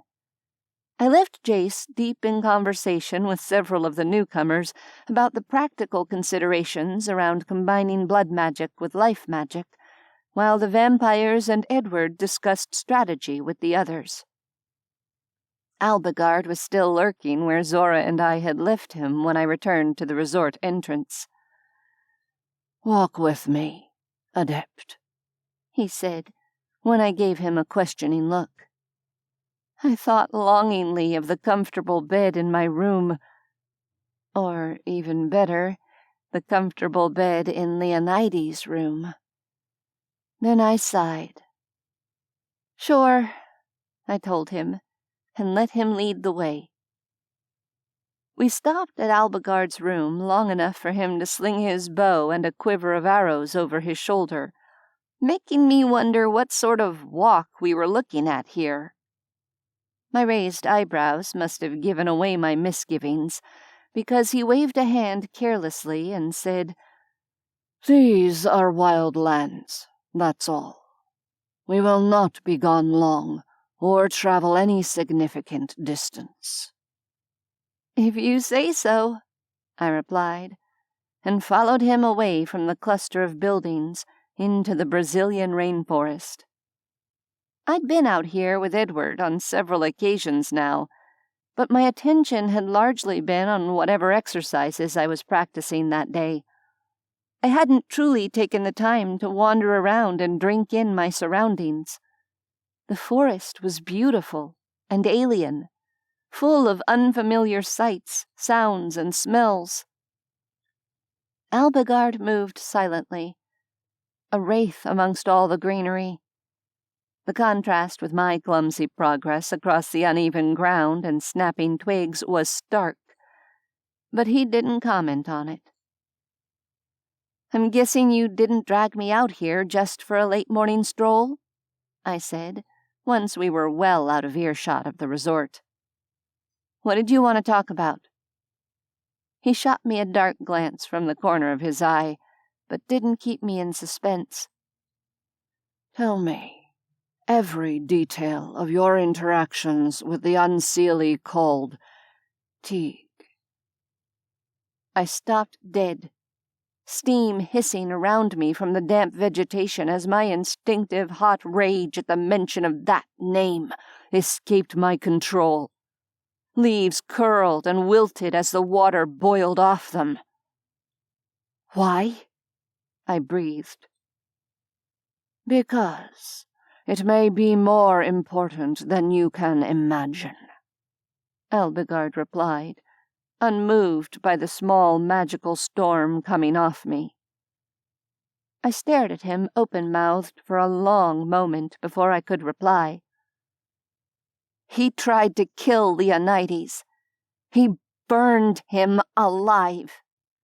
He murdered all of the people in that building who didn't make it out when the gas lines blew." "I'm aware," said the Fae implacably. "That does not, however, answer my question." But I shook my head. "No. Tell me why you want to know first. No vague pronouncements of doom.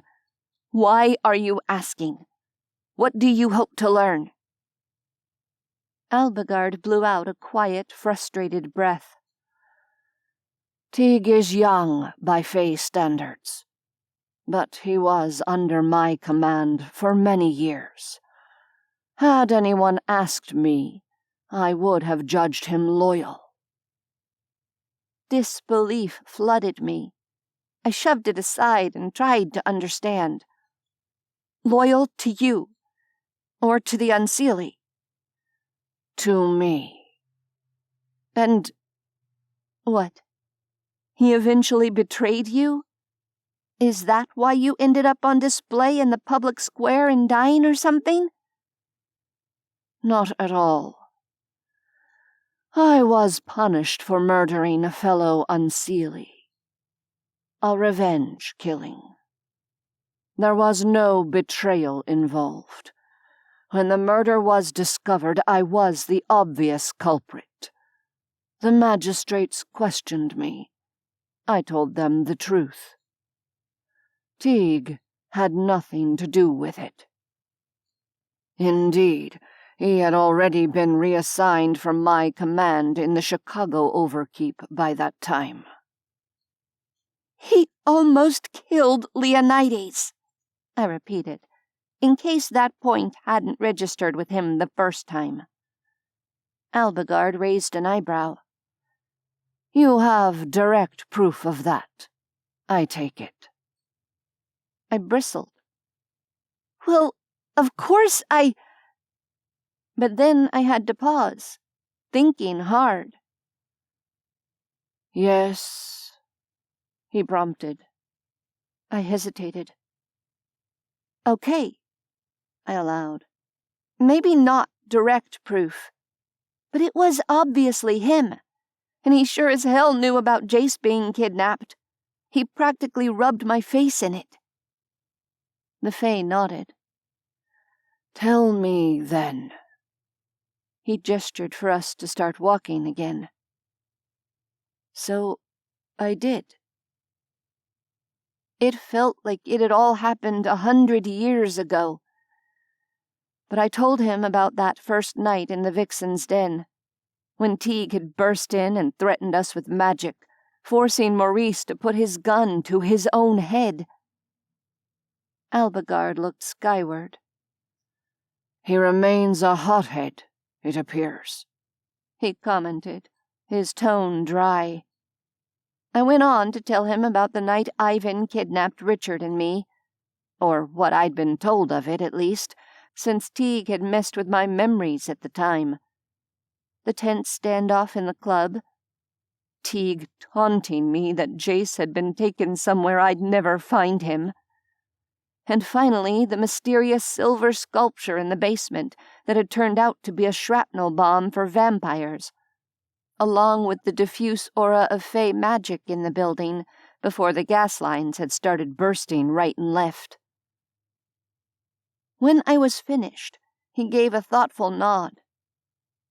"So, he is aware of the children's disappearance, then. That is clear enough." I shot him an incredulous look. Yeah, no kidding.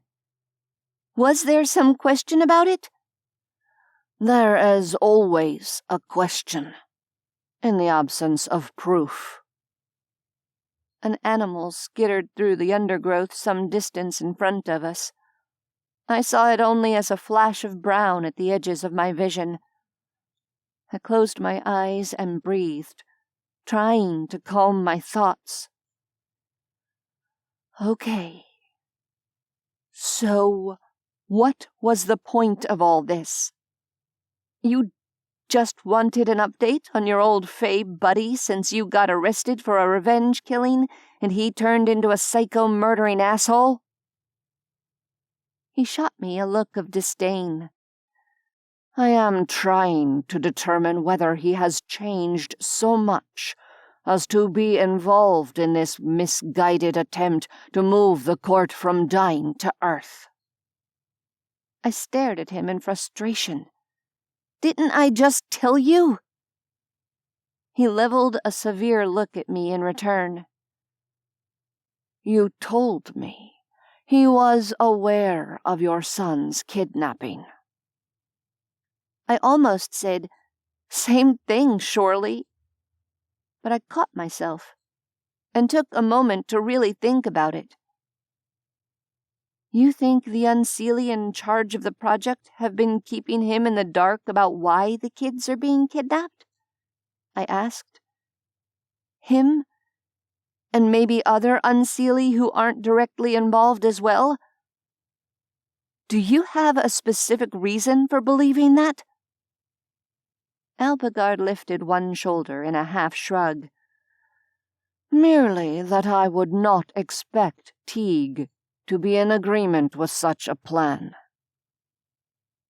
I tried to wrap my head around that. No offense, but he seems pretty on board with killing humans and vampires for literally no reason. Why wouldn't he be on board with taking over the planet? It doesn't seem like he thinks much of those of us who live here. For the first time, Alagard looked uncomfortable with the direction of the conversation. In the eyes of most Fae, the creation of new vampires looks very like a new army being raised against us, he said. The demons bargained at great cost for Ransley Thorpe's life at the end of the last war, when all the other vampires had been destroyed. It's clear now that they did so in order to maintain a viable source for turning new vampires in the future. But the implication of the treaty provision was that only he would be protected. The Fae have a weapon that kills vampires magically. His expression hardened at that. So the demons are aware that attempting to turn additional humans into vampires could prompt them to use that weapon a second time. I listened, rapt, drawn in despite myself. The demonkin's transformation into a night creature is a complication, he continued. Zora Bright is soul-bound to Thorpe. Therefore, killing her kills him, in violation of the treaty." He was trying to make a point that I hadn't reached on my own, I thought. And hard on the heels of that, "Oh, but Leonides is fair game as far as your people are concerned?" A chill went through me as I remembered that first night, the way Teague had sneered as he'd said, "It's true, then. The last bloodsucker in existence has flouted the unwritten terms of the treaty and spawned another of his foul breed." I hadn't fully understood the implications until now. While I'd learned most of the story in the intervening months, it had been piecemeal.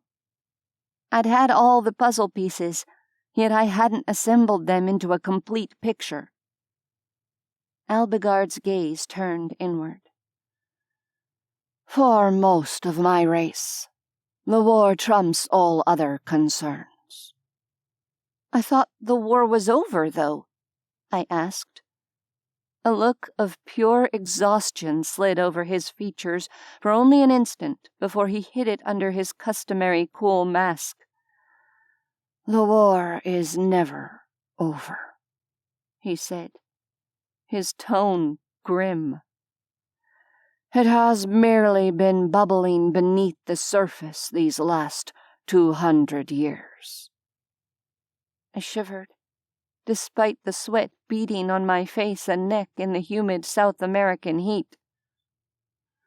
"The point is," he went on, "I would not have expected Teague to countenance the abandonment of our home, no matter his contempt for the denizens of Earth, both alive and undead." We walked in silence for a few more minutes. He'd guided us in a large loop through the forest as we'd spoken, and ahead I could make out the flash of buildings through the trees that marked the edge of the resort. "I'll never forgive Teague for the things he's done to us," I said, as we approached the trailhead. "I would not expect you to," Alagard replied. But he seemed lost in thought, even as he spoke.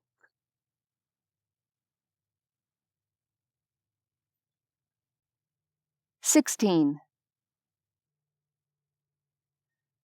That afternoon, Edward paired me with Jace for a few minutes at the end of my practice session, as an introduction to melding our magic for use in a fight.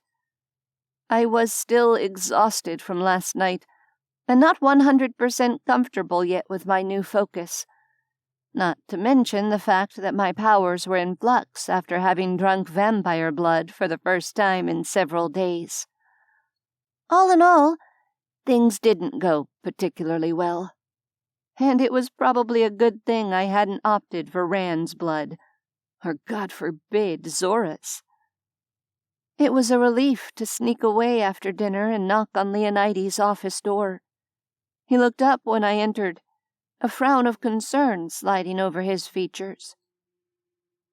"Vonnie, no offense, but you look like you're one stiff breeze away from falling over." He rose from his chair and started toward me. I met him halfway, relieved beyond measure when I leaned against him in an embrace and he didn't stiffen or pull away. His arms closed around me, and some of the aching tension I'd been carrying in my neck and shoulders fell away. "Need to talk to you about something Alagard said to me today," I mumbled against his chest. He was quiet for a moment. "Can it wait until morning?" he asked. I thought about it. Or tried to, with my brain feeling like molasses. Probably, I decided. "You need a night of uninterrupted sleep," he observed. "I could walk you back to your room." "Yours is closer," I told his chest. Left a note on my door that I was going to talk to you, so no one'll worry if they can't find me." His grip around my shoulders tightened, and I hummed contentedly. "All right," he said. "Just to sleep. We both need it at this point. I'll make sure you get up so you can get back before Jace wakes up tomorrow." I nodded agreement, not moving from my comfortable resting place just yet. "I'm not trying to hide this, you know," I told him. "I just need to have a talk with Jace about it first, rather than have him find out because he saw me sneaking back to my room with damp clothes and bedhead. I'll do it tomorrow. It's just been crazy the last couple of days, that's all." His hand stroked my hair back from my face. "It's been a decade or 5 since I was anyone's dirty little secret. I can live with it for another night." I poked him in the ribs, hard enough that he huffed at me in amusement. "You're punch drunk," he said. "Come on, before you really do fall asleep and I have to carry you." We headed for his room. By comparison to the previous quiet, the resort was bustling as the new arrivals settled in. They were strangers, though, and none of them would have opinions about who was sleeping in whose room. The white elegance of the space Leonides had claimed for himself enclosed me, reminding me once again of the penthouse where I'd met him the first time, adjusting the cufflinks on his lavender shirt as he emerged from his bedroom to greet his anonymous hired escort for the night. In a way, the familiarity of the surroundings was soothing, but also strangely bittersweet. "Bet you never thought this piece of arm candy would end up being such an expensive proposition," I murmured, as he moved around the room, readying things for nighttime. He shot me an indecipherable glance. "I'm rich, remember? All the best things are expensive." I watched with tired but avid eyes as he stripped off the form-fitting black t-shirt he'd been wearing and held it out. "Get undressed. Wear this, if you want to. I'd like that, actually." I took the shirt, a flush of something heating my skin. He stripped down to a pair of silk boxers, and I held eye contact as I undressed, before shrugging the t-shirt over my head. It hit me high on the thighs, settling over me soft and cool. I inhaled, taking in the same scent of spicy musk as when I'd been wrapped in his arms. I used his bathroom and emerged to find him waiting in bed. Reveling in the idea that I was allowed to have this now, without guilt or awkwardness, I slid beneath the covers with him. He turned off the bedside lamp, though there was still a hint of dusky light painting the white room in shades of gray. His muscular form curled around me from behind, spooning me back to front with one arm draped over my stomach to secure me against him. This is nice. I should stay awake for a bit to appreciate it, I thought, and promptly fell asleep.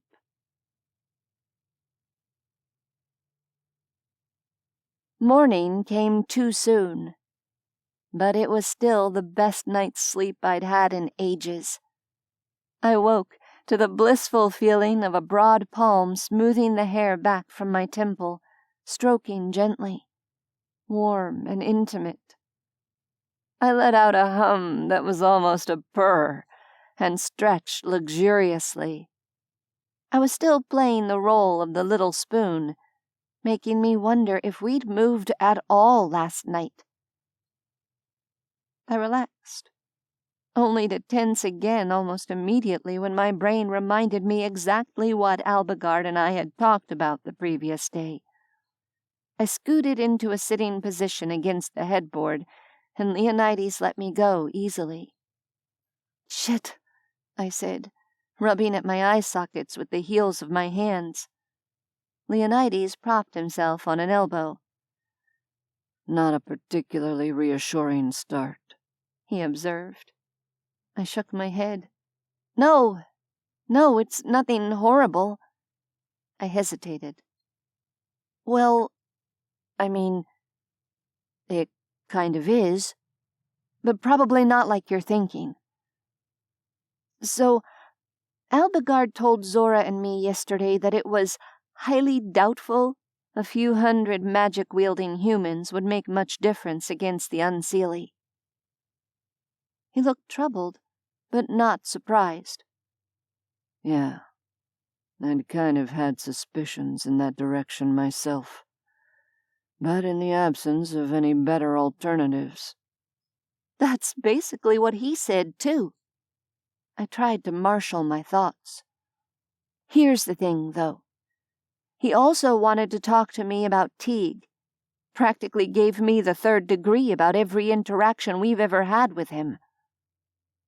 Leonides' expression was unsettlingly neutral, given the topic. "Oh." "Apparently," I continued, "he and Teague are old buddies. Well, sort of." That got a reaction, as Leonides' eyebrows shot up. "Were they now?" I shrugged. "Teague was under Alagard's command for years," he said, "and Alagard thought he was loyal. To him, I mean. He seemed really taken aback by the idea that Teague would be in favor of moving the Fey court to Earth. Basically, Alagard seems to think that the Unseelie in charge of the project with the kids have been keeping most of the Fey in the dark about their true aims, Teague included." I could see the calculations running behind Leonides' eyes. "So what I'm wondering," I went on, "is what would happen if Alagard set up a meeting with Teague under the Fey equivalent of a flag of truce, and we shared a few well-chosen home truths with him?" "That's an interesting idea," he said slowly. "I'm glad you think so," I told him, "because there are several aspects of it that make me want to hurl my stomach contents into the nearest trash can." "Only because you're listening to your emotions instead of your head," he retorted without hesitation. "I could have warned you against that, you know." I rolled my eyes at him and reached out to stroke his jaw. "Yeah, emotions. Am I right? They're the absolute worst." I let my tone drip with irony. He had the grace to look a little sheepish as he caught my hand, sliding it forward so he could press a kiss against my palm. "Okay, maybe not all emotions," he allowed. "Though I still maintain that a lot of them are nothing more than a pain in the ass." He let my hand go and rolled onto his back, tangling his fingers together behind his head and staring at the ceiling. I couldn't keep my eyes from wandering along the taut lines of his arms and torso, feeling a little throb of interest that said maybe morning sex wouldn't be so bad after all, in the right circumstances. Reluctantly, I shook it off, partly because the last thing I needed was to start a fire in the poor guy's bedroom, and partly because the sky outside was already beginning to lighten, meaning I needed to get back to my room before Jace woke up. "Be honest, though," I said. "What do you think about suggesting that Alagard pay a visit to his former underling? Because we're not going to have forever to cobble together a workable plan, and if there's any chance that the other Fae might not support what the Overseer and his bunch are doing, I think we should try to exploit that." could be dangerous," he said, still looking at the ceiling thoughtfully. "but I think we ought to try it anyway." "I don't want Alagard going alone, though," I said. "Even if he'll probably try to. And Zora and Rands shouldn't get anywhere near the Fae until it's absolutely unavoidable. Same for Edward. They'd love to have him as a way to get to Nigellus. That, basically, leaves you and me." He snorted, his eyes darting to meet mine. "Right. Or you could let me go since I'm harder to kill, and you could stay here with your son." I'd expected something a bit further along the "oh hell no" end of the spectrum, so that was promising at least. "Hear me out. This is what I'm thinking," I said. "We're pretty confident Teague doesn't know for sure that you got out of the building explosion alive, right? So we go in like we did on Easter Island. Alagard and I walk in the front door, but you're with us, hiding as mist. And now Teague has not only Alagard, but also me, a human he tried to kill. Both of us telling him what's up with some of his fellow Unseelie." He raised an eyebrow at me. "And if the meeting goes bad?" I gave him a level look. "Then you materialize in a swirl of fog and put an iron bullet through his heart. Because, frankly, I'd really enjoy seeing that. In fact, from where I'm sitting, whether he helps us or not, it's a win-win." He reached up and hooked me with one hand, drawing me down to curl against his side with my head on his shoulder. Only then did I realize I'd started trembling. "Murderous rage doesn't really suit you, you know," he said, though his tone was free of judgment. "Let me think about it for a few hours, and maybe talk to Alagard myself." "Fair enough," I agreed easily, snuggling against him for a few precious moments while I recovered from my sudden bout of the shakes. Eventually, though, I had to face the reality that it was time to get up and return to my own room. I pushed upright with reluctance, looking down at him. "I'm talking to Jace first thing today. About us, I mean. I can't guarantee how he'll take the news, but it is what it is. How's he been with you since we got here, anyway?" "He's a good kid," Leonides said. "One who already has a father, no matter what you or I might think of the guy. He doesn't have to like me, though he's been nothing but pleasant since Alagard broke his conditioning back in Caio. He needs to know that I'm not out to replace anyone." I nodded and bent down to kiss him. Everything's batshit crazy right now. I know it's not really fair to dump this on him under the circumstances, but I'm not about to hide it from him. And I'm not about to give you up either. "Just talk to him," Leonides said, tucking a stray lock of red hair behind my ear. "I'll catch up with you later today, once I've had a little private confab with Alagard." My smile felt a bit tremulous, but it was totally sincere. "Thanks, Leo." The corners of his eyes crinkled for a fleeting moment before he put on a long-suffering expression. "So that's going to stick after all, huh? Could be worse, I guess." "I did try to warn you up front," I pointed out. "So you did," he agreed. I hauled myself out of bed, feeling, ironically, more human than I had in some time. "I'd hitch up for some blood," I threw over my shoulder as I gathered up my clothing from last night. "But if there's any chance we're actually doing this, I should probably tap Rands for the 80-proof vodka instead." He hummed agreement, adding, "Probably so. No, if you decide to tap Zora at any point, make sure to let me know afterward." as he shamelessly watched me strip off his t-shirt and pull on my own clothes. I threw the t-shirt at his head, and he caught it out of the air before it could slap across his face.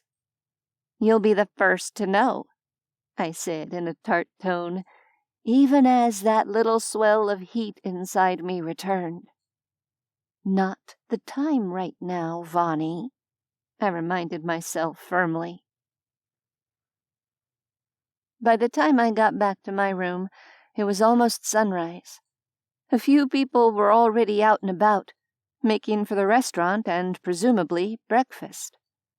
I resolved to check in with Edward and make sure he had enough help to keep things running smoothly in the kitchen, with all the additional people who needed to be fed.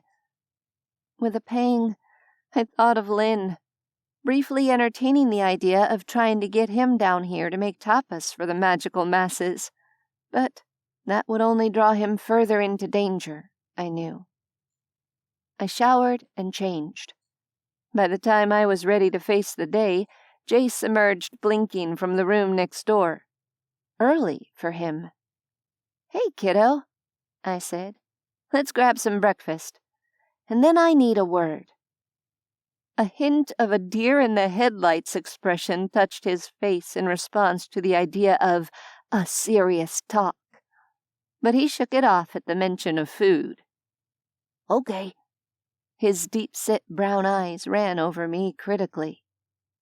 "You look better this morning." I let out a rueful huff. "Got a decent night's sleep for once. You, on the other hand, look like you stayed up too late talking to Edward's friends. Not that I can really blame you. They're an interesting bunch." His eyes widened. "They're so old," he whispered conspiratorially. "Oh my God, Mom, seriously. There's this woman, I thought she was like your age, but she was born in the 18th century. I mock glared at him. "Did I not teach you better manners than to ask a lady her age?" He snickered. "Special circumstances, don't you think, though?" "Okay. I promise to only ask the guys their age from now on."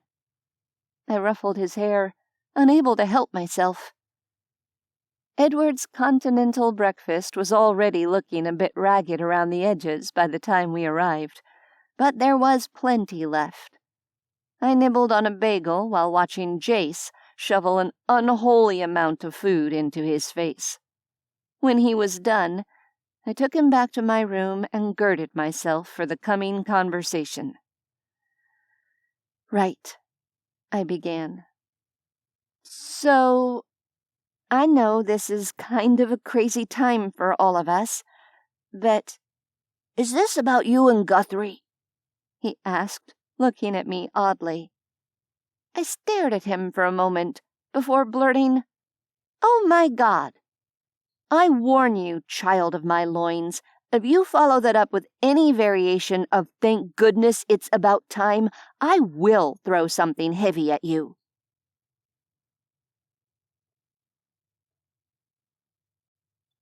"17. Jace shrugged. "Sorry, but, well, you haven't exactly been subtle about it."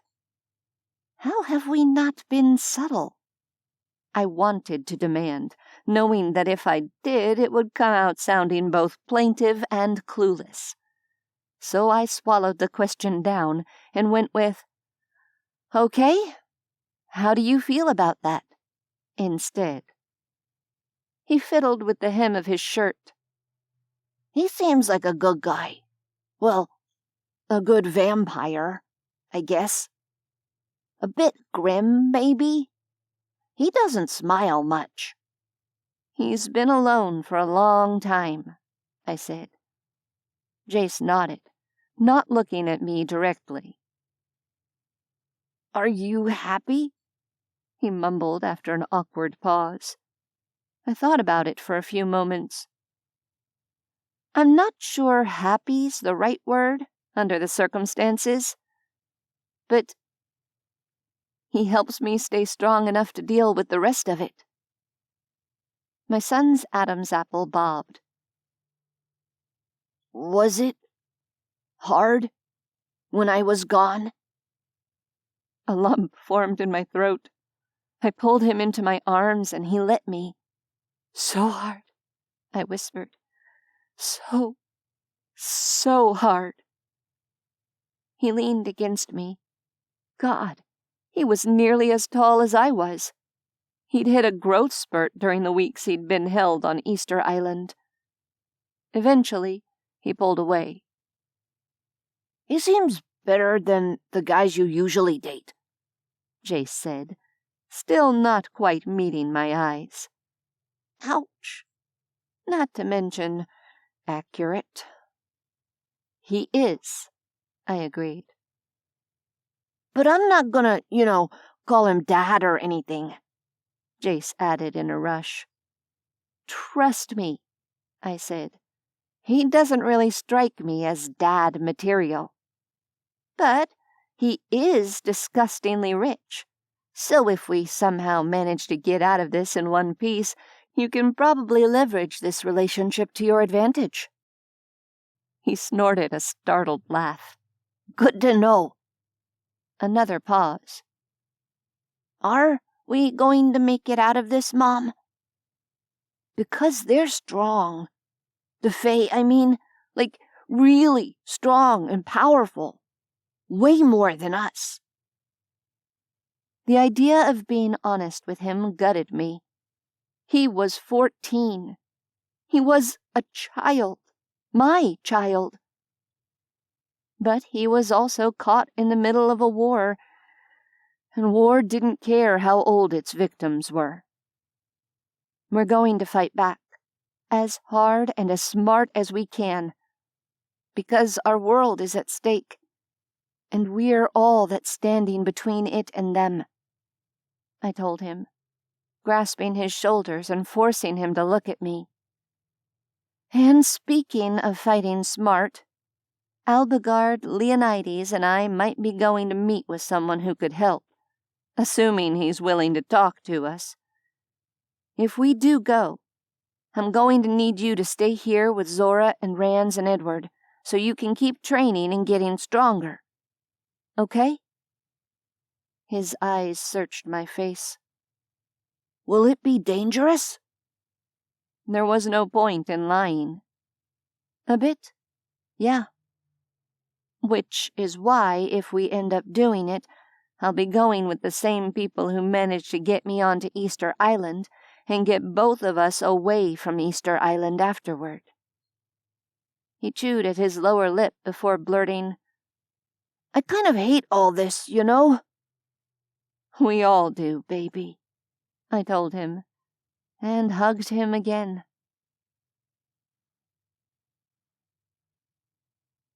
When Leonides showed up around noon, he had Alagard, Rans, and Zora with him.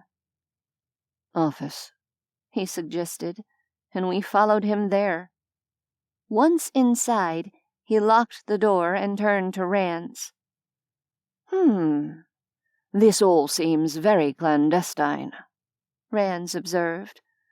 How worried should I be? That's up to you, Leonides said. We're too close to the end game to be keeping secrets from each other. But let me just start off by saying that if you get stupid about this and try to pull rank on me, I'll be very, very pissed.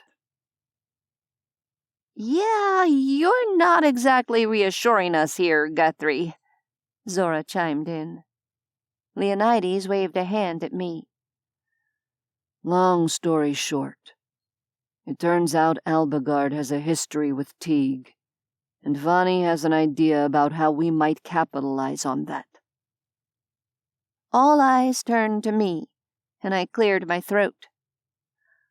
Okay, so Teague was under Alagard's command for a long time, and Alagard doesn't think he would be in favor of the plan to move the Fae court to Earth if he knew about it. So I thought, why not track him down and tell him about it? See if we can sow a bit of discord among the Unseelie? Zora blinked at me and raised a finger. I'll take... Because he tried to kill us for $500, Alex? Leonides was watching Rands closely, but it was Alagard who spoke.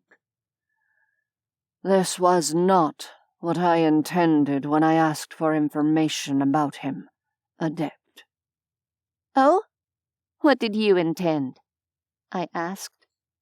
He paused, and I realized with faint surprise that he actually appeared lost for words.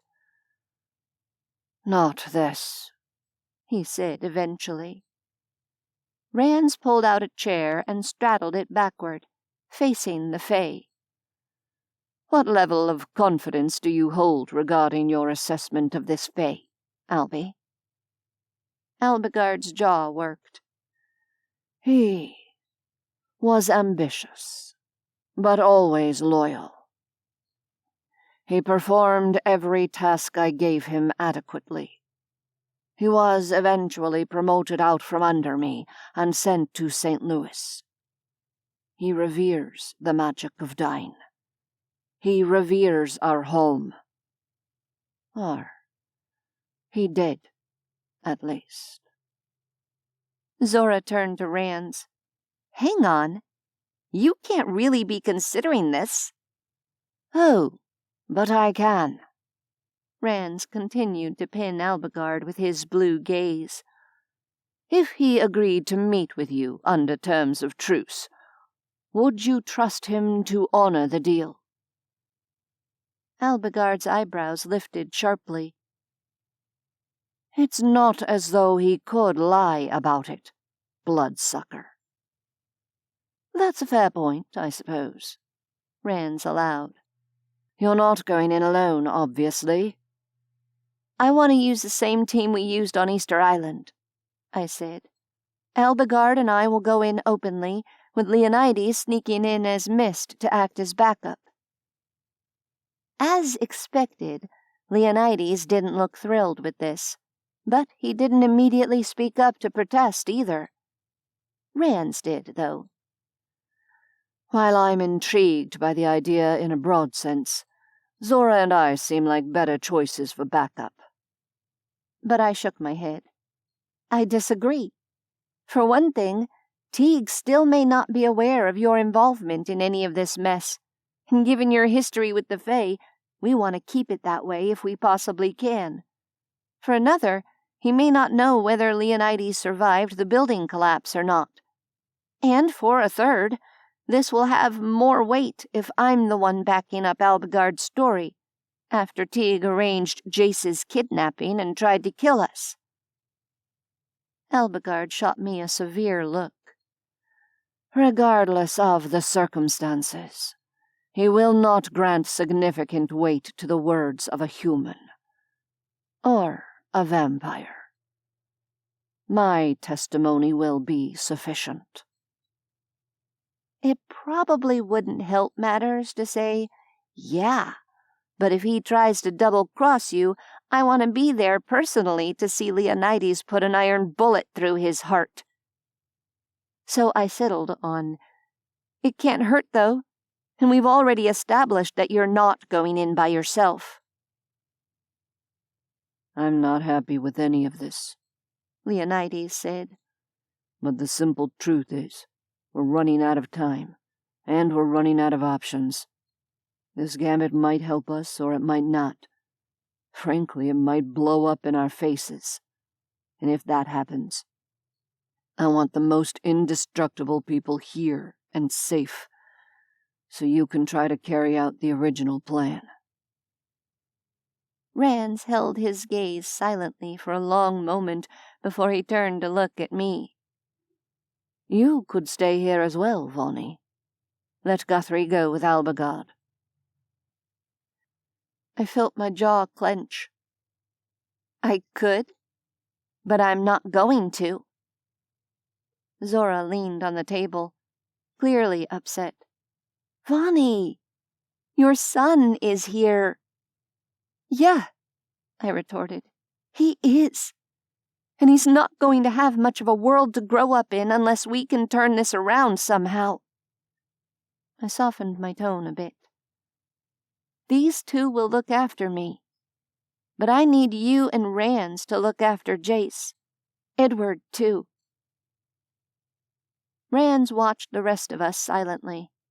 I could practically see the calculations running in his centuries-old head. There was a certain coldness there, a level of detachment that I never would have guessed at when I first met him. But I supposed this was what facing down the end of the world had done to all of us. When the fate of humanity hung in the balance, suddenly sentiment lost a lot of its importance in the decision-making process. A plan either had merit, despite the risk, or it didn't. My plan did. I was sure of that. Rands addressed his next words to Alagard. "Very well. If you can arrange such a meeting with any sort of confidence in Teague's intentions toward you, I'll support it." Zora's grip on the edge of the table tightened until the laminated surface creaked. "And if I don't?" The look Rands gave her wasn't without empathy. "Then you risk interfering with what currently seems to be our best chance at tipping the balance in our favor." Zora looked helpless for a moment. Frustration and worry twisted her pretty features as she pushed away from the table and paced across the room, stopping with her back to us. "Fine," she snapped, "but I still don't like it one bit." "Join the club," Leonides said. "Now, Alagard, what are you going to need to set this up?" Alagard also looked less than thrilled, but he only said, "A way to contact an analog phone number in the United States without the call being traced to this geographic location." Leonides nodded. "I'll spoof a phone number for you using voice-over IP. I have no idea what that means," Alagard told him. Leonides sighed. "It'll look like the call is coming from someplace else. Maybe Malaysia. Lots of people there. Lots of islands. Hard to search if he decides to try." "That should be adequate," Alagard agreed. "Aside from that, I will need to recover for a few hours after leaving the boundaries of this benighted area. It will take that long for me to be strong enough to transport us to the location of the meeting, should Teague agree to it." Since the alternative would presumably mean Alagard draining my power to fuel our travel, that sounded like a reasonable accommodation. "Rands," I said, "I'm going to need blood. Lots of it. I'm starting to get the hang of using this new focus, but I intend to be maxed out on magical power when we do this. I also want to see if Edward can ward my necklace again, and this time I'll know enough to avoid getting sea spray on it afterward." "Right then." Rands rubbed his hands briskly. "Sounds like we've all got things to do. Come along, Vonnie. For our first order of business, I'll squeeze out a dram for you."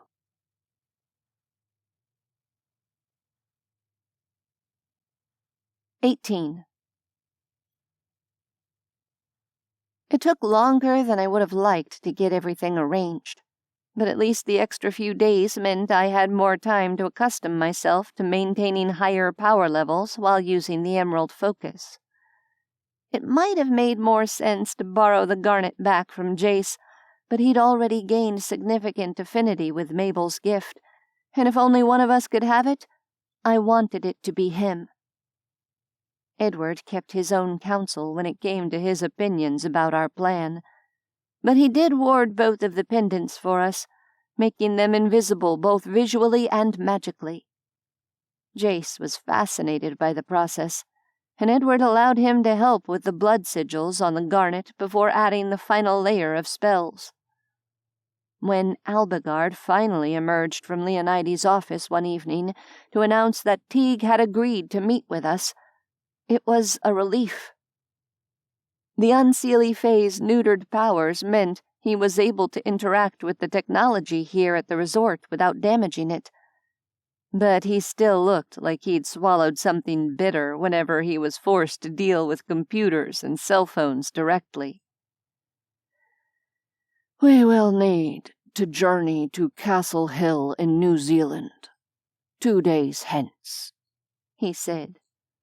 "Our appointment is at noon, local time. For obvious reasons, we should be there earlier than that." "Why New Zealand?" I couldn't help asking, since I'd sort of figured we'd be returning to St. Louis. "He believes us to be traveling from Southeast Asia. It's my impression that he was attempting to be polite by meeting us halfway." Polite and Teague weren't really words I expected to hear together in the same sentence, but whatever. "He'll come alone?" I asked. "He will. He has agreed not to inflict harm on you during the meeting as long as I am who I say I am," Alagard said, and I took a moment to untangle that. "Okay," I said slowly. "That's very specific. Has he agreed not to inflict harm on you?" "I'm a wanted criminal." So am I pointed out. "Since I'm one of the people who engineered your jailbreak, in case you'd forgotten." He made a dismissive noise. "You are human. Furthermore, you accepted my gift before taking that action. In the eyes of the Fae, your crime is my crime." I narrowed my eyes at him. "Great. That's handy, I guess. Though it still doesn't answer my question about whether he'd be willing to guarantee your safety," I added. "As I have said before, I judged him loyal on the basis of our previous association," Alagard said. "Moreover, we are evenly matched in magic. He would be foolish to agree to come alone if he intended to take me prisoner." "If you say so." I turned my thoughts to logistics. "I assume we'll need to take the Hell Rover so we can get you away from the iron deposits here? Then you can portal us back to that island with the burial mounds, where we can catch a ley line from there?" "Correct." He didn't appear to have any more enthusiasm than I did for the idea of riding in the horrible vehicle again, but at least it wouldn't be for 13 hours this time. As wrenching as magical travel could often be, I was beginning to understand the appeal. At least it was over sooner. "When do we need to leave?" I asked. "This evening would be best," he said. "Of course, the sooner the better, as far as I'm concerned." "Yeah, I bet," I told him. "Are you sure you'll have enough time for your magic to recover?" He nodded. "Yes, as long as we camp in natural surroundings. Never fear, Adept. I won't need to drain you unless something unexpected happens." I barely refrained from rolling my eyes. "Something unexpected? Sure. Because when does that ever happen to us?" He shot me a dark look that did nothing whatsoever to reassure me.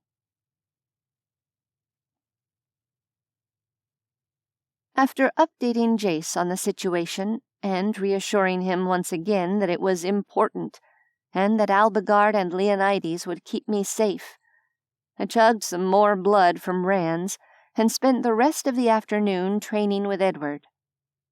Leonides seemed to be on top of the details when it came to the nuts and bolts planning of the trip, so I left him to it. I forced myself to eat a hearty meal at dinner, wondering in passing what kind of crazy South American animal had ended up in the fragrant stew this time. Jace seemed subdued, obviously worried. And who could blame him? When we were done, I slipped into the kitchen for a private word with Edward, giving him essentially the same speech I'd given Zora and Rands. This is necessary. It'll probably be fine. But if it's not, please look after my kid and try to keep him safe. Edward wore the same grim expression I'd seen on his kindly face when a SWAT team had swarmed into the woods where we were hiding in eastern Missouri, but he only patted my arm and wished me luck. We left at dusk, after I'd hugged the snot out of my son and said goodbye to a worried Zora, along with a sober-faced Rands. I was more than happy to leave the driving to Leonides, since careening down two-lane roads in the Brazilian rainforest at night wasn't exactly my idea of a good time. While this trip wasn't as long as the one required to get us here from Bellum, it was still several hours before Alagard's shoulders relaxed, relief radiating from him in waves. "Are we clear of it, then?" Leonides asked him. "The maps of the iron ore deposits aren't terribly exact, I'm sorry to say." "Yes," said the Fae. "A bit farther, and then we should find a place to camp for the night." When we eventually pulled onto a little access road leading God knew where, I was more than ready to call it a day. Dozing in the bone-jarring vehicle was utterly impossible, though I'd at least snacked on some of the jerky and trail mix that Leonides had packed for me. He parked the Hell Rover on a flat stretch of ground at the edge of the tree line, and I excused myself for a spot of alfresco bladder emptying by the light of an old flashlight. I returned to the vehicle to find Leonides waiting for me, but no sign of Alagard. "He's sleeping rough," Leonides said in answer to my questioning look. "Or possibly just wandering around in the forest all night. Not really my business to press for details. Anyway, he'll be back here in the morning before we need to leave." All right. Let's move this party to the rear bench seat in that case, I told him. And I'm borrowing your lap for a pillow. It should have been eerie, sleeping in a rusty Land Rover parked next to thick trees on what might well have been someone's private property. But I was with a guy who could convince anyone who might show up that they hadn't seen a thing out of the ordinary. Alagard, wherever he was spending the night, was equally capable of taking care of himself. And me? I was tired, and I had a strong, comfortable thigh to rest my head on, while cool fingers stroked through my hair. "Night, Leo," I murmured. "Sleep well, Vani," he said, in his low, velvet-wrapped voice. I closed my eyes, letting my cares fall away until morning, secure in his presence despite the impenetrable darkness beyond the windows, as unfamiliar insects chirped in the night.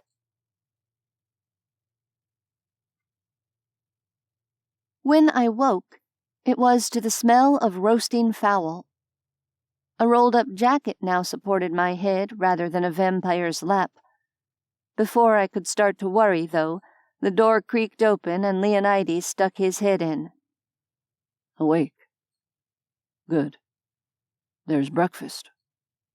I grunted, still only half aware, and shuffled awkwardly out of the back seat. Despite how well I'd been eating at the resort since we arrived, the smell was making my mouth water for something that didn't come in crinkly packaging. Outside, the sun had only just risen above the treetops. Alagard crouched next to a fire ringed by stones. The carcass of some sort of bird about the size of a Cornish hen was pierced on a spit that had been erected over the flames, and the Fae was using a pair of green sticks to pluck what looked like packets made of charred leaves from the coals. He looked better this morning. More himself. The Fae glanced up as Leonides and I approached. "Eat, Adept. This promises to be a long couple of days." The area around the little access road was mowed, so I lowered myself to sit cross-legged in the grass, after checking carefully for snakes and anthills.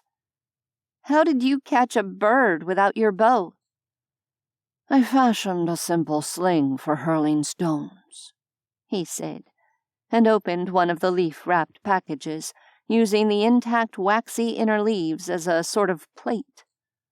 2 oblong tubers lay on it, steaming and roasted golden at the edges. He put the food in front of me and opened the second leaf package for himself. Lastly, he removed the spit from the fire and twisted off the bird's 2 leg portions for me, keeping the breast meat for his own meal.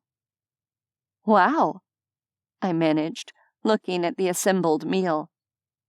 "And, no offense, but I assume these tuber things are definitely safe for humans to eat?" He raised an eyebrow at me. "Since it would be counterproductive for me to poison you, Adept. Yes, you may safely assume so.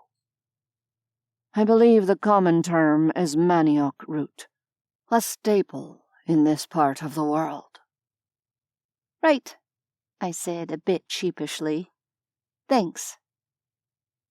It was frankly a bit weird eating food with absolutely no seasoning added, except what the smoke from the fire had lent it. And the meat was tough compared to factory-farmed chicken, but it was filling, not to mention far more satisfying than an energy bar would have been. "Can you ward the Land Rover so no one will disturb it before we get back?"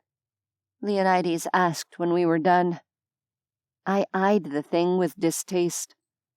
Or we could just leave it unlocked and hope someone with a masochistic streak steals it.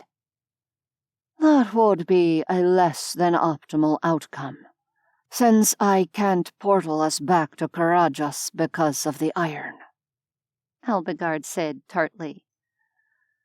"Otherwise, I would be in firm agreement with such a suggestion. As it is, yes, I can fashion a minor ward to discourage humans from approaching." He did so, leaving the doors unlocked and the key in the ignition so that any one of us could hop into the driver's seat in a hurry upon our return, if we needed to.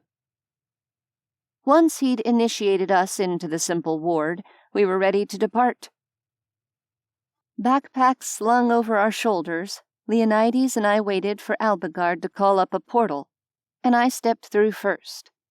I stumbled a bit as I emerged in Teso dos Bichos, the remote ancient burial ground built along the ley line, catching myself as the others came through after me.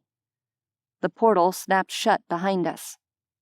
Alagard led us unerringly to the exact point where we'd arrived from Lima, and Leonides swirled into a cloud of vapor. Alagard opened the ley line, which swallowed us up in a flash of light.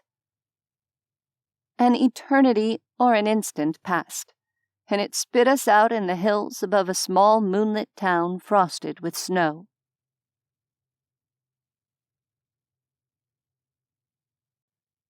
19. I shivered, disoriented.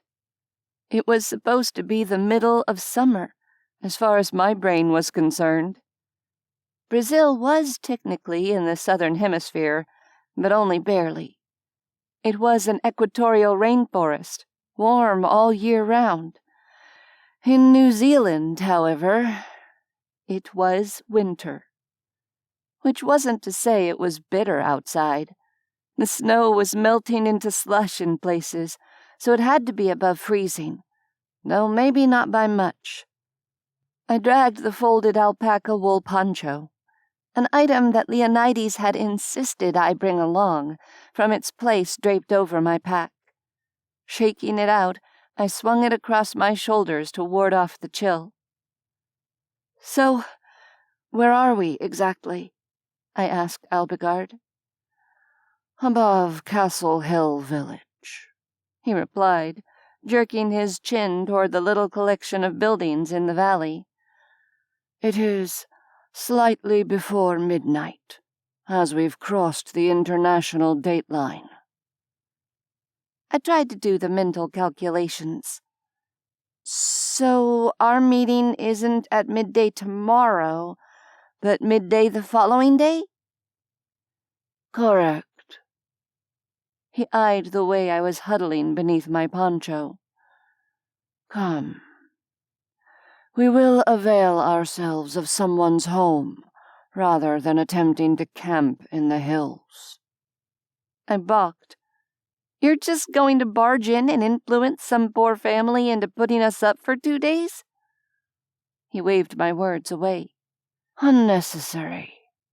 This is a holiday village. Most of the buildings won't have permanent residents." Great, I thought. So we'll just be doing a spot of breaking and entering instead.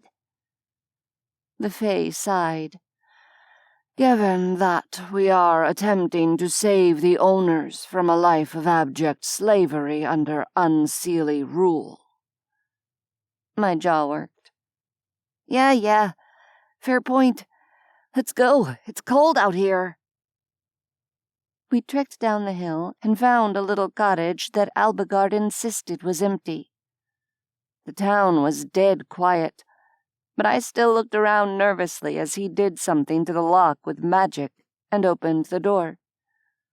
Outside, the silver moonlight reflected off the snow, illuminating our surroundings.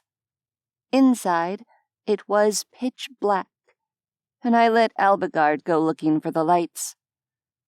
An overhead fixture came on a few moments later, flooding the room with a warm yellow glow. Leonides swirled into solidity next to us, looking around the place. "Central heating?"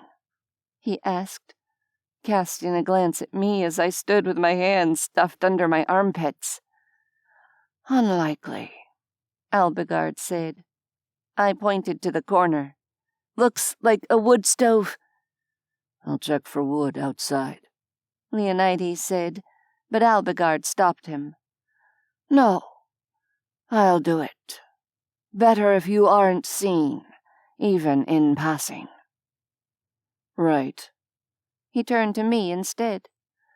"Well, there might be a space heater or something to supplement the stove. We can look." "Sounds like a plan," I agreed, as we split up to scope out the place. I did indeed find a little ceramic space heater in the bathroom cabinet, which was also where I discovered that while the electricity might be connected, the place had been winterized, and the water was turned off.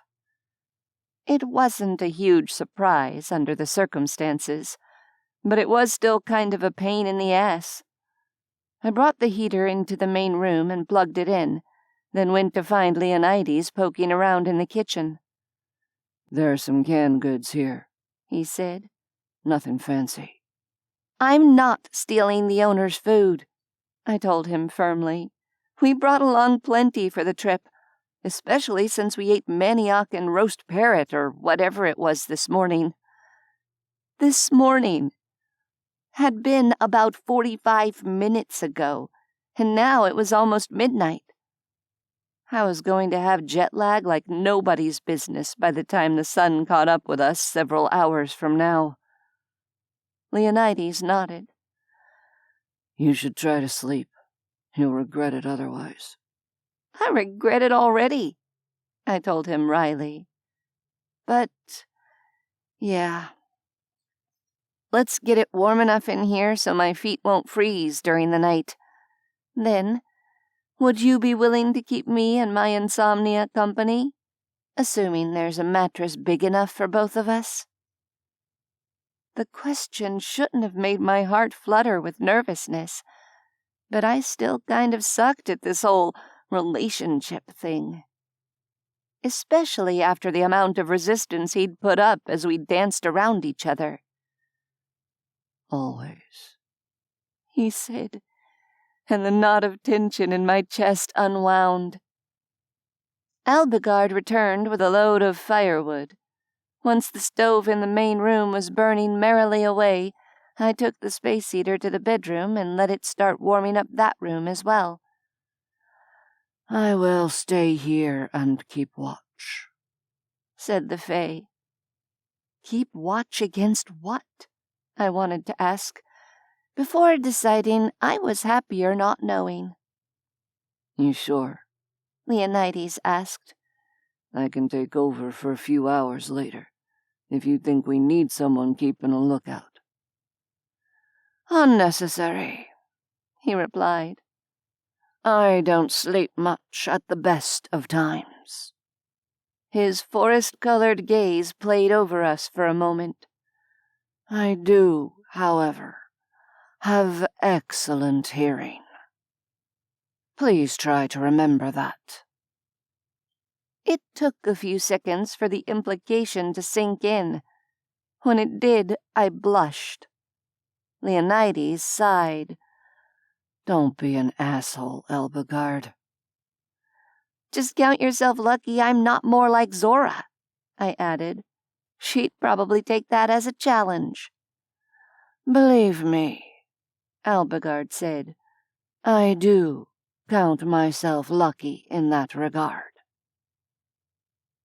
On that awkward note, we retreated to the bedroom, leaving the Fae to his watch and his solitary grumpiness.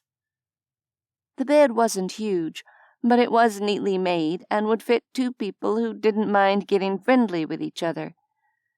I tried to pretend I was having a lazy Saturday morning in, going back to bed after breakfast, rather than having abruptly lost 9 hours to the vagaries of instantaneous intercontinental travel. Neither of us undressed beyond shedding our shoes and outerwear. It was still chilly enough in the room that I spread the alpaca poncho out to use as another layer of insulation on the bed. When we were settled, Leonides seated, leaning against the headboard with a pillow behind his back, and me curled under the covers next to him, I broached a topic that had been nagging at me. Alagard's offended Fae sensibilities aside, is our mismatch in libido going to pose a problem, do you think? I asked, thinking of all the disappointed boyfriends in my past. Frigid bitch. The words whispered through my memory. His hand rested on the crown of my head, the thumb that had been stroking idly across my temple stilled. What do you mean? I grasped my determination not to screw this up with both hands and plowed forward. You've had a lot of sex. That's all I'm saying. And I'm not at all sure I'm ever going to be an everyday and twice on Saturdays kind of woman. I've disappointed quite a few guys in that regard over the years. I'd prefer you not be another one. His thumb resumed stroking, though he was silent for a few moments before answering. When he did, his tone was pensive. Sex is useful for turning off my thoughts for a bit. Not to mention getting close enough to someone to drink their blood without feeling like a complete asshole about it afterward. He paused again. But it's not what I've missed all these long years since Clarabelle died. I craned to look up at him, despite the fact that I could barely make out his face in the dark. No? What did you miss? He hitched me a little closer against his side. This. I missed this. It didn't occur to me until sunlight was streaming through the dusty window that with his fey hearing, Alagard had probably been subjected to the details about my sexual insecurities, even if we hadn't subjected him to the sex itself. Ah, well. It wasn't accurate to say that I'd slept well, but I dozed and drifted, enjoying the intimacy of being in someone's arms. In some ways, it made up for the handful of nights when I'd dropped off in Leonides' embrace without getting a chance to really revel in the feeling of strong arms around me. Whatever the word was that described a desire for snuggling, in that, at least, we appeared to be extremely well matched. The following day was boring as hell. Or maybe I need to stop using that turn of phrase, since I'd never been to hell, and for all I knew, the place was party central. Suffice to say, there was nothing much to do in the house, and we didn't want to draw attention by going outside during the daylight hours. I ended up sleeping when my brain insisted it was getting late, even though it was only midday. I read the least boring-looking of the old bodice rippers that the owner had left lying around on a shelf in the main room. I ate unappealing camping rations. Alagard fasted and looked out the window quite a lot. Leonides took another of the trashy 20-year-old historical romance novels and amused himself by annotating the margins with a ballpoint pen. The snow melted over the course of the day, and no more fell the following night. On the morning of our meeting, Leonides cornered Alagard for a bit of straight talk. Like I said in Karajas, we're too close to the endgame to act coy with each other, he said. I'll be armed when we go in, and if Teague turns on either of you, I won't be messing around when I go after him. I know the Fae think they play by a different set of rules, but in the human world, he's a kidnapper and a mass murderer. If he's not going to help us, then he's in my way, and I don't have time for him. Is that going to cause a problem? I'll admit it. That flat, no-nonsense tone combined with the steely promise ignited something hot inside me. Even though I knew I should be rooting for Teague to fall to his knees in abject regret and offer to help us defend the earth from his fellow Unseelie, I would still be every bit as happy seeing him lying dead in a puddle of blood. It wasn't politically correct, or even smart, but it was undeniably true. Alagard lifted his chin, regarding Leonides with a level green gaze. Let us hope we don't need to find out. We left 3 hours before the meeting. Alagard and me walking while Leonides swirled into the air above us and disappeared. The ancient geological formation for which the village was named lay roughly 2 miles to the south.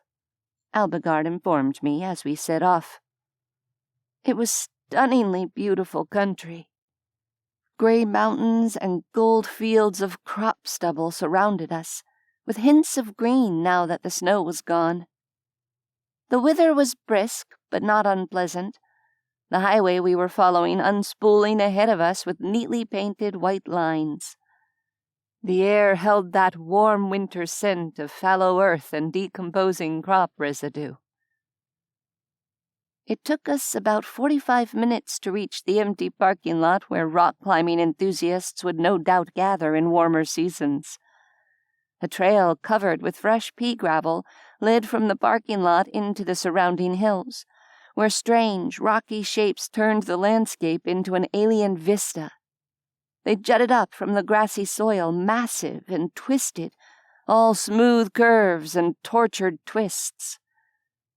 Alagard led the way into the otherworldly maze, past a formation that looked like a headless elephant straining to free itself from the rest of the hillside, and another that brought to mind a colony of seals lazing together on a rocky seaside cliff. I gaped, looking this way and that as I tried to take it all in. For a few moments, it was all too easy to forget why I was here in the first place, in favor of playing tourist. I had the sudden urge to pull out my phone and start snapping pictures, even though turning the phone on would only succeed in frying it, since I was standing so close to Alagard. He walked as though he knew where he was going. I wasn't sure if he was heading for the point where the ley line intersected with the twisted limestone monument to nature's weirdness, or if he and Teague had agreed to a specific location ahead of time. "He is already here," Alagard said, as we approached a natural chamber surrounded on all sides by rock, except for a small gap at the front. A little sign next to the entrance read, "Echo Cave." We were easily 2 hours early, but Alagard didn't seem alarmed. He'd made a point of wanting to arrive well before the meeting, but I got the impression he'd meant arrive in the area, rather than at the meeting itself. As long as Teague didn't get a glimpse of Leonides, Alagard appeared content to allow his former underling to feel as though he held the upper hand by arriving first. I took slow, deep breaths, though it did nothing to slow the sudden pounding of my heart as we traversed the opening in the stones. Sure enough, Teague was waiting for us inside the natural amphitheater, seated on a jutting rock with one leg drawn up and the other dangling casually.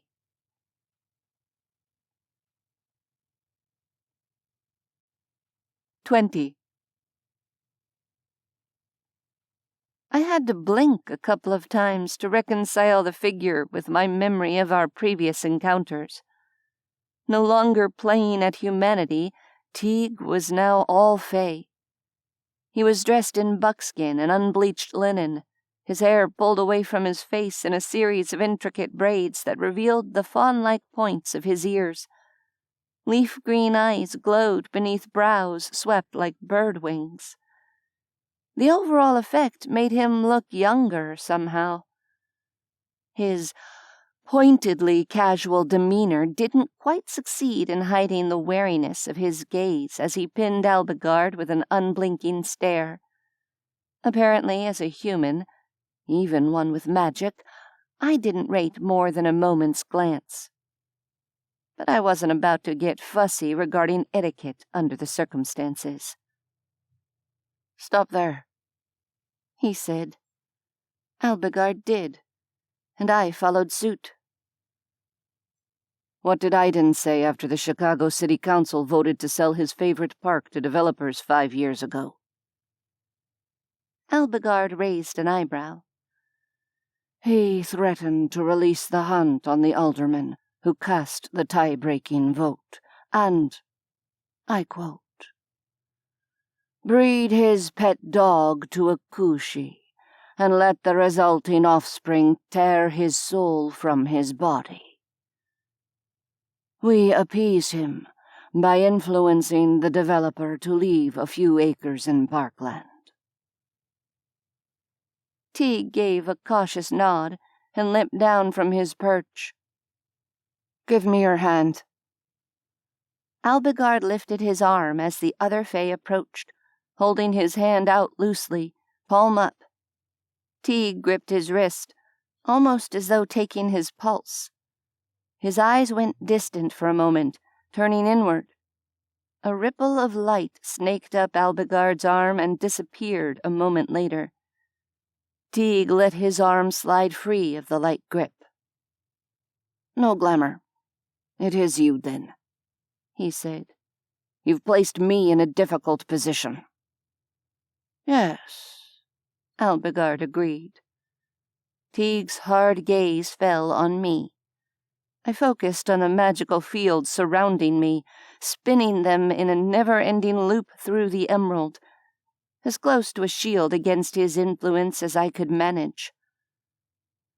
"Your choice of company also leaves much to be desired," he told Alagard, still pinning me with his eyes. "She is magically adept and useful to me," Alagard said dismissively. "As I might add, as her son." Teague's gaze jerked back to him, and his expression grew unreadable. "Her son? What do you know of this matter?" "More than you do, apparently," I said, unwilling to be a silent bystander any longer. It was easier than I'd expected to control my hot rage toward the Fae, but I could still feel the lightheadedness that came with knowing I was standing in front of the person who'd caused so much pain, not only to me, but also to the people I cared about. Teague's expression turned mocking. "Oh, indeed.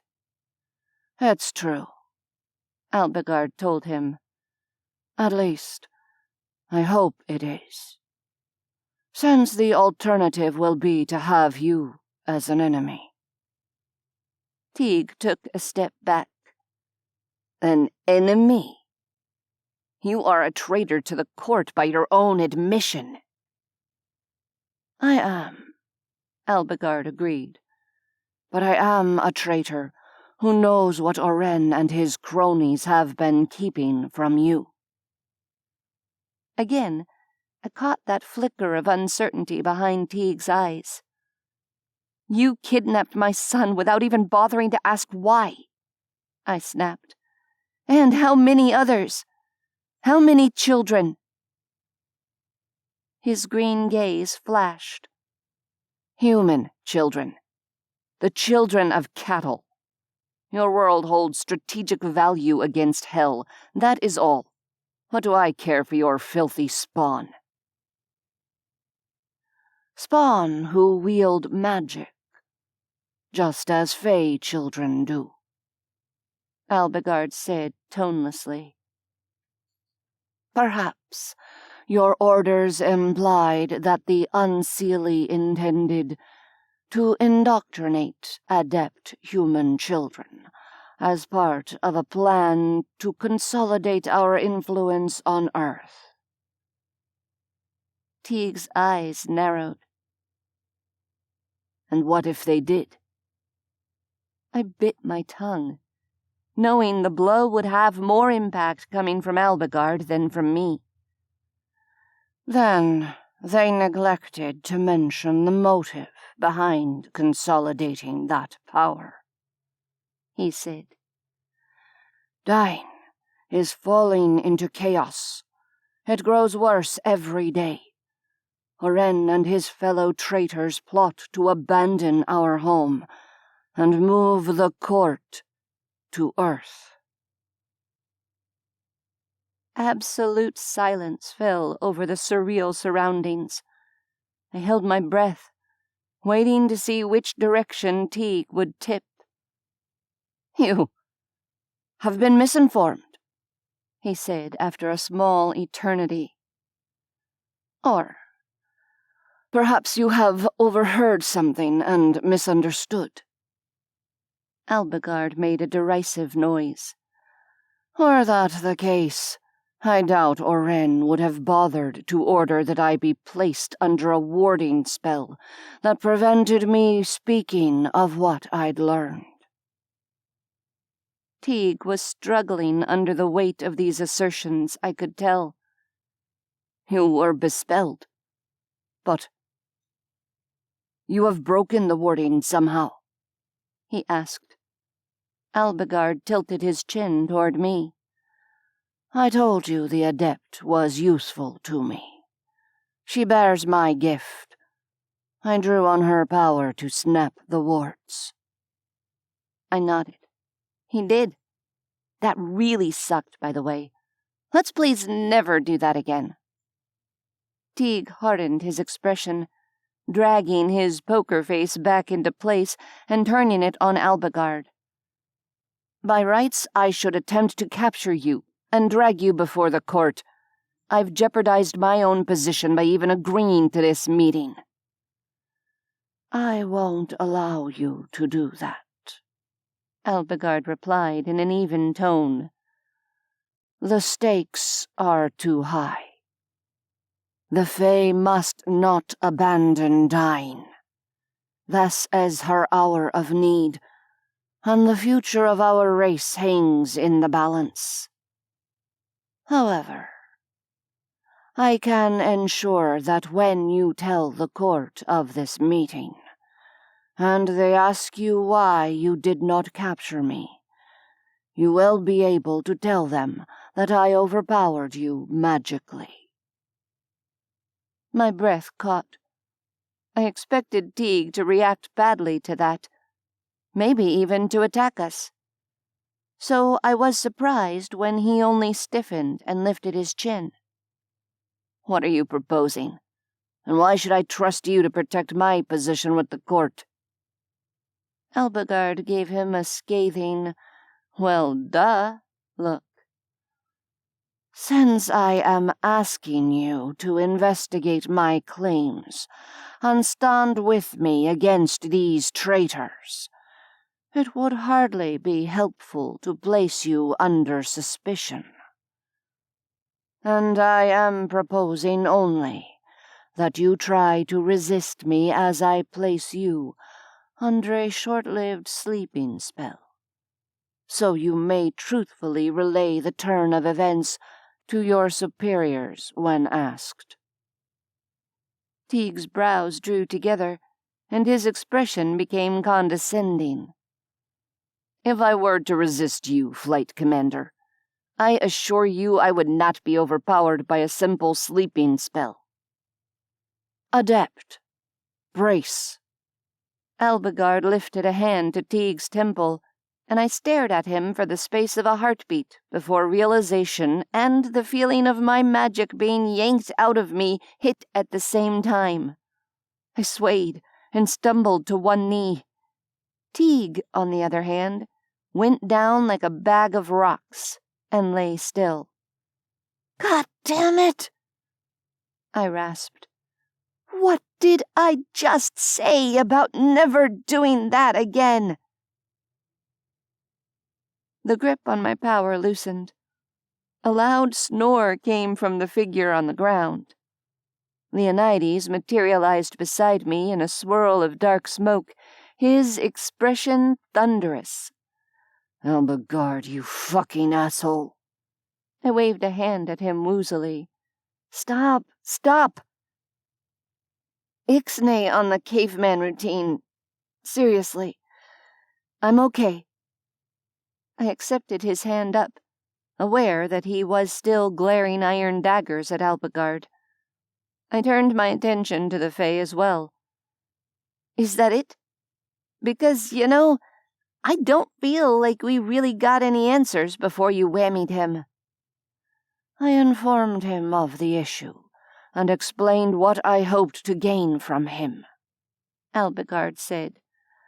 Then I gave him a plausible excuse for not capturing me.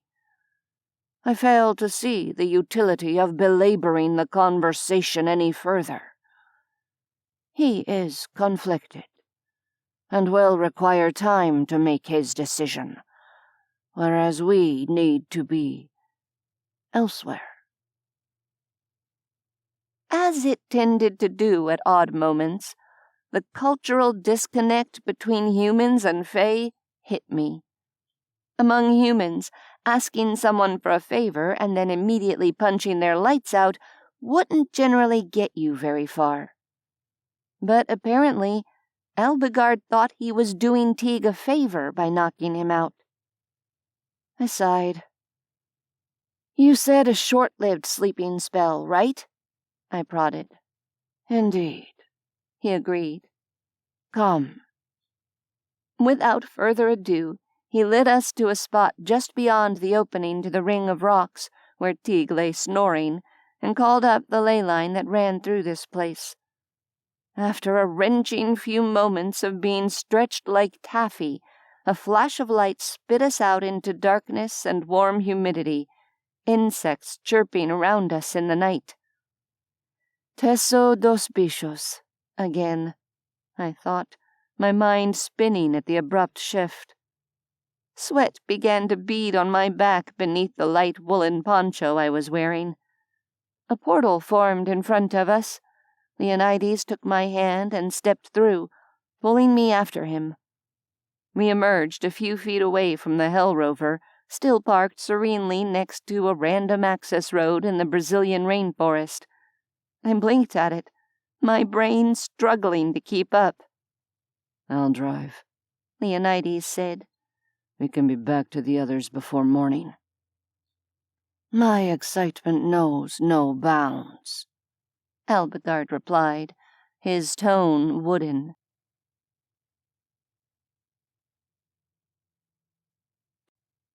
21.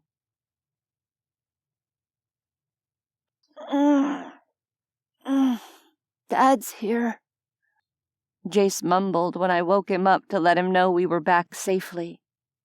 We'd arrived at the resort a bit after 4:30 a.m., checking in with Zora and Rands before heading our separate ways. For sleep, in my case, catching up on emails and news sites in Leonides' case, and, I assumed, distracted brooding in Alagard's case. I stilled, my hand on my son's shoulder. Maybe he was just dreaming about Richard, I told myself. That's good, I said. Go back to sleep. It's early. I'm going to catch a couple of hours, too. But when I emerged from my room later that morning, it became clear that yes, Richard was in fact here, against all expectations. He was standing outside Jace's door, staring at it as though he wasn't sure whether he should knock or not. He looked startled when I came out of the room next door, his deep-set brown eyes falling on me and widening. "Vonnie," he said, his tone radiating uncertainty. "Richard?" I replied, equally off balance. He'd lost weight, and there were dark circles under his eyes. All in all, he looked like a man who hadn't slept well in a very long time, or eaten well, or had his hair cut. He lifted his hand, scratching at the back of his head. His voice trailed off for a moment before he tried again. Jace called me and asked me to come. You got him back after all. He's okay. I heard a faint tremor behind the final word. Yeah, I managed. Thanks for coming. I know this place is kind of in the middle of nowhere. He looked a bit sheepish. It's not like I was paying for the plane tickets, he muttered. No kidding, I thought, but had the presence of mind not to say it aloud. You're here now. That's the important part. Does this mean you've had second thoughts about playing Scooby-Doo with a bunch of freaks? At least I think that's how you put it. Richard winced. I tried to feel guilty for being a bitch, and failed. The wolf came back, Vonnie. His voice was a hoarse whisper. 2 more times, after that night when Ivan's men broke into the shop. Then it stopped happening. I figured maybe I was losing my mind, cracking under the strain, you know. But I started thinking about some of the things you said, and I thought, maybe... I met his gaze head on. Vampires, demons, and fae exist. Magic is real. Both of us possess it, and we passed those genetics on to Jace. We made him a target because of who and what he is. There's this group of Fae. They're kidnapping magical human children, planning to install them as some sort of ruling class in preparation for coming in and taking over the planet. We're trying to stop them. Silence fell, broken only by the sounds of activity elsewhere in the resort as other people started stirring, preparing for the day. Richard seemed to be struggling with something internal. I crossed my arms, waiting for him to freak out, to run. "Okay," he said, when the atmosphere of expectance finally grew too heavy. "I don't know what I'm supposed to say to all that, but I'm here. I want to do whatever I can to keep you and Jace safe, to help." I thought of all the times Richard had let us flounder, all the times I'd been in danger, sometimes because he'd put me there himself, and he'd been nowhere to be found. I opened my mouth to say something blistering, something that would lance the festering, anger-filled wound that had lived in my heart for so long. Jace's door opened, a wide grin on his face. "Dad! And Mom, you're back! I wasn't sure if I dreamed that part or not." He looked between us, his expression falling. "Oh, are you fighting already?" I closed my eyes, drawing the anger inside, along with the hurt. Richard was here. He'd come because Jace had asked him to, and he'd at least listened to my grim recitation of what we were facing without freaking out or calling me crazy. "No, babe," I said, since that was technically true. Most of the imaginary argument had taken place inside my head, rather than escaping into the real world. I needed to keep it that way. I was just giving your dad a recap of what's been going on. It's not a nice story, that's all. He looked unconvinced even as he nodded. "Okay. So now that you're back, can you tell me where you went? Is the guy you talked to going to help us? Who was it, anyway?" "We took a trip to New Zealand, as it happens," I told him. "Interesting place. We should totally go there sometime if the world doesn't end first." Jace snorted. Richard looked between us like we'd both lost our marbles. "We talked to a Fae that Alagard used to know." I didn't expand on who that Fae actually was. Not sure if he's likely to help or not, but at least he didn't freak out or try to attack us or anything. That might be a good sign, I guess. "Cool." Jace glanced at the position of the sun and sent a longing look toward the restaurant where a steady stream of people were coming and going through the entrance. "How about breakfast? I'm starving." "Go on, you two. I'll catch up," I told them. Richard gave me a long, penetrating look before he nodded once and headed off with our son. I watched them go, trying to get my circling thoughts under control.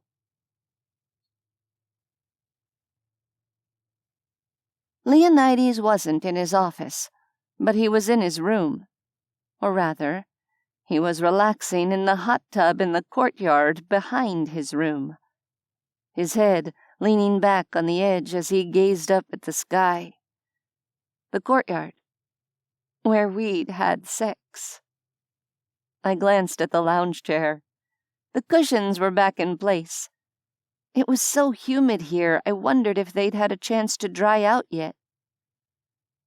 "So, I'm probably going to end up killing someone," I announced as I walked in. "I might need an alibi afterward. Just putting that out there." He rolled his head to look at me. "Okay. Who are we killing? And why are we killing them?" I appreciated the fact that he didn't even bat an eyelid. Richard came. And, all right, fair's fair. I called that one wrong. Apparently, he's finally seen the supernatural light, and now he's here to protect Jace and me like some kind of crusading knight, which, would be a first. I plopped down on the lounge chair. The cushions seemed to be pretty dry, actually. Leonides blinked at me. Isn't that a good thing? Assuming you take into account that he'll probably be incompetent at crusading, and knighthood in general. I sighed and leaned back, taking a leaf from his book and staring up at the robin's egg blue of the morning sky. I suppose? Which doesn't change the fact that I'm likely to murder him with an uncontrolled burst of rage-filled magic at some point. Maybe it would be best if you avoided him as much as possible. There are a surprising number of people descending on this place. It shouldn't be too difficult to steer clear of him for the most part. I chewed my lower lip, considering it. Yeah, you're right. I can do that. Just stay civil toward him when we're around, Jace, and keep my distance otherwise. Okay. Good plan. I mean, I was going to be busy with training and strategy anyway, right? And he'd want to spend solo time with Jace, I was sure. How hard could it be? My new Avoid Richard plan lasted about an hour. I was talking with a group of Edward's acquaintances about the possibility of acquiring more focusing objects for the magically inclined people who didn't already have their own, when a familiar, entirely unwelcome voice intruded. Vonnie! Richard strode up, giving the rest of the group a wary look. We need to talk. I shot him an irritated glance. I don't really think we do. His jaw worked, tendons moving visibly against the sharply defined planes. Once upon a time, when I was 15, I'd thought it was kind of hot when he did that. Now it pissed me off for no reason.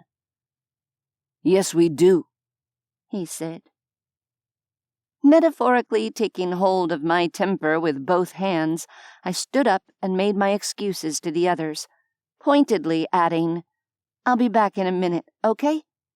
Before following him out of immediate earshot of the group. He rounded on me. You're sleeping with one of them? With a vampire? What the fuck is this? 50 Shades of Twilight? And, oh, yeah, it was on. All of my good intentions flew out the proverbial window. Not that it's any of your business, Richard, I hissed, jabbing a finger into his chest to drive the point home.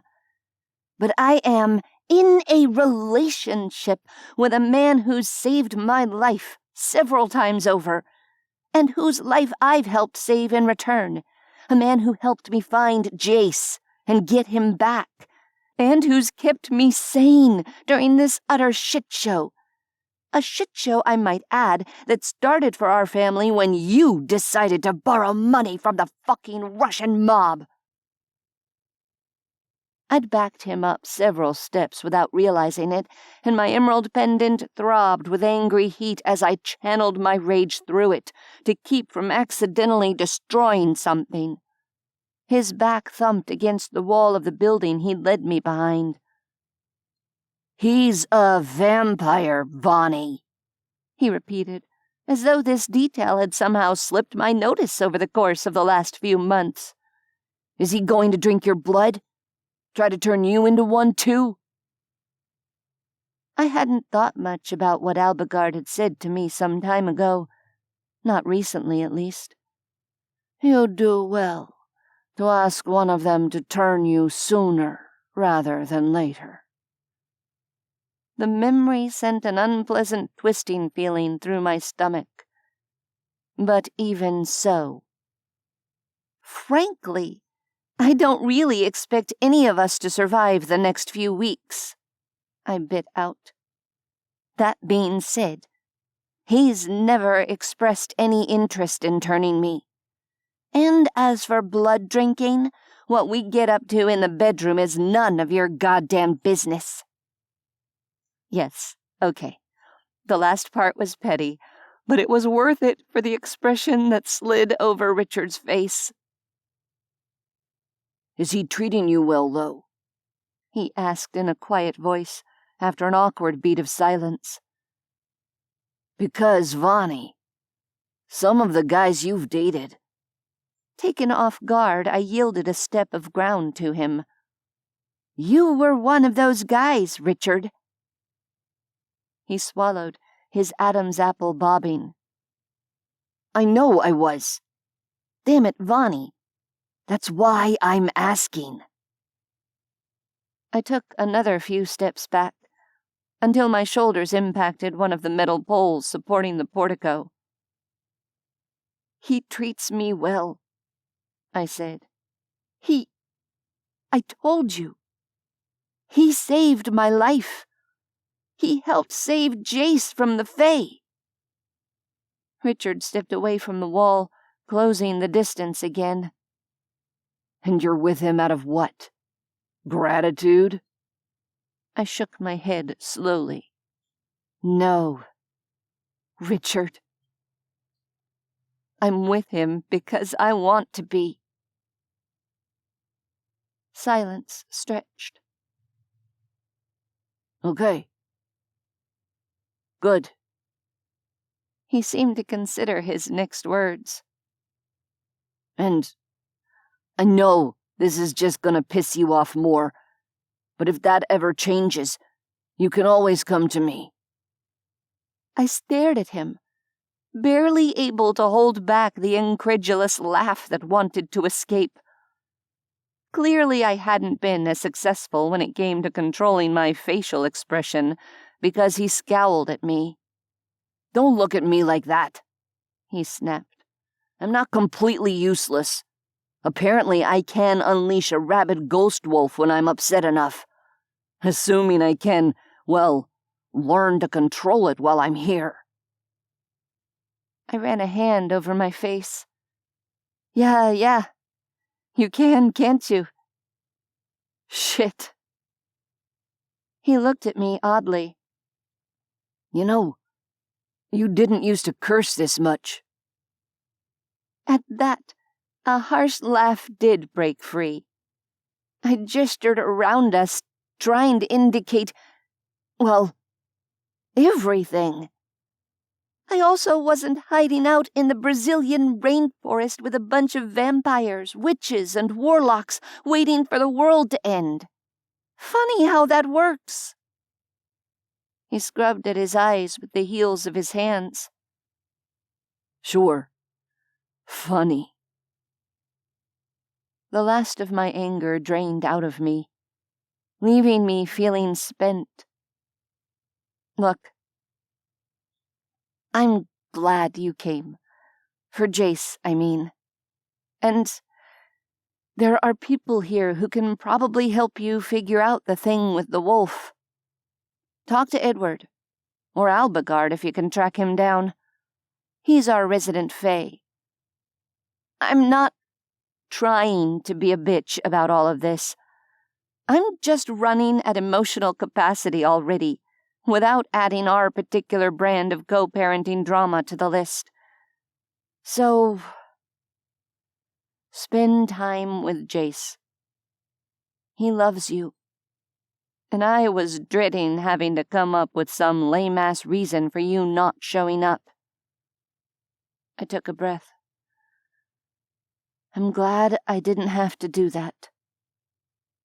He nodded slowly. Me too. I returned to the others, feeling more settled after the conversation than I would have expected. That night, I went to bed with Leonides with an unaccustomed sense of serenity.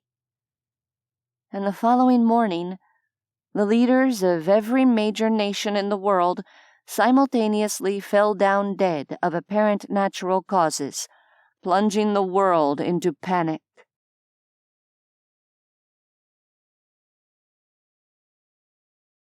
"22. They would all need to have been spelled ahead of time," Alagard said. "Something around the heart or the brainstem, perhaps. Once that was done, activating the spell at a particular moment would not be a difficult task." Our impromptu council of war had convened in the office-cum-conference room. It consisted of Rands, Zora, Edward, Alagard, Leonides, and myself, along with a handful of the newer arrivals I didn't know well, but who seemed to have taken informal organizational roles during our recent absence. A satellite TV droned in the background, tuned to a U.S. news channel. "Sadly, that is indeed the case," Edward agreed. "It always seemed likely that there would be some sort of event designed to cause mass chaos in the run-up to the unseelie coup. This would appear to be that event." We'd discussed the possibility before, during our many strategy sessions in the last few weeks. Somehow, I still found myself shocked by the sheer scale of the act. "If so, it was well judged," said a pert, demon-bound woman I'd come to know only as Sam. "Most developed countries will have a solid succession plan in place. But even so—" "Quite," Rands agreed grimly. "The question becomes, how can we best position ourselves to counter the Fae when they decide to unveil the children to the world?" Leonides leaned back in his chair, looking equally grim. "It would be a lot easier to answer that question if we had any clue where that unveiling was likely to take place." "Can we narrow it down at all, like we did for Easter Island?" Zora asked. "It is likely to be some place with both cultural and historical significance to humans," Alagard suggested. "Some place ancient."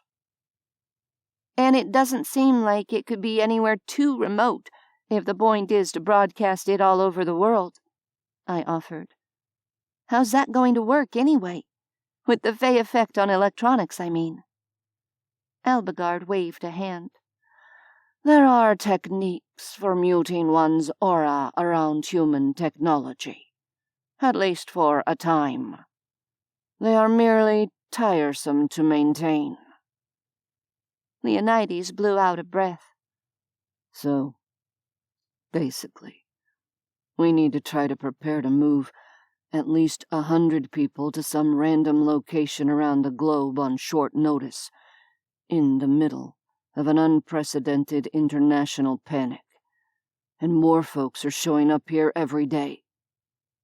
Wonderful." "It would probably be easier if we were starting from a population center, as opposed to a tiny town in the Brazilian rainforest," said another of the newcomers, a youngish-looking Middle Eastern man whose name I should probably know, but didn't. "At what point does secrecy become less vital to us than readiness?" The rest of us looked at each other. "That's a very good question," Zora said. But Leonides huffed out a frustrated breath. "Let's not delude ourselves. Governments are going to start crying terrorism any time now, assuming they haven't already. International travel will be locked down tighter than Fort Knox." Rands drummed his fingers on the table. "Magical travel, then. Is it possible, Albie?" The Fae looked sour. "Not from here. Not assuming you're relying on me for it, anyway. But if we were outside the area containing iron ore, Rance pressed. Alagard's brow furrowed as he considered it. I can only transport a few people at once along the ley lines, and attempting to hold a portal open for large numbers of people across a vast distance would require too much power. Even if I drained all my available sources, it wouldn't be enough. I shivered, knowing that I was one of the sources in question. Edward, Leonides asked. What about it? The old man hesitated. I'm not certain.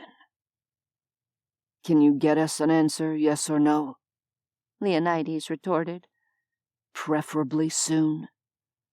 Your boss was the one who tossed us in these shark-infested waters to begin with. I will attempt to do so, sir, Edward told him. The meeting broke up shortly thereafter, people scattering to deal with various tasks. It was hellishly tempting to stay glued to the conference room's flat-screen TV, watching the endless doom scroll of world news. Instead, I cornered Alagard before he could slip away and disappear. Jace's father is here, I told him. He has life magic, and manifested a murderous spectral wolf that he can't control. But only after drinking Rand's blood to heal an injury. That seems like it might be a useful skill for whatever's coming, if he could control it. Can you help? He eyed me. Not in any practical way. Not without magic of my own. I will speak with Edward and find out which of the adepts currently present would be best suited to assisting him. See if one of the bloodsuckers will open a vein for him, but do not have him drink it until someone is available to guide him through the process. I nodded, and went to find a willing vampire. Edward ended up pairing Richard with Bridget, the eccentric woman with the owl. I wasn't sure if that meant the owl wasn't real, or rather, that it wasn't corporeal. Richard surprised me again by not putting up too much of a fuss about it, and I left them to it. Afterward, I returned to my own training, not sure what else I could realistically do that would be helpful. Jace and I were getting better at combining our powers, though it was still a lot to keep track of. He seemed pretty freaked out by the global news, not that I could really blame him. They're getting ready to do it, he said. It's going to be soon. I know, I told him. We're getting things on our end prepared as best we can. All you need to worry about is training. Let's try the thing with the ice shrapnel again, okay? We almost had it last time, I think. A few hours later, another group of worried parents arrived, swelling our numbers, but further complicating the logistics of getting everyone wherever they would eventually need to be. By this point, we'd already overflowed the resort, and many of the newer arrivals were staying in town, much to the befuddlement of Karajas's normal residents, from what I'd heard. When I finally stumbled to Leonides' room and fell into his bed that night, I was exhausted. I slept like a log, waking groggy and sore the next morning, only to discover that all the replacements for the dead world leaders who'd been officially sworn into service the previous day had also died, in a manner identical to their predecessors. Panic had erupted into rioting in many major cities worldwide overnight. It would have been surreal if I hadn't already been living in Surreal City for months now. Anyone at the resort with a laptop or access to a phone data connection was set to searching for clues about where the Fae endgame might take place. Another hastily assembled strategy meeting yielded a nebulous plan to try and take control of any news media present at what we'd taken to calling the unveiling, by magical force if necessary. It seemed likely that any non-magical humans who were watching in person would quickly succumb to Fae influence, mindlessly repeating whatever propaganda the Unseelie wanted to spread. A hurried canvassing of the people who'd joined us over the past several days uncovered a handful with news media and camera experience, and they were immediately brought into the planning sessions. Over the course of the day, Alagard appeared to grow increasingly grim. So did Edward. Which wasn't to say that the rest of us were feeling particularly cheery, but it worried me to see that two guys with arguably the most insight into what we might expect acting as though they were attending a wake. At one point, I cornered Alagard and asked him what, precisely, was worrying him so much. He gave me a long, speculative look before replying, "It has nothing you couldn't guess, Adept." I rolled my lower lip between my teeth, debating whether I'd be better off letting it go at that. I couldn't, though. "You still don't think we have a bat's chance in hell, do you?" "Neither does Edward." "He is better placed than I to opine on the survival odds of Chiroptera in the demon realm," Alagard retorted. "Don't dodge the question," I told him. He gave me another of those long looks, and I felt a wave of gooseflesh prickle over my skin. "Perhaps all is not lost," he said after a heavy pause. I didn't wonder until later why he still looked so bleak, even as he said it. With everything else going on, there was barely any time for training before the light began to fade, the sun sinking below the trees in the west. Jace, too, seemed off, but I put it down to nerves. Who here wasn't a bit of an emotional wreck, given the circumstances? We were just getting ready to call it an evening when something large approached through the trees, crashing through the underbrush and running low to the ground. I caught my breath when a familiar, massive wolf loped toward us, pale in the evening light, but looking more solid and real than the last time I'd seen it. "Whoa!" Jace breathed. I shoved him behind me, not entirely sure whether I should be panicking or casting magic or what. Before I could decide, an owl swooped down from above, distracting the wolf, which leapt at it playfully, yipping like a puppy. More crashing and snapping of branches preceded Richard charging into the clearing. He stumbled to a stop when he saw the two animals. "Oh, there you are," he told the wolf. "Down, boy." The wolf whined, but sank down onto its belly obediently and shimmered out of existence a moment later. Jace's eyes were wide. "Oh my God! That is so cool! I can do plants pretty well, but not animals. Like, at all." Richard rubbed the back of his neck awkwardly. "Yeah, believe me, I'd trade with you in a heartbeat if I could." I patted Jace on the shoulder, gave Richard a tight smile, and left them to geek out over life magic together. When I jerked awake early the next morning with Leonides' arm curled around my shoulders, I was immediately hit with the same bolt of existential dread that had woken me the previous day, and the day before that. "So, Basically, it was what passed for a normal Tuesday these days. I should get up, I muttered groggily. There might be more news. There is, he said. There's been another round of assassinations, for lack of a better term. Anyone who was formally sworn into a vacant leadership position is dead. Again. I guess the message is pretty clear at this point. His phone was leaning against the base of the lamp on the bedside table, muted, but streaming the video from some kind of news site. Right, I said, trying to kick my brain into gear. Okay. Guess that's not exactly unexpected. Let me borrow your shower real quick. I need to wake up more before I try to deal with this day. He nodded.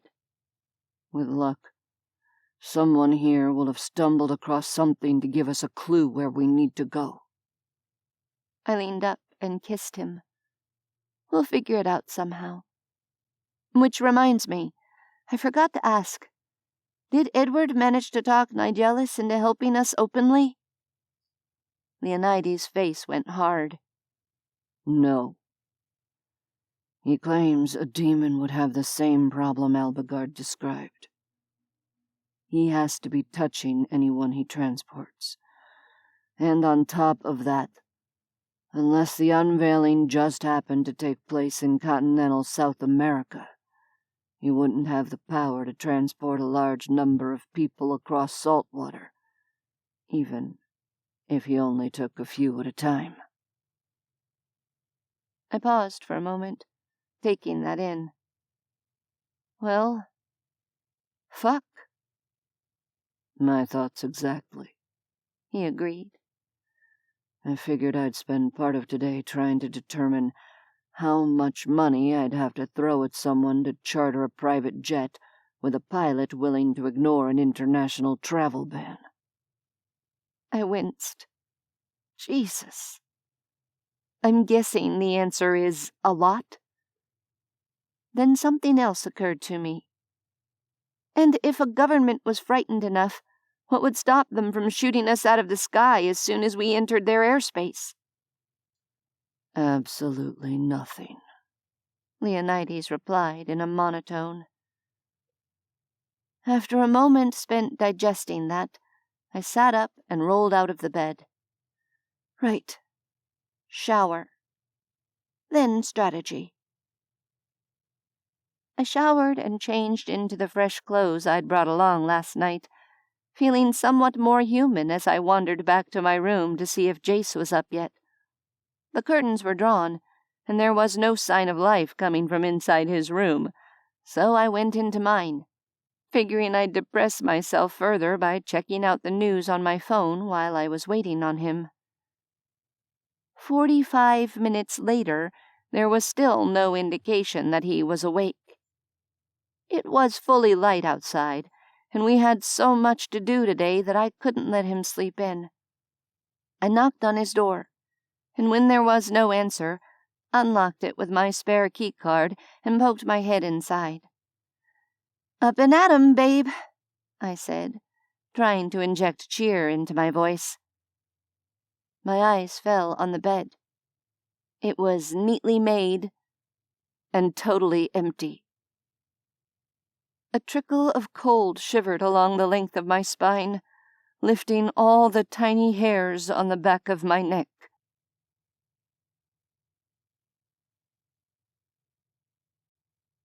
"23. Okay. Don't panic," I told myself firmly. "Breathe, Vonnie. Do not panic." Jace had just had a bad dream or something. He'd gotten up earlier rather than try to go back to sleep, and he was out somewhere doing something. After suddenly deciding at the age of 14 that making the bed without being told was a thing he should do. I swallowed hard. Maybe he'd gone to help Edward in the kitchen, or gone to see Richard. Obviously, this was nothing, and there was no reason whatsoever for me to be worried. I closed the door with a quiet click and jogged toward the restaurant. The breakfast spread was already laid out, with several early birds taking advantage of the food. Jace wasn't among them. I hurried into the kitchen area where Edward had recruited a few of the newcomers with food service experience to keep things running smoothly as our numbers swelled. "Edward?" I called, aware that my voice didn't sound right. A couple of the food prep volunteers looked up curiously. Edward came bustling out from the walk-in cooler, wiping his hands on a clean towel. "Yes, my dear. What is it? Is everything all right?" "Have you seen Jace this morning?" I asked, striving to keep my voice from shaking. He frowned. "No, I haven't. I didn't think he was usually up at this hour." Heart pounding, I turned and fled the restaurant without taking the time to reply. I didn't actually know what room Richard was using. I'd made it something of a point not to know, so I sprinted back to Leonides' room, ignoring the looks of alarm I was getting from other people. Leonides pulled open the door before I reached it to knock, his features drawn into an expression of tightly controlled alarm. "What is it? What happened? I could hear your heart pounding halfway across the quadrangle." I grabbed his muscular arm to steady myself, leaning on his solidity. Jace isn't in his room. It doesn't look like his bed's been slept in. He's not at the restaurant. He might just be with Richard, but... But? He prompted. "I've got a bad feeling about this." I couldn't stop the quaver from coming through in my voice. "Right. Let's go." He strode past me without hesitation, and I followed, jogging to keep up. "You know where Richard's staying?" "No," I admitted. He nodded. "Pretty sure Bridget's in the same building where Alagard took a room. She'll know." Bridget looked worried when she heard our story.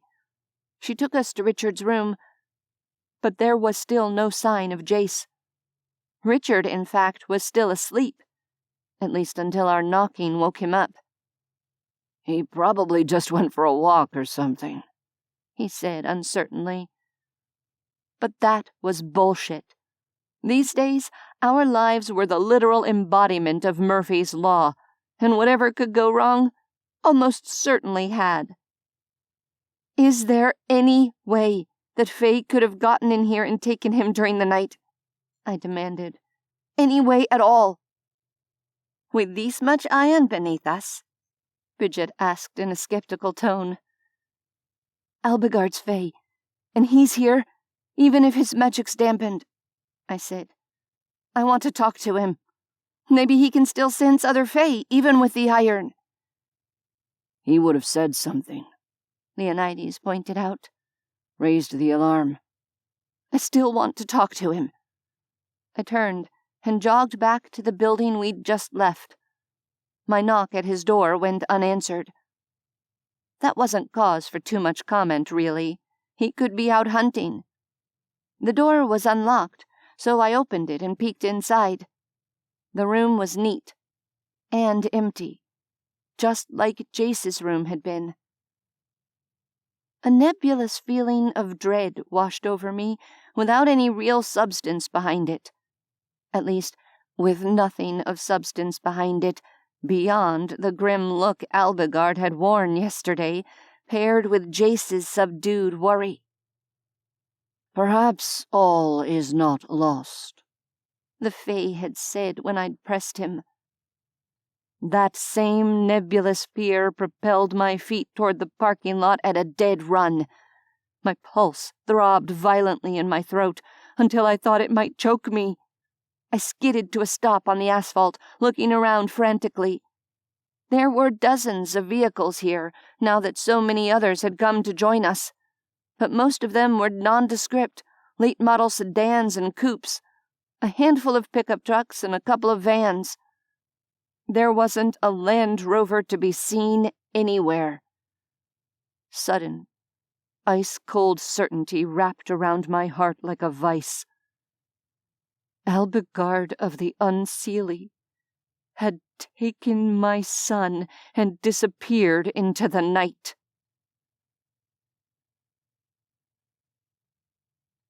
Lightheadedness came over me, and I crashed to my knees. "No," I whispered, then louder, "No!" Magic roiled inside of me, fear, rage. A hand closed on my shoulder. "Vani." It was Richard's voice. "Don't touch me!" I yelled, the air around me blasting outward. There was a heavy thud of flesh against sheet metal, along with the grunt of air being knocked out of someone's lungs. My breathing was out of control, coming in great panting gasps that didn't seem to make any impact on the dizzy grayness closing in on me. A familiar face swam into view in front of me. Leonides' hands cupped my cheeks, forcing me to look at him. "Vani." The word was a velvet murmur. "I can't do this," I said, around great gasping breaths. "I can't do this again! Don't make me do this again!" Was this what a heart attack felt like? Would this shock finally be more than my body could handle? I couldn't breathe, couldn't think. The gray at the edges of my vision was closing in, leaving me trapped in an ever-narrowing tunnel. "No," I whimpered, the air swirling around me in an unfocused, fear-fueled vortex that tugged at Leonides' clothes and hair. Leonides tugged my head forward until our foreheads rested together. "Vani, I need you to get your magic under control. Can you do that for me?" I made another small, choked noise and tried to turn my focus inward. The emerald hummed reassuringly, my gift from a traitorous fae. Despite its provenance, it was already becoming second nature to redirect the magical flow through the many-faceted gemstone. The small act of control steadied my frantic breathing, the hazy fog receding from my vision by degrees. "Good," Leonides said, still cradling my face in his cool palms. "That's good." "I need you to turn me," I choked, "into a vampire. I need to be stronger when I go after him, harder to kill." I felt Leonides flinch. "No," he said. "You have to do this for me," I begged. "Please, Leo." "No," he repeated, his voice stronger this time. "Even if I were inclined to, you'd be out of commission for days afterward, lost to the bloodlust. Plus, we have no idea what it would do to your magic. You might lose your powers altogether, and fangs or not, that's your greatest weapon." I tried to come up with some kind of counter-argument, but of course there wasn't one. Despair threatened to drown me again. Leonides shifted his hands from my face to my shoulders and urged me upright. I turned to find Richard leaning against a dented car door, looking pale and breathless with an arm wrapped around his rib cage. Leonides spoke to Bridget, who wore a dark expression. "Get Richard back to the main building. Find Rans or Zora. If he's hurt more than just getting the wind knocked out of him, get him some vampire blood. Search Alagard's room for anything useful. We'll do the same for Jace's room, and you can meet us there." "Right," she said, and took Richard by the arm, leading him away. I swayed in Leonides' grip, trying and failing to get my shit together. "I'll kill him," I said. "I'll make that Fae wish we'd left him bound in iron and crucified by thorns back on Dyne." "We have to figure out exactly what happened so we can find him first," Leonides pointed out. "Which is why we're going to search their rooms. Come on." Again, I couldn't muster an argument, so I allowed myself to be led. I'd dropped the keycard outside Jace's door, even as I was busy trying to convince myself that there was no reason to panic. Picking it up from the ground, I unlocked the door again, hit anew by the wrongness of the neat, empty room. I stared around after we'd both entered, unsure where to start. "Are his clothing and belongings gone?" Leonides asked. I rummaged around and came up with the backpack of essentials Rans and Zora had provided him. "No," I said. "It's all still here." He nodded and started opening drawers and looking in them. They would probably be empty of anything personal. Jace was more likely to live out of the backpack than take time to organize his meager belongings in a place we wouldn't be staying for long. I looked around, still feeling lost. A folded piece of paper lay jammed half under the room's phone. It was out of place. My child of the digital age wasn't prone to jotting things down on paper, except for schoolwork. I moved toward the bedside table in a daze and tugged it free. Leonides looked up sharply. "What is it?" I unfolded the paper and smoothed it out, sinking to sit on the side of the bed. Crabbed writing filled the page. Jace's penmanship was as appalling as ever. "Dear Mom, I'm really sorry about this, but you already knew that what you guys are planning won't be enough. I talked to Alagard, and he agreed to smuggle me back to the other kids. They're probably checking everyone who comes in for glamour now, but Alagard says if I reinforce it with my own magic, I should be able to sneak past them. I'm going to get in there and try to convince the others that their parents are coming for them, like you came for me, and that they should turn against the Fae when you all show up. I've never been the popular kid before, but now that I am, I might as well try to put it to good use, right? Anyway, try to find out where they'll be unveiling us and get everyone there like you'd planned. Hopefully, when the other kids see that you really came, at least some of them will change sides and help us fight back. I know you're going to be super mad when you realize I left, and maybe scared, too. Just remember, I've got your pendant, but they won't know that. They won't control me again. Jace. P.S. Don't worry. I know not to let Saltwater get on it this time." I gulped convulsively, the writing blurring as my hand trembled. Leonides plucked it from my grip and scanned it quickly, his face going hard and inscrutable as he did. Rans and Zora burst into the room. "There's nothing useful in Alagard's room," Zora said. "He cleaned it out before he left. Did you find anything here?" Leonides handed her the note, and she and Rans read it together. "Ah," Rans said. "We probably should have seen that coming in hindsight." "What do we do?" I asked in a monotone. "How do we get to Easter Island without a Fae to take us there?" Rans crossed the room and crouched in front of me, a furrow forming between his elegant brows.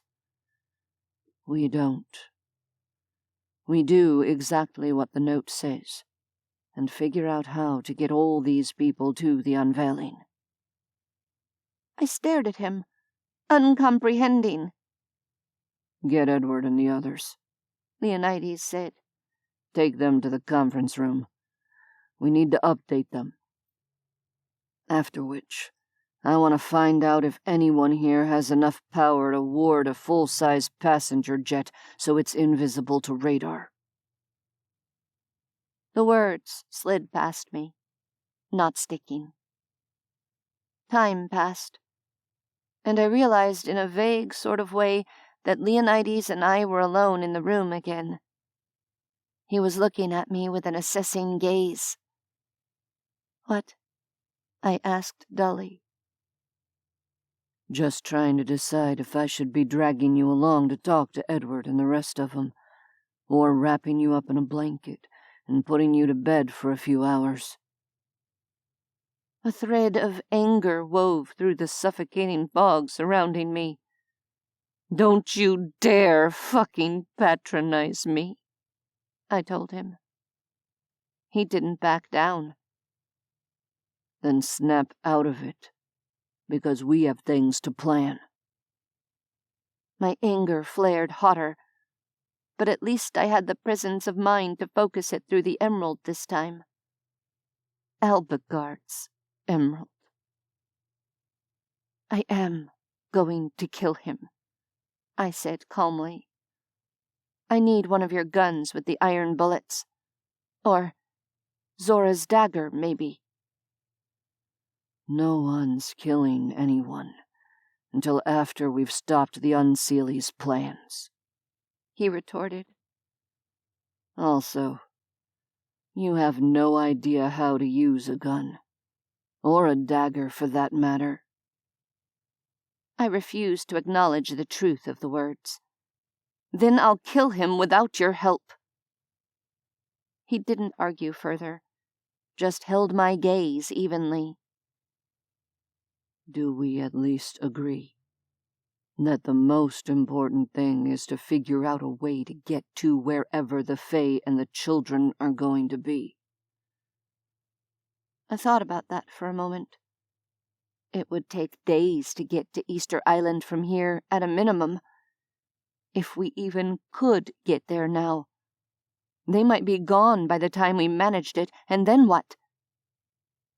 Better to meet them wherever they were going next. "Yes," I allowed cautiously. He nodded. "Good. Let's go, in that case."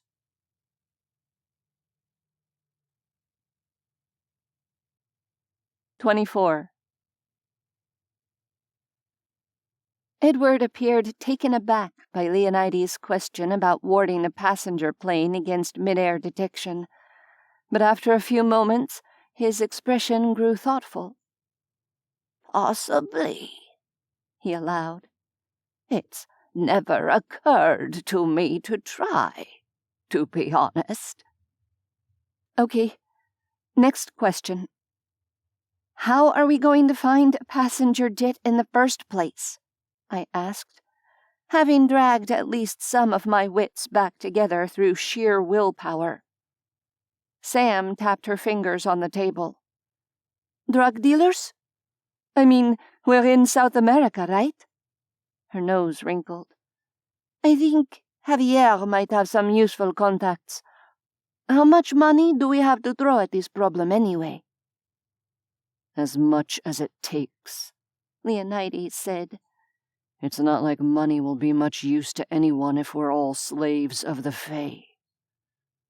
"Good enough," Sam replied. "I'll talk to him and see what we can come up with." "And I'll speak with some of the more powerful practitioners of concealment warding to see if anyone has ever tackled something quite so ambitious," Edward added. Zora tilted her head. "A plane's no bigger than a house, right? You've warded plenty of those, Edward." The elderly man raised a wry eyebrow. "Indeed I have, my dear. However, houses have the helpful attribute of staying in one place, generally speaking." She shrugged, acknowledging the point. "What about airports?" I asked. There's a decent-sized airport 7 miles away from us, believe it or not, Rands replied.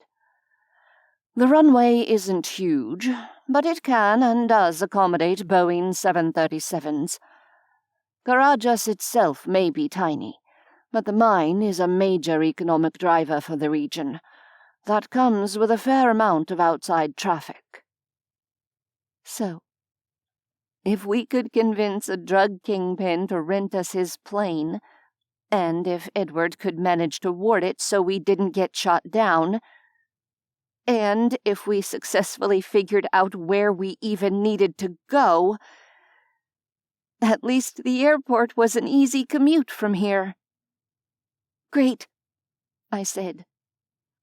The rest of the day was a blur of meetings, thinly veiled panic attacks, and vivid daydreams of making Alagard pay for taking my son after everything I'd gone through to get him back. I didn't dare try to train, for fear of losing control of my magic and hurting someone. I hadn't asked if Richard was okay. Even if I'd managed to injure him seriously, a few drops of vampire blood should have fixed him right up afterward. Given our track record, trying to talk with him right now seemed like a bad idea. I did ask Bridget to pass on the details of Jace's note, though. He deserved to find out what had happened to his son. Just not from me. When evening finally rolled around, it was both a blessing and a curse. You're exhausted, Leonides said. I nodded, though I knew sleep would be elusive. Yeah. Then I'm staying in my room tonight, Leo. Alone. He was silent for a moment, the pause hanging heavy over us. Vonnie, if it was something I said earlier. But I shook my head. It's not that. I swallowed hard. Just, if you put your arms around me, I'll break down. And if I shatter, I won't be able to do what needs to be done. Another stretch of silence. All right. If you change your mind, you know where to find me, he said, and left me alone. Sleep came in fits and starts, inevitably riddled with nightmares that had me bolting upright in a cold sweat. Jace dead. Jace once more under Fae control. I was up before dawn, which was the only reason I saw the news coverage of the next round of deaths as it broke this time. Some countries were already scraping the bottom of the barrel when it came to the lawful order of succession, as terrified politicians resigned rather than being elevated to the top position and risking death. There had also been a number of military coups worldwide in the last 24 hours. A waste of time, since any coup organizer who'd formally taken over leadership of a country or region was now dead. Immediately after the rundown of the morning's fresh chaos, however, something different came across the news feeds. A mysterious message has been broadcast to all major news media outlets, droned the harried-looking anchor. Immediately after today's reports of high-profile deaths, a simple text announcement was received simultaneously by every newsroom we've been able to contact. It consists only of the word Stonehenge, followed by a string of numbers that appears to be a time code referring to noon 2 days from now. I bolted upright. Many are speculating that this message comes from whatever group or terrorist organization has been masterminding the recent global reign of terror and may precede some list of formal demands or statement of intention. I was out the door, barefoot and clad only in sleepwear, before the echo of the final word faded.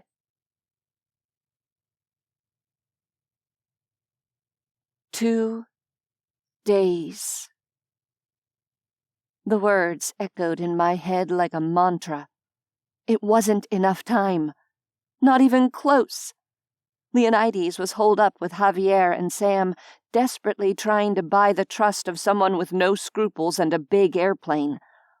But even if they miraculously succeeded and a plane showed up on our proverbial doorstep tomorrow, it would still have to be warded against detection.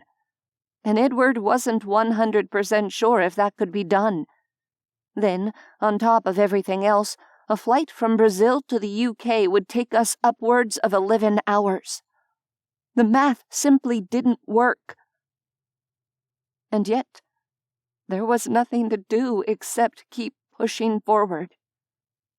By the end of the day, there was supposedly a guy who was willing to entertain Leonides' offer of cash in exchange for the use of a narco-jet that was, frankly, way too small for our purposes. Strategic discussion turned to who would go and who would stay if we could only take a couple dozen people along, and to whether it was better to forego warding the plane if it meant we might arrive in time to actually do something. Assuming, that we weren't shot down along the way.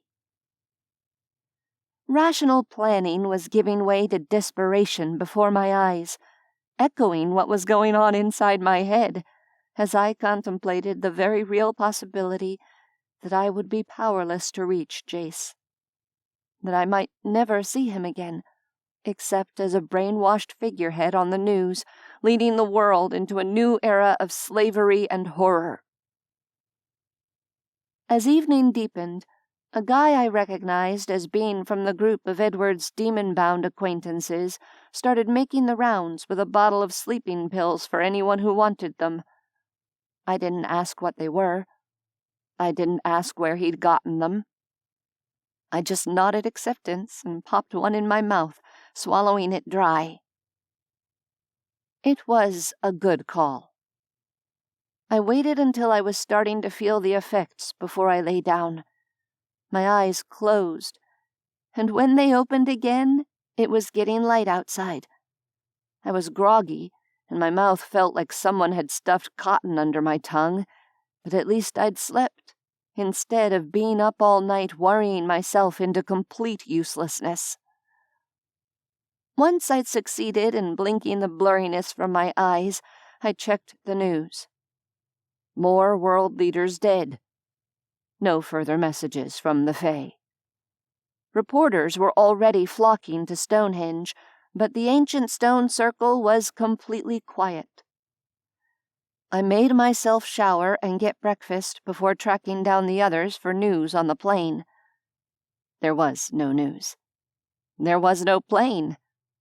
It would be here later in the day, supposedly, or else the drug guy would freak out on us and change his mind, and we'd be screwed. Though, honestly, we were already pretty screwed. The UK was 5 hours ahead of us. We were working on the assumption that noon either meant noon local time or noon UTC. Practical upshot, if we weren't taxiing down the runway at Caracas Airport by early this evening, we wouldn't make it in time to be of any use. There was no question of trying to ward the plane at this point. We'd have to take our chances. And those chances didn't look good. Best case scenario, the Royal Air Force would force us to land inside UK borders. Worst case scenario, they'd shoot us down over the Atlantic. The vampires might survive something like that. Edward presumably would, as horrific a mental image as that conjured. Everyone else would be toast. Me included. If they do force us to land inside the border, Leonides said, we might be able to mesmerize them. Make them get us a chopper or something to cover the remaining distance. And how long would that be likely to take? I asked hopelessly. It would depend on where we landed initially, he said, not sounding much more optimistic than I did. The day dragged on. The plane didn't come.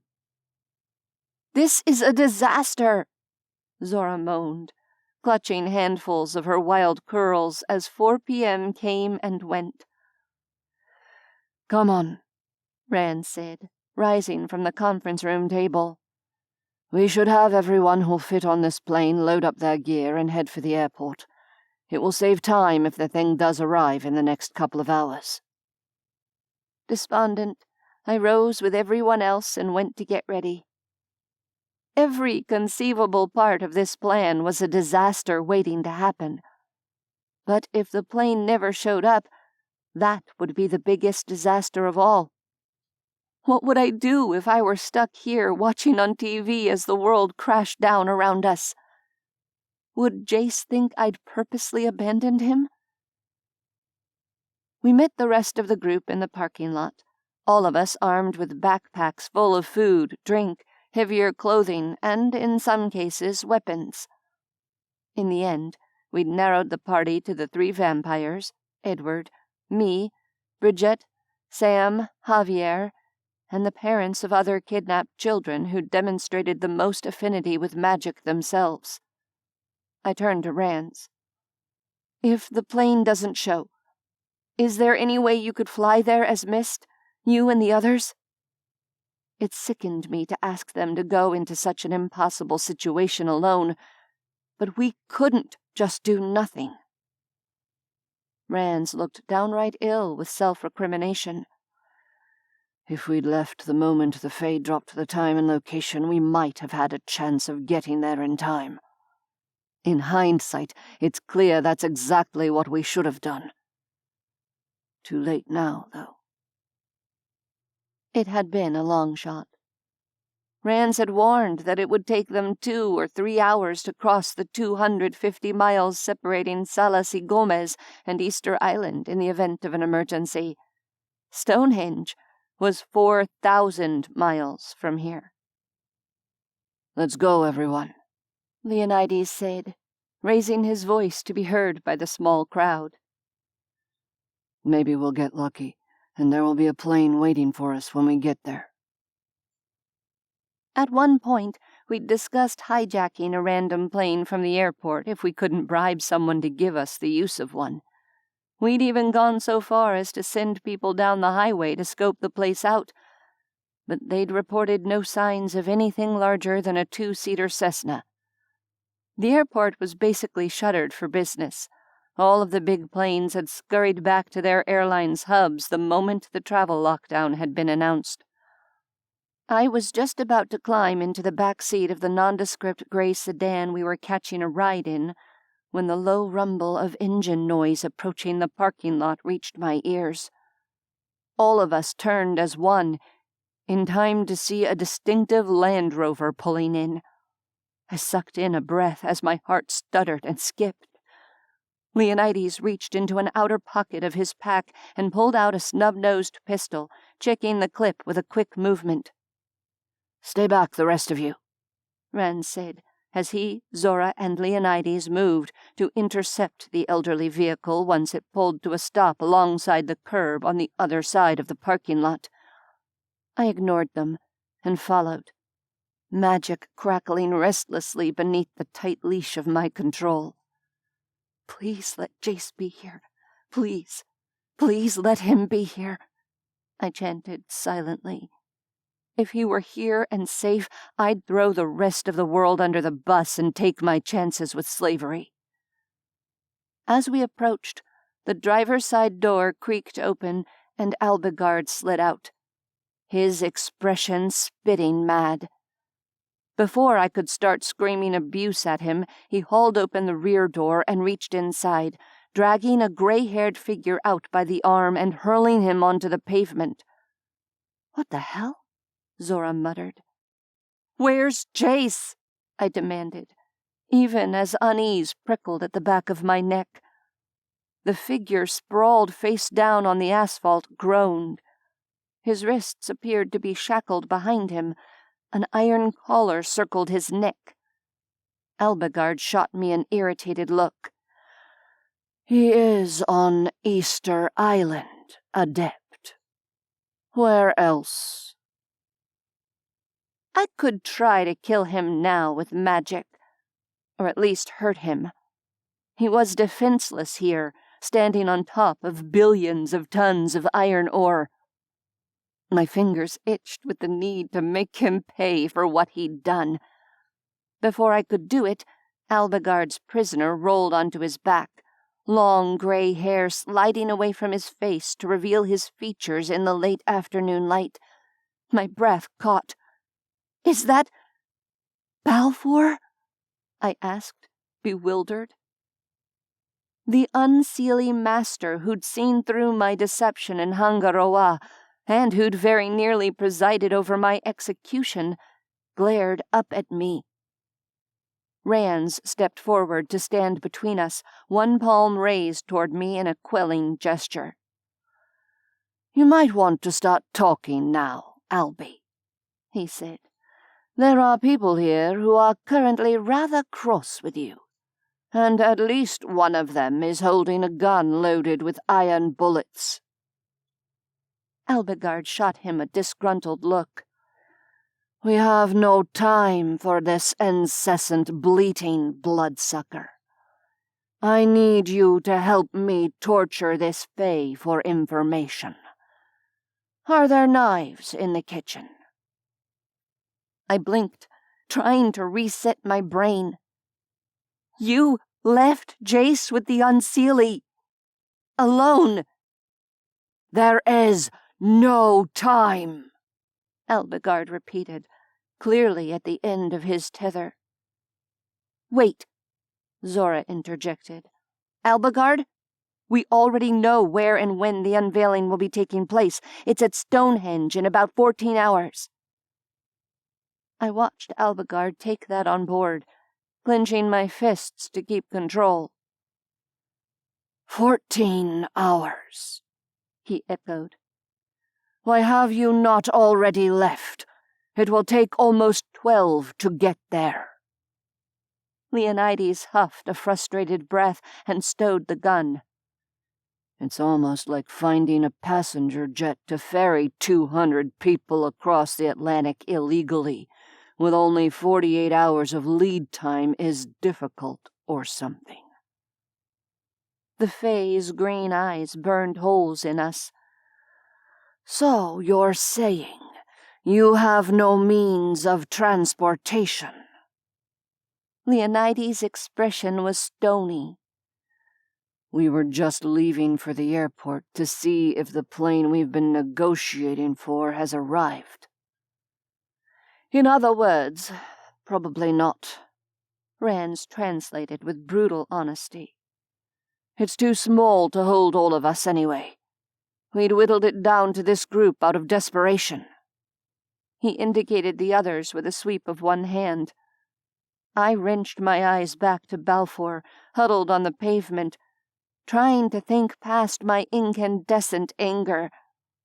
This wasn't going to work. We were dead in the water. We needed something better. But now we had Fae again. Fae with their magical transportation abilities. Attempting to hold a portal open for large numbers of people across a vast distance would require too much power. Even if I drained all my available sources, it wouldn't be enough, Alagard had said. Balfour was a Fae master. He'd snapped the magic holding Alagard's glamour in place without so much as breaking a sweat. He'd hurled fireballs at Leonides that had destroyed an entire house in minutes. Can you drain Balfour's magic to power a portal for all of us? I blurted. One that could get us to Stonehenge. All eyes turned to the wizened Fae on the ground. He looked back, alarm lurking behind his rheumy gaze. I wondered when the last time he'd been helpless might have been. Alagard's expression turned feral. Not here, he said. But somewhere away from the iron deposits, Rans pressed. The Fae's lips curled back, revealing canines that might not rival a vampire's fangs, but were still noticeably pointier than they should have been.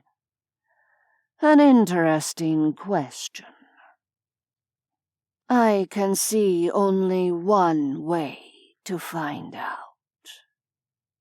His voice caressed the words, and I shivered despite myself.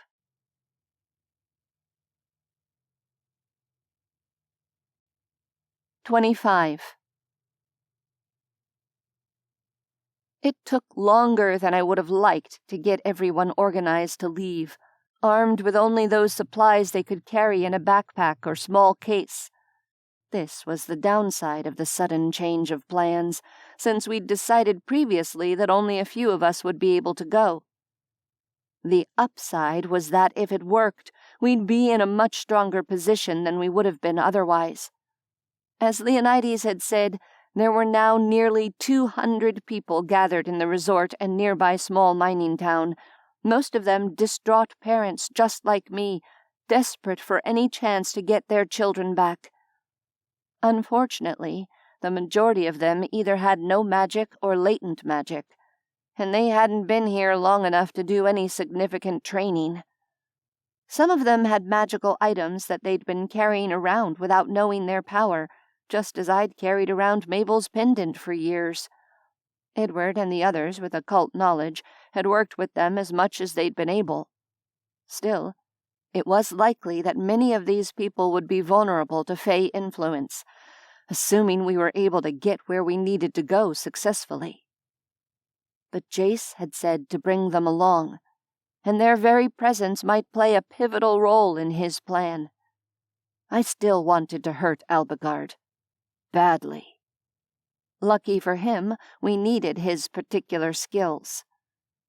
Eventually we pulled out of town, a long, ragged caravan of mismatched vehicles, with the Hell Rover leading the way.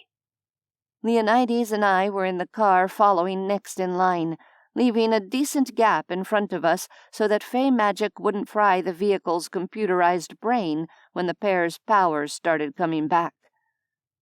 Rans, Zora, and Edward were riding with the two Unseelie as added security, though Balfour had looked thoroughly subdued in his iron collar and shackles. We drove in the same direction as we had before, when we left for our jaunt to New Zealand. It would be dark by the time we reached the outer boundary of the iron ore deposits, and I desperately hoped that no one behind us ended up getting in a wreck. "Do you think Alagard will really be strong enough to overpower this guy and take his magic?" I asked, when the silence in the car had stretched too long. Sam, Javier, and a guy whose name I didn't know were crammed in the back seat, with Leonides driving and me riding shotgun. Sam and Javier exchanged looks, but didn't comment. "Like he said in the parking lot," Leonides offered. "There's only one way to find out. And that gleam in his eye didn't look like it belonged to someone who intended to fail." The sun slid behind the trees in the rearview mirror, darkness creeping over the rainforest. We drove on. And on. The single red taillight in the distance ahead of us marking the Hell Rover's position, since the other one was apparently burned out. Finally, the Land Rover pulled over. Either the damned thing had broken down, or we'd finally made it out of the magical dead zone. Leonides put his blinker on and pulled over some distance back from the other vehicle. A glance in the mirror showed the long line of headlights behind us doing the same. We got out and walked toward the Rover, which still had its lights on. I heard car doors slamming as others in the caravan did the same. Ahead of us, Alagard dragged Balfour out of the back seat and forced him to his knees in the glare of the headlights. Leonides once more had his gun drawn and ready as we approached. "The rest of you, stay back," Rans called, his voice echoing with authority. Then more quietly, "What do you need for this, Albie?" "A blade," Alagard said. "Don't be a fool, youngling," Balfour said. "If you do this, I will overpower you the moment you unshackle me." I knew for a fact that Alagard measured his age in centuries, and boggled a bit at the patronizing slur. "We shall see," was all he said. He used a knee to push Balfour into a face-down sprawl. Zora handed him a dagger, and I caught my breath as he crouched, slicing open first his palm and then Balfour's. He slapped the wounds together, mingling their blood. "Shit," Leonides murmured. I found Edward's gaze, mine wide with surprise in response to the blatant use of blood magic. Balfour snarled into the dirt, still pinned by Alagard's knee. Edward's mouth was compressed into a tight line. "Release me, you traitor," Balfour hissed, jerking against the restraint. "As you wish, master," Alagard replied, and jerked his chin at Rand's. He rolled Balfour onto his side and splayed his uninjured hand over the elderly Fae's skull, his face a study in concentration. "Do it," he told Rand's. Rand's crouched and removed the pin holding the hinge of the iron collar closed. He pulled it off and tossed it aside, then did the same for the wrist shackles before moving back a few steps and melting into the shadows.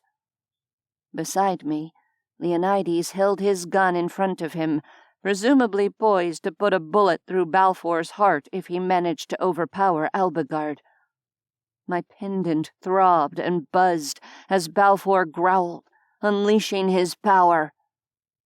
An instant later, an all-too-familiar wrenching sensation struck me without warning, my knees going weak. At the same time, I saw Zora sway in place. Rand's made a low noise of surprise and caught her around the shoulders, steadying her. Alagard seemed to glow in the twin beams of the Land Rover's headlights, the air around him swirling, lifting his hair in pale tendrils. I caught myself against Leonides' arm, aware on some level that it wasn't a good idea to do that when the person you were leaning on was holding a loaded gun. Balfour let out a low, keening noise that grew in pitch and volume until he was screaming. Dizziness assailed me, my stomach turning over unpleasantly.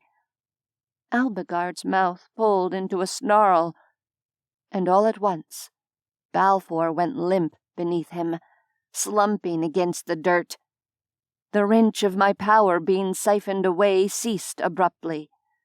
Alagard straightened, letting go of his grip on Balfour's skull and rising to his feet. He stared at his red-stained hand for a long moment before lifting his gaze to play it over first me and then Zora. "Give them both blood," he said. "They will need their strength later." Now that I was no longer in imminent danger of falling over, I gaped at him, open-mouthed. Alagard, the fastidious Fae who sneered at all things related to vampires and blood magic, had mingled his blood with Balfour's to connect them, and pulled from Zora's vampiric life energy to bolster his attack. Leonides had been right. Alagard wasn't about to fail in this, even if it meant tossing aside a lifetime of Fae morals. My eyes tracked back to Balfour, lying limp on the ground. "Is he dead?" I asked, because that seemed like a reasonable question, which should probably be asked under the circumstances. "No," Alagard said in a monotone. "Though it's possible that I've permanently neutered him." A chill trickled through me. "Guthrie, mate," Rand said. "If you'll let Zora have a tipple of your blood, I'll open a vein for Vonnie." I suspected that translated to, "Zora will be fine, but the poor human needs all the help she can get." Still, I obediently sucked on Rand's bleeding wrist until my stomach threatened to rebel. Next to me, Leonides supported his granddaughter while she did the same to him. "Ready the humans," Alagard said. "Holding this portal will be an immense drain, even with stolen power. They must move through it quickly." Rand nodded. "Where will you spit us out on the other end? There will be cameras and reporters crawling all over Stonehenge already." Alagard appeared to mull that over. "King Barrow Ridge. It's less than a mile from Stonehenge, and wooded on both sides to protect us from view of the roadway." "That works," Rand agreed. "Give us a few minutes to get everyone organized and brief them on what to expect." I was still recovering from my unexpected power donation, but Zora appeared to have bounced back more quickly. "What about Gandalf here?" She toed the limp body on the ground. "Are we just leaving him?" "Yes," Alagard said. "By the time he's in any condition to move, whatever is going to happen at Stonehenge will have happened." She shrugged agreement. "Okay, fair enough. And by the way, if you ever pull power from me again without warning me first, I'll be very angry. You wouldn't like me when I'm angry." "I shall keep it in mind," Alagard said, sounding like he couldn't care less. In the end, it took more than a few minutes to get the large group in place and give them enough explanation of what was about to happen that, hopefully, no one would freak out. The Cliff Notes version was, "Be ready for cool weather and a different landscape. Keep walking to make room for the people coming behind you. Don't scream or wave flashlights around or otherwise make a fuss, because there will be houses and roads nearby. And perhaps most importantly, if you ended up puking, try to do it off to the side somewhere so others wouldn't accidentally step in it." The occasional car passed us on the 2-lane highway, and I wondered what they made of the parked caravan and milling crowd. At least Rand had dragged Balfour over to the grassy verge out of sight, because that could be awkward to explain.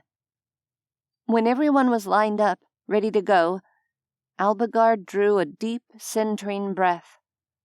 The portal he conjured was so bright that I had to squint, its flaming border shining like a beacon. "Go, go, go," Leonides urged, waving the first few people through. Zora led the way, followed by one person after another, moving as quickly as they could. I had a bizarre mental image of someone tripping on the other end, falling in front of the exit portal and starting a chain reaction pile-up.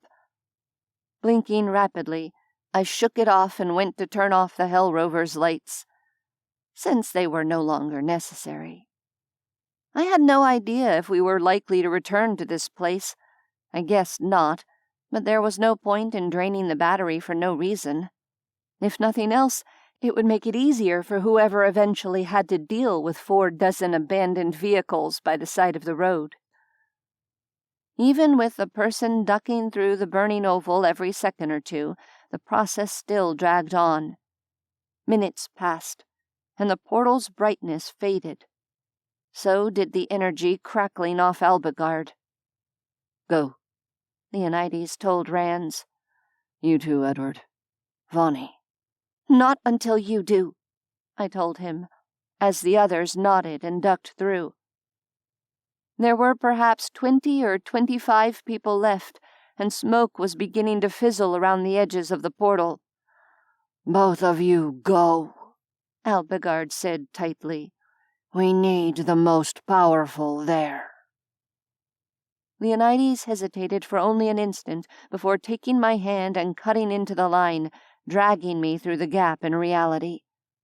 After the jerk of dislocation, soft grass met my feet. I stumbled forward, still holding Leonides' hand as we got out of the way for the remaining people and turned to watch.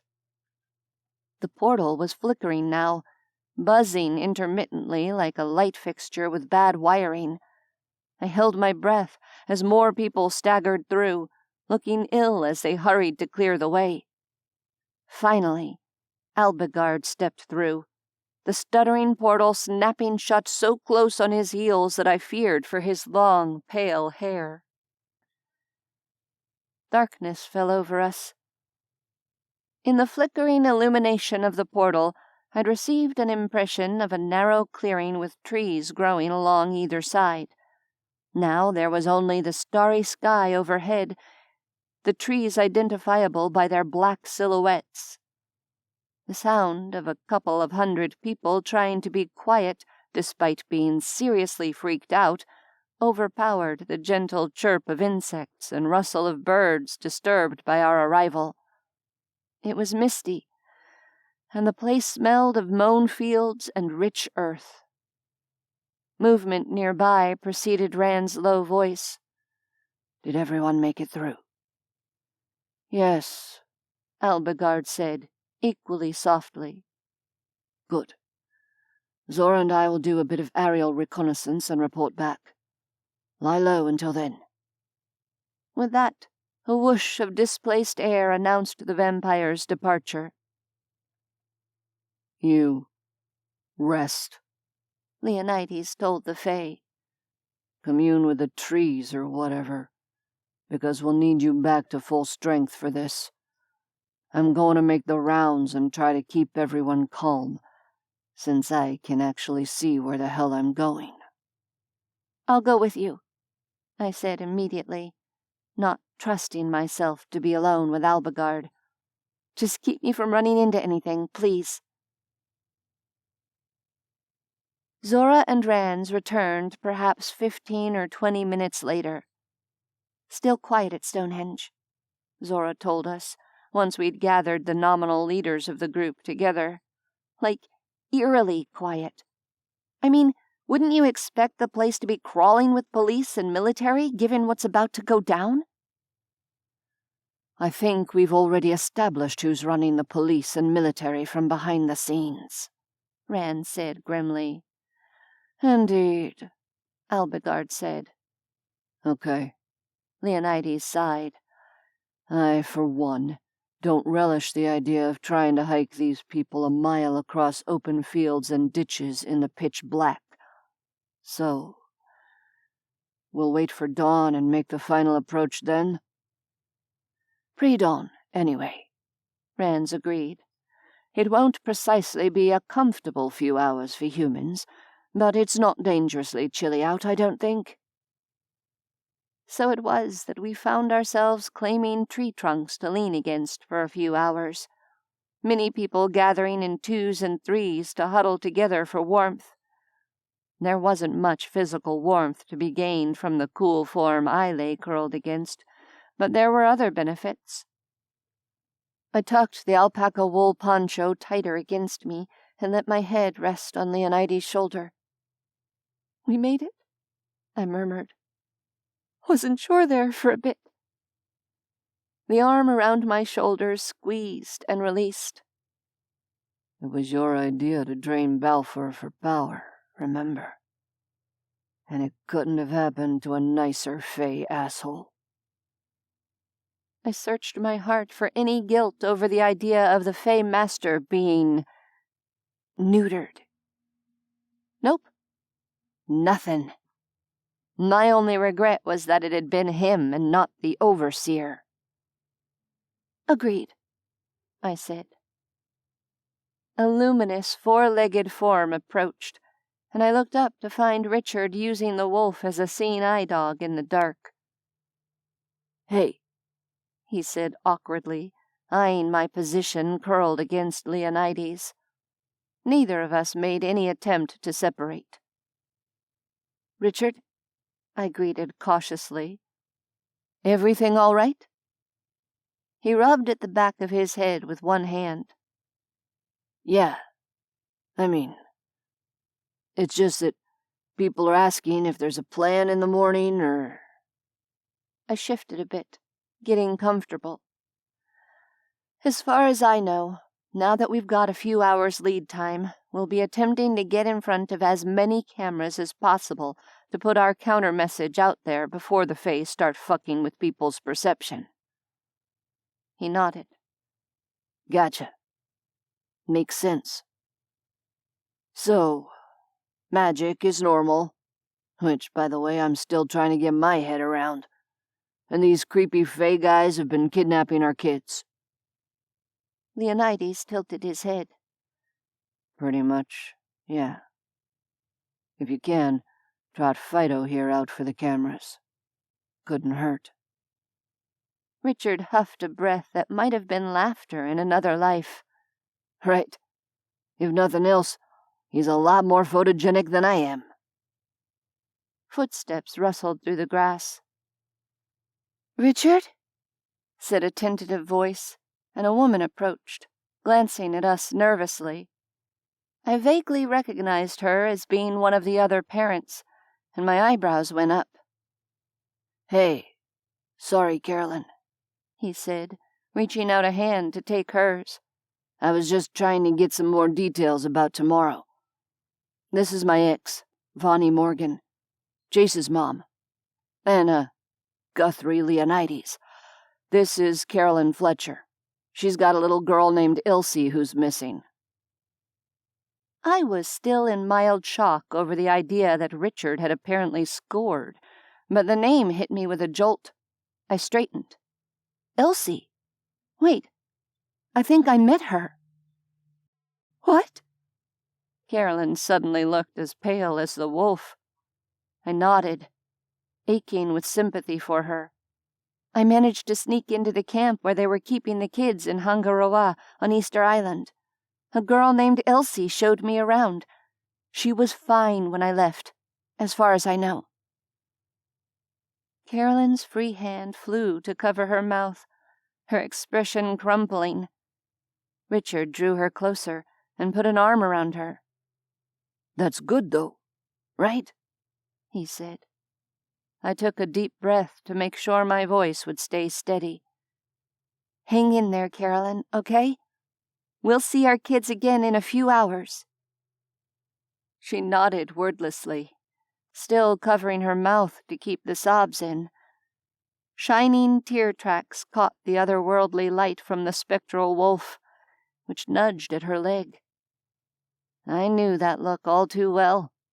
I'd seen it in the mirror countless times over the past several weeks.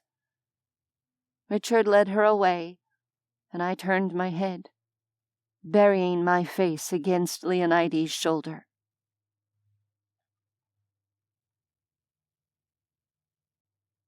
"26. As soon as we could see in the foggy pre-dawn, we rose on chilled and creaky legs to trek the mile or so to Stonehenge.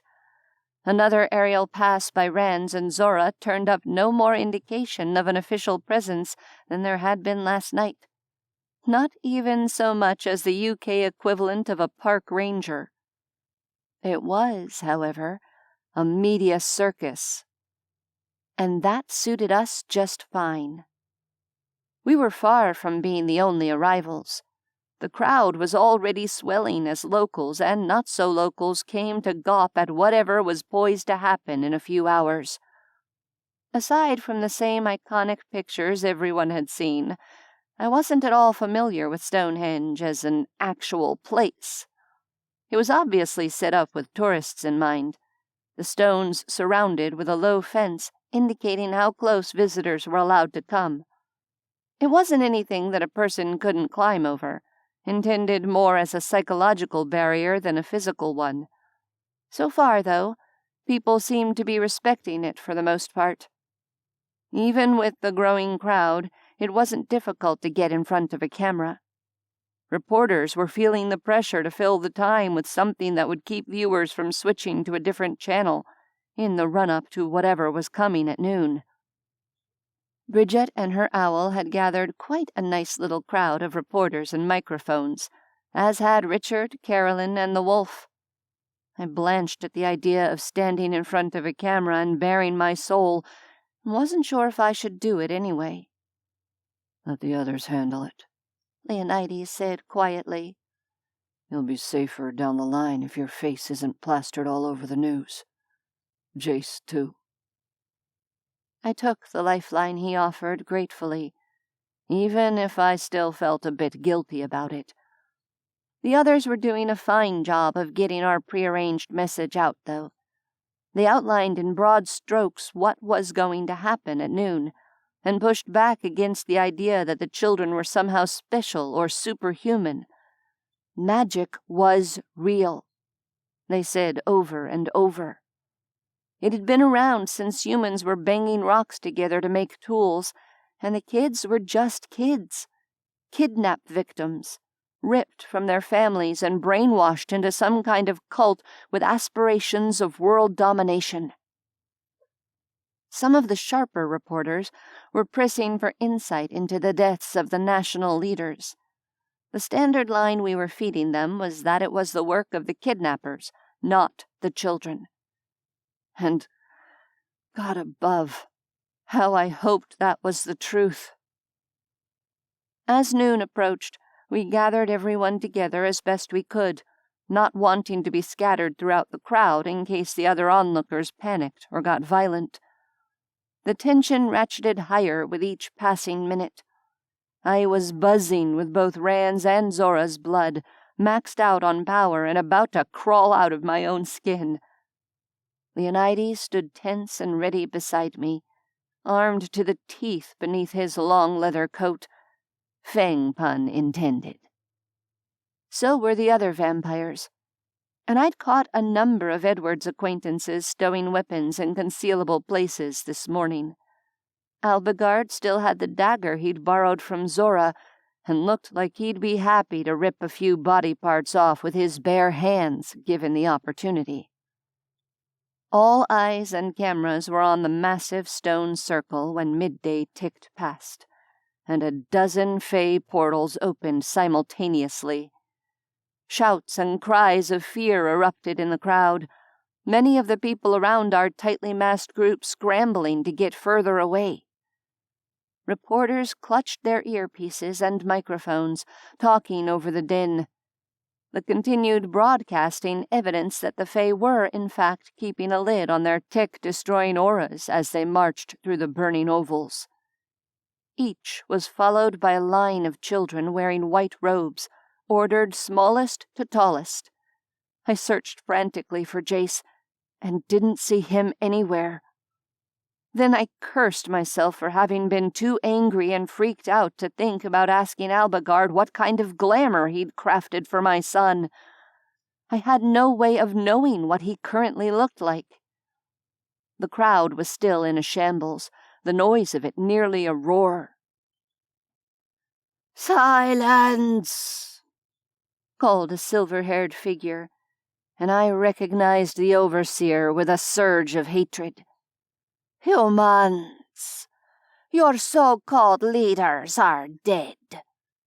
Any who would try to claim that mantle in the future will face the same fate. A new breed has arisen and will lead this world to a better future. Look upon your new masters and rejoice." My pendant tingled as his influence and that of the other Fae rolled outward across the assembled crowd. The screams and cries faded to uneasy muttering, and then to nothing.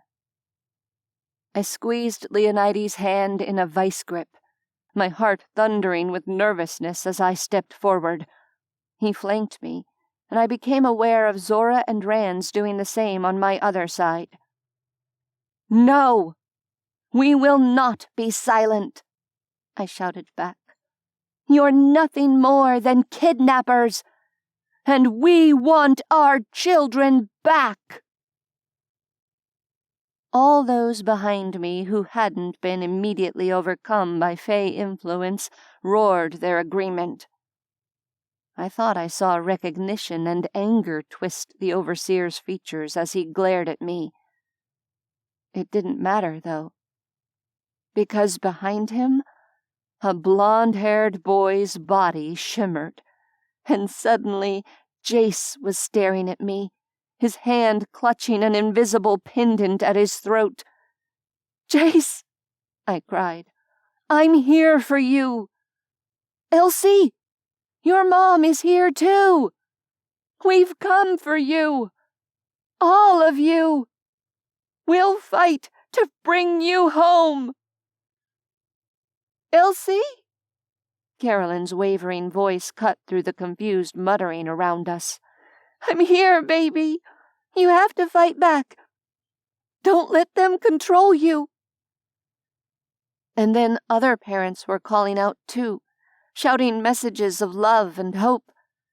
The children, some of them at least, seemed to be wavering, looking at each other nervously.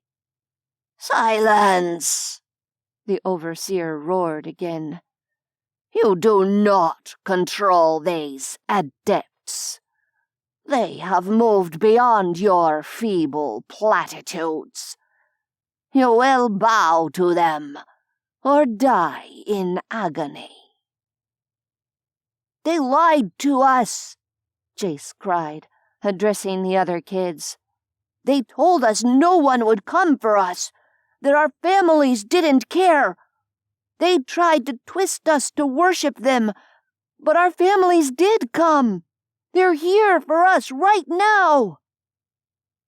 More of the children were faltering now, looking between Jace, their parents in the crowd, and the Fae who had brainwashed them. I saw Elsie, clinging to a girl about the same age standing next to her. Her eyes were huge with fear and uncertainty. The overseer's green eyes narrowed on Jace, and a chill went through me.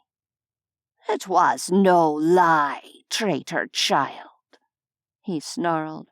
"They did not come here for you. They came here to die." I was peripherally aware of Alagard and Edward slipping past us to stand at the front of the group. My attention was already sliding inward to the magical fields around us. My focus settled on the emerald at my throat, spinning my power into a protective vortex, preparing to hurl every bit of fear and rage I possessed at the overseer if he dared raise a hand to my son. The first blast wasn't aimed at Jace. It was aimed at us. Blue flames sliced through the air. Leonides hurled himself in front of me, and I widened my shield to envelop both of us. Alagard and Edward threw up a block in unison, even as Zora and Rand swirled into mist to avoid the attack. The bulk of the flames slid harmlessly across the invisible wall of magic, but I heard screams on either side of us as some leaked past. Chaos erupted, most of the mob trying to get away, even as our group pushed forward into the onslaught of offensive magic. Leonides was glued to my side, his gun raised, but unable to risk a shot with the children so close to the Fae. And some of those children were turning now, looking at their Fae kidnappers as though seeing them clearly for the first time. A spectral wolf lunged past me, leaping into the circle and grabbing one of the unseelie by the arm, shaking its head like a terrier with a rat. The Fae cried out in shock and clamped a hand on the beast's skull, light flaring from the contact. The wolf exploded into light and vanished, but blood dripped from the wound it had made. "Attack them now!" Jace yelled. "Protect your parents!" He closed his eyes, still grasping Mabel's pendant, and part of the ancient stone behind the overseer exploded into shrapnel. The Fae staggered forward with a curse, righting himself before he could hit the ground. "Insolent whelp!" he snarled, more blue flame crackling around the fingers of his hand. I cried out, unleashing the strongest blast of aromancy I could muster as the overseer flung the deadly magic at my son. But I didn't have a clear line of sight. It hit and sent the unseelie stumbling, but too late. "No!" I screamed, an instant before Alagard leapt in front of Jace. The blast hit the Fae square in the chest and sent him flying into one of the massive sentinel stones. I heard a dull crunch of breaking bones as he slammed into it and slumped to the ground, unmoving. My heart seized. Jace stared at Alagard's body, open-mouthed, but the overseer was already struggling to his feet. I readied another blast, even as Leonides fired off a shot that sent the Fae back to his knees. Around us, blasts of magic were coming from all directions, as some of the children turned on their unseelie masters. I caught a glimpse of Rans and Zora fighting one of the Fae across the stone circle, phasing in and out of solidity to avoid his counterattacks. 2 more of them were still hurling magic at the main group of parents, now defended only by Edward. Leonides took shots at them where he could, but in the confusion it was nearly impossible to do so without risking an ally or an innocent. Electricity crackled past my shoulder, barely deflecting along the shield I was trying to hold around us. I could feel my power weakening. Even with the vampire blood, I'd only ever been good for a few full-power blasts at a time, and that was without other people blasting back at me. One of the Fae grasped a small girl by the shoulder and hurled her to the ground, even as she tried to cast at him. I growled and unleashed everything I had at him, but it only sent him staggering a few steps. Despite our greater numbers, the tide was turning against us. If they decided to cut their losses and go after the children en masse, we'd be powerless to stop them. "God damn it!" I yelled, and tried to cast again, this time going for Jace's lithomancy trick with one of the standing stones. If I could get close to him, maybe we could combine our powers like we'd been practicing. Another child screamed. Edward cried out and staggered, his shield at the front of the main group crumbling. Leonides held my hand with an iron grip, cursing under his breath. I saw Jace dart toward a boy sprawled on the ground, dodging magic as he ran. We were losing. I was just contemplating a suicide run through the remaining Fae ranks to try to reach Jace when a new set of portals burned into existence all around us.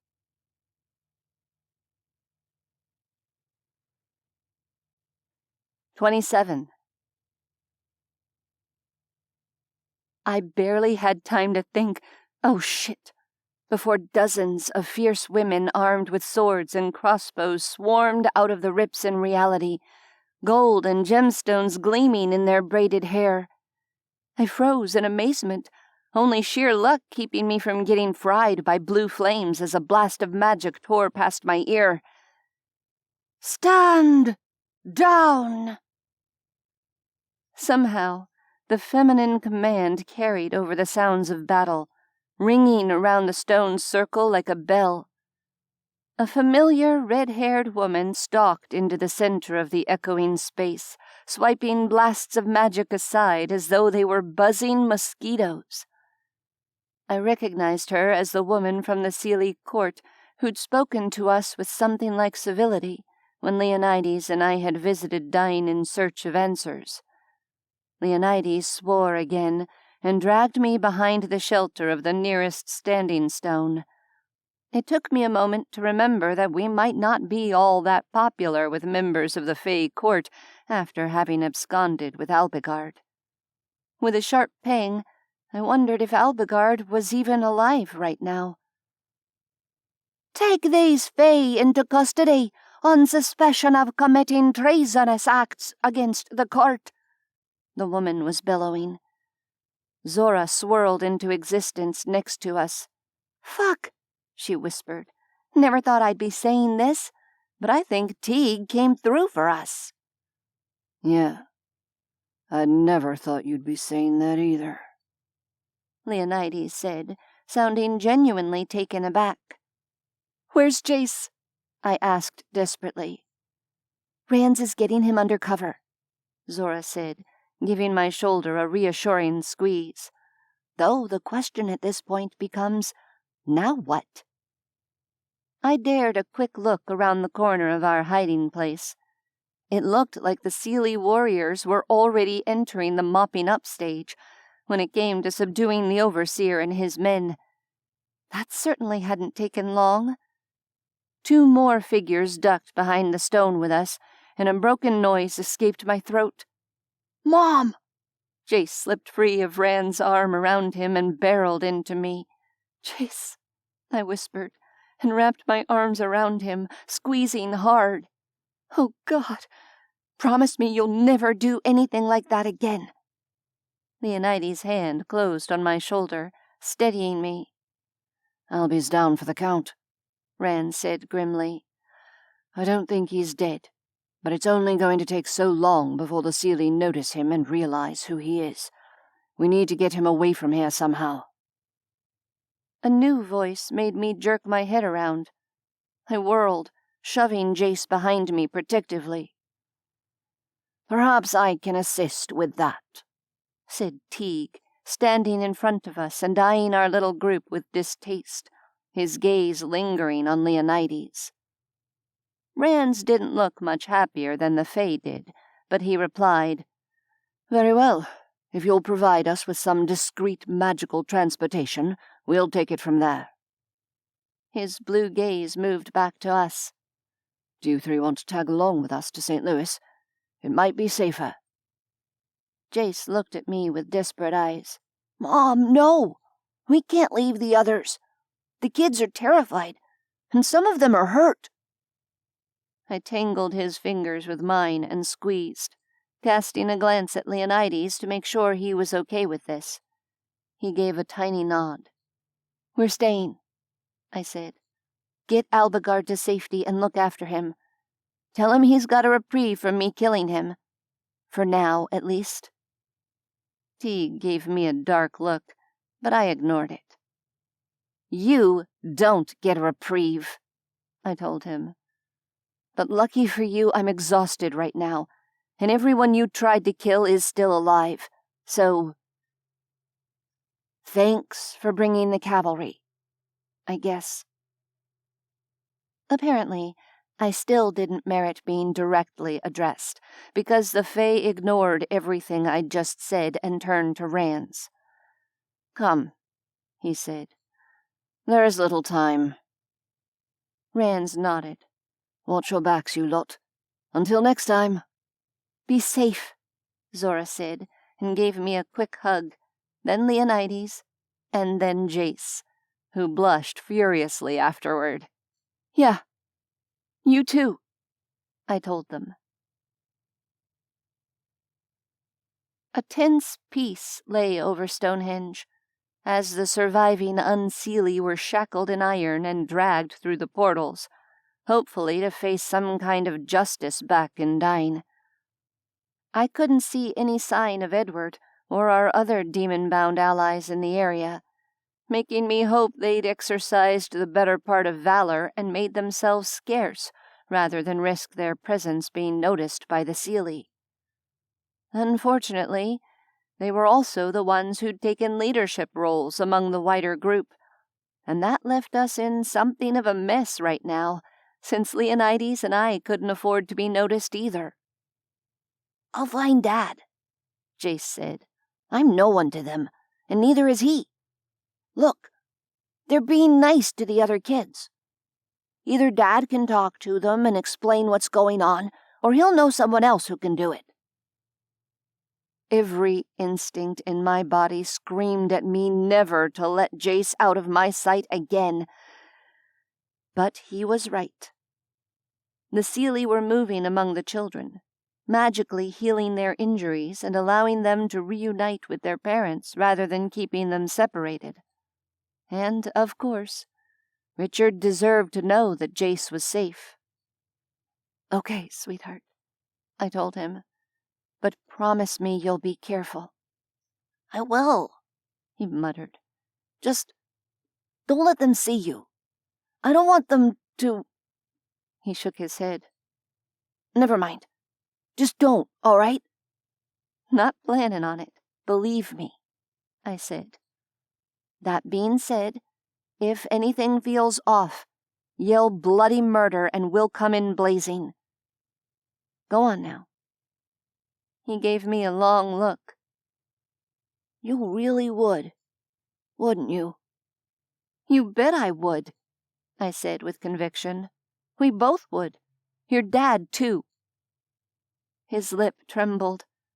The first real reaction to this fresh round of trauma that he'd shown, other than that initial frantic hug. "I know," he said, and slipped away. Once he was out of sight, I folded myself against Leonides' body and shook. His arms came around me, his chin resting on the top of my head. "Don't be too hard on him about sneaking off with Alagard," he said. "What he did took grit." "Yeah," I admitted, the word emerging tremulous despite my best efforts. Still might decide to kick Alagard's ass at some point, though, if he makes it. His arms tightened around me, holding me close. Richard stepped up once again, acting as leader of the human delegation and speaking with the Seelie along with Jace and Carolyn. I was oddly relieved to see his spectral wolf padding alongside them after the Fae it attacked had banished it during the battle. As soon as we could, Leonides and I lost ourselves among the crowd of parents and children milling around in the field abutting the ancient monument. Leonides gave his blood to several of the humans who'd been injured during the fighting. My stomach dropped, and I had to look away when I noticed a row of bodies off to the side, draped with blankets, jackets, and whatever else was to hand to cover them. Some of the news media had crept back to the edges of the stone circle now that things had calmed down, but it quickly became apparent that every bit of their equipment had been fried to a crisp by the sheer volume of Fae magic being thrown around. I had no idea whether it would be better in the long run to try to explain the truth about the Seelie and Unseelie, or to spin some kind of tale to make it sound like everyone involved was actually human. Would humanity panic if presented with proof of Fae and demons and vampires and parallel realms? Did it matter, given that humanity was already panicking after its leaders kept inexplicably dropping dead? And that part was going to stop now, right? Fortunately, the Seelie didn't appear to have much interest in the group of humans, beyond ensuring that all of the kids were matched up with their families, or placed temporarily with the family of another child they were friends with, if their parents were among the dead. They didn't go person to person through the crowd, and we weren't identified as fugitives. Eventually, they opened up new portals and left, apparently washing their hands of the situation now that they had their kinsmen in custody and the children returned. When I was sure they were all gone, I hurried up to Richard, with Leonides close on my heels. My ex seemed thoroughly shell-shocked. Carolyn was still with him, her arm tight around Elsie's thin shoulders. The little girl looked lost, like the rug had just been pulled out from beneath her entire world. I ached with the thought of the road ahead for many of these children, remembering the painful process of deprogramming that Jace had gone through with Alagard. "Well?" I asked, looking from one to the other of them. "What did they say?" Richard blinked a few times. "Basically, they said, 'Sorry about all that. and that they'd put the guys they caught on trial. I stared at him. That's it? He shrugged and nodded. Jace spoke up. They also said that Fae aren't supposed to take human children except for the tithe, whatever that is, and definitely not magical ones. Oh, and they seemed pretty impressed with Dad's wolf.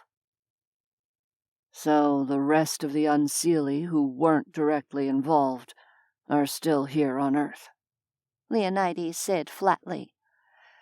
Teague included. And nothing else will change except that the global power structure is in tatters now. Terrific. I closed my eyes. Worldwide crises can wait for tomorrow, I hope. Because there are people dead and injured here that need to be dealt with, and everyone needs a place to stay tonight that doesn't involve leaning against a tree trunk and trying not to freeze. You're right. Leonides sighed and rubbed the bridge of his nose. We've got no transportation, magical or otherwise. Does anyone have a working cell phone? We all pulled our phones out. Mine was cracked, the casing blackened around the bezel. Dead as a doornail, I reported, and the others nodded agreement. Guess I'll go exert a little influence over the news crews and see what I can turn up, Leonides said. If memory serves, the town of Amesbury is maybe 5 miles from here. Worst case scenario, I can fly there and see if the local police and emergency services are Fae-controlled. Or maybe I can hire a couple of tour buses to come out here and pick everyone up. I'll figure out something anyway. Thanks, I murmured, reaching out to take his hand. He used the grip to draw me in for a brief kiss, sending a pulse of something warm and comforting through me despite the grim reality all around us. Once he was gone, I turned to the others. Come on. This place must have a visitor center, right? Let's see about getting everyone there. I expect it will at least be undercover. Maybe their phones still work. An hour later, we were installed in the oddly shaped building, with its uneven sloping roof supported by countless skinny metal poles. The place was deserted, making me think the Unseelie had shooed away the employees to prevent any unexpected interference in their unveiling plans. The phones were dead, as was everything else electronic. The interactive historical displays were all dark. The lights were out. Fortunately, the architectural style was open and airy, with lots of glass walls to let in natural light. If we had to, we could stay here for a day or two, unless the authorities showed up to turf us out. There were restrooms. There were cafes with food, which would go bad soon anyway with the refrigeration out. The last few months had obviously contributed to my growing sense of moral flexibility, but I had no qualms about trespassing in the restaurant kitchens and helping the others hand out food.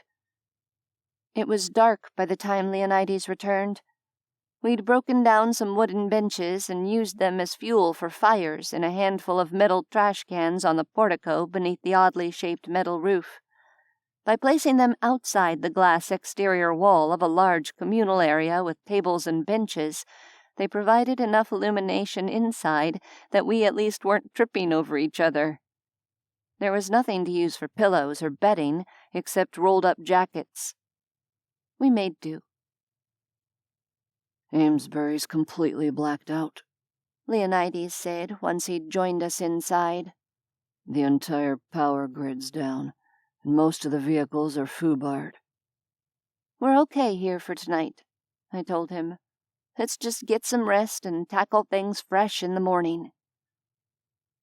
He nodded in tired agreement and followed me to a corner where Jace lay dozing beneath my alpaca poncho. I dropped down to prop myself against the wall next to him, and he wrapped his long leather coat around me. I breathed in the scent of tobacco and spice, and dozed. The following day, he ranged further afield to Salisbury, a somewhat larger city about 10 miles away. We raided the restaurant kitchens again, focusing on food that wouldn't survive another day at room temperature. Some of the men found a storage room containing landscaping equipment, including picks and shovels. They went out to bury the bodies on Salisbury Plain, since it was clear the usual options for dealing with the dead weren't going to be available to us any time soon. Still, no one official came to see what the hell had happened at Stonehenge the previous day. With no news and no outside contact, it was becoming downright eerie, as if we'd been cut off from the rest of the world. Leonides returned to report that Salisbury, too, was a disaster zone with no electricity or communications. Even if the authorities could spare manpower for something happening outside of their immediate jurisdiction, there weren't enough running vehicles to transport hundreds of people. "I think we're looking at hiking the 5 miles to Amesbury," he said. "Not that the place is in great shape either, but at least the stockpile of food there will be larger." We should leave in the morning in that case, I decided. We're okay here for another night. That afternoon, I hiked out to Stonehenge with Jace, wanting to get a proper look at it when I wasn't facing down the imminent enslavement of humanity. If nothing else, this hometown girl from St. Louis had ended up traveling the world after all. And it was a pretty freaking amazing world, all told. "Geez," Jace muttered, kicking a fist-sized sliver of sandstone that lay in the charred grass. "I can't believe we broke Stonehenge. They're going to fine us like $1 million. I gazed at the freshly chipped divots in the massive standing stones where Jace and I had tried to use rock shrapnel as a weapon. This place must have seen an amazing amount of history, I mused. In the end, this was just another piece of it. The area around us was trampled and burned. The fence erected to keep tourists back was flattened in several places. But the area would recover eventually, with only a bit more wear and tear to a couple of the ancient sentinels marking the fateful day. "Come on," I said. "Let's head back." When we returned, 4 ancient-looking double-decker buses stood in the visitor center parking lot. I shared an incredulous look with Jace, and we took off at a jog. Edward greeted us when we arrived, huffing and puffing at the main entrance. "Hello, my dear," he said. "Hello, Jace. I thought you might be in need of a ride to some place a bit less fey-touched than Wiltshire currently seems to be." I flung my arms around him and held tight. I'd seen Edward go down under a hail of blue fireballs during the battle, and while I'd convinced myself that his demon bond with Nigellus, combined with the way he'd quietly disappeared with the others when the Seelie showed up, meant he was okay, it wasn't the same as seeing it for myself. "You're totally my hero right now," I told him. "Will these fit all of us?" He chuckled and patted my back. "It might be a squeeze, but they should do, yes. We'll find something more appropriate once we get out of the zone of technological destruction. Now, though, we need to call a public meeting about something rather important."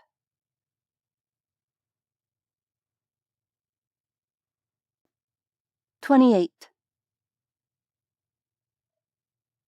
10 days later, I sat sipping coffee at the kitchenette table of a luxurious 42-foot camper parked on the spectacular cliffs of the Scottish Hebrides. After meeting with all of the parents and children hunkering in the Stonehenge Visitor Center, Edward and his friends had loaded us up in his little fleet of 40-year-old double-deckers and headed north, toward the Isle of Skye.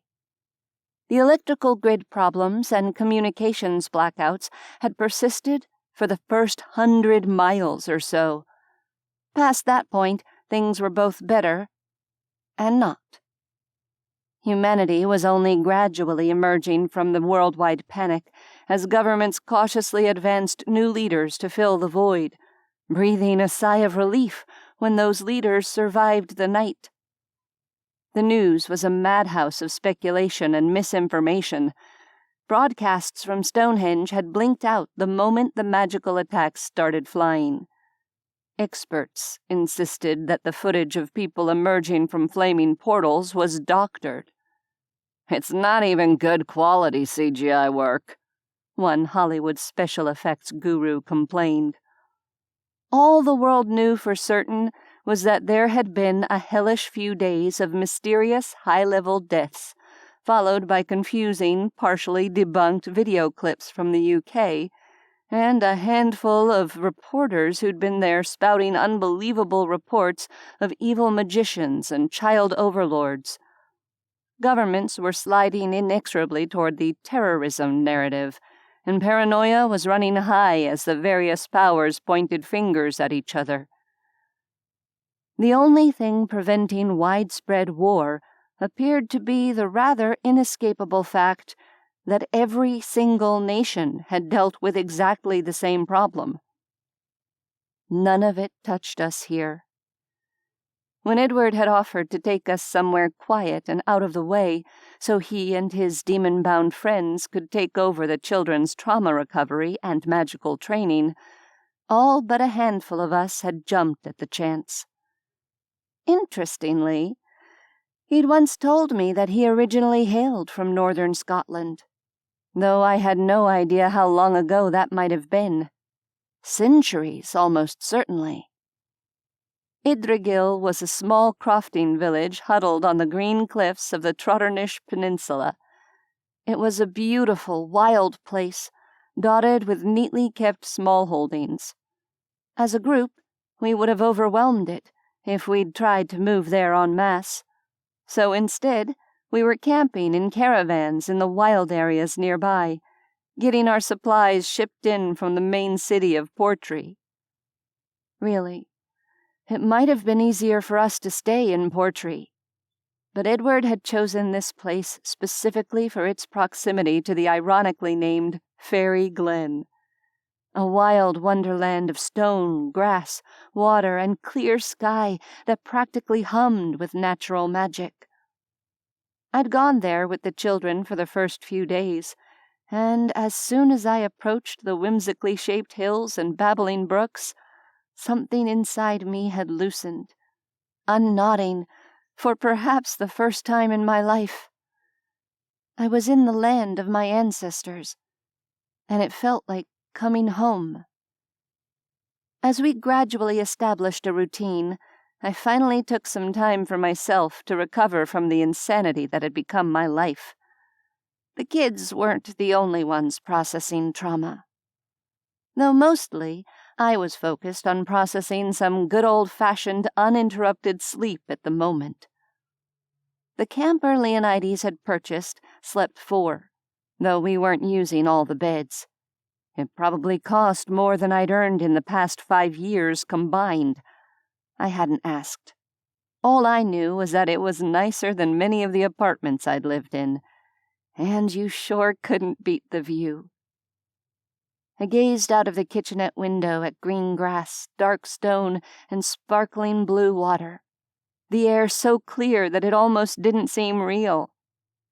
Jace was gone for the day, off with the others at Fairy Glen to practice magic and commune with nature.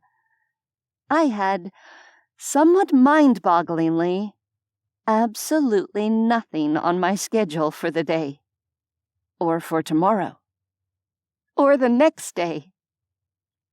After finishing my coffee, I rose and rinsed the mug in the sink, setting it upside down to dry. The master bedroom was at the back, behind a pair of French doors for privacy. I slipped inside and let my robe fall to the floor, sliding back into bed. Leonides glanced at me, a smile tugging up one corner of his lips, before he turned his attention back to the crossword puzzle he was filling in with a ballpoint pen. "Rubber from the Middle East," he said. 7 letters. "Aladdin," I replied without hesitation. He rubbed the lamp to summon the genie. He mused, filling it in. "Gotta admit, that's not where my mind went originally." I snorted. "That's because you don't have a kid who went through a Disney phase." "Fair point," he allowed. "So," I began conversationally, running my fingertips up the inside of his sheet-covered thigh. "Where did your mind go?" Leonides hummed, pulling me against his side. "Nice. And you say I have coffee to thank for this? I'll have the most expensive blend I can find shipped in from now on." "Win-win," I agreed. My fingers played with my pendant absently as we rested together in the afterglow, my thoughts eventually turning to its former owner. "Do you think the others are okay? Zora and Rans? And Alagard, I mean?" "That's a bit of an abrupt conversational about-face." His hand stroked my hair. "I assume so. With luck, international communications will become a bit less of a dumpster fire before long."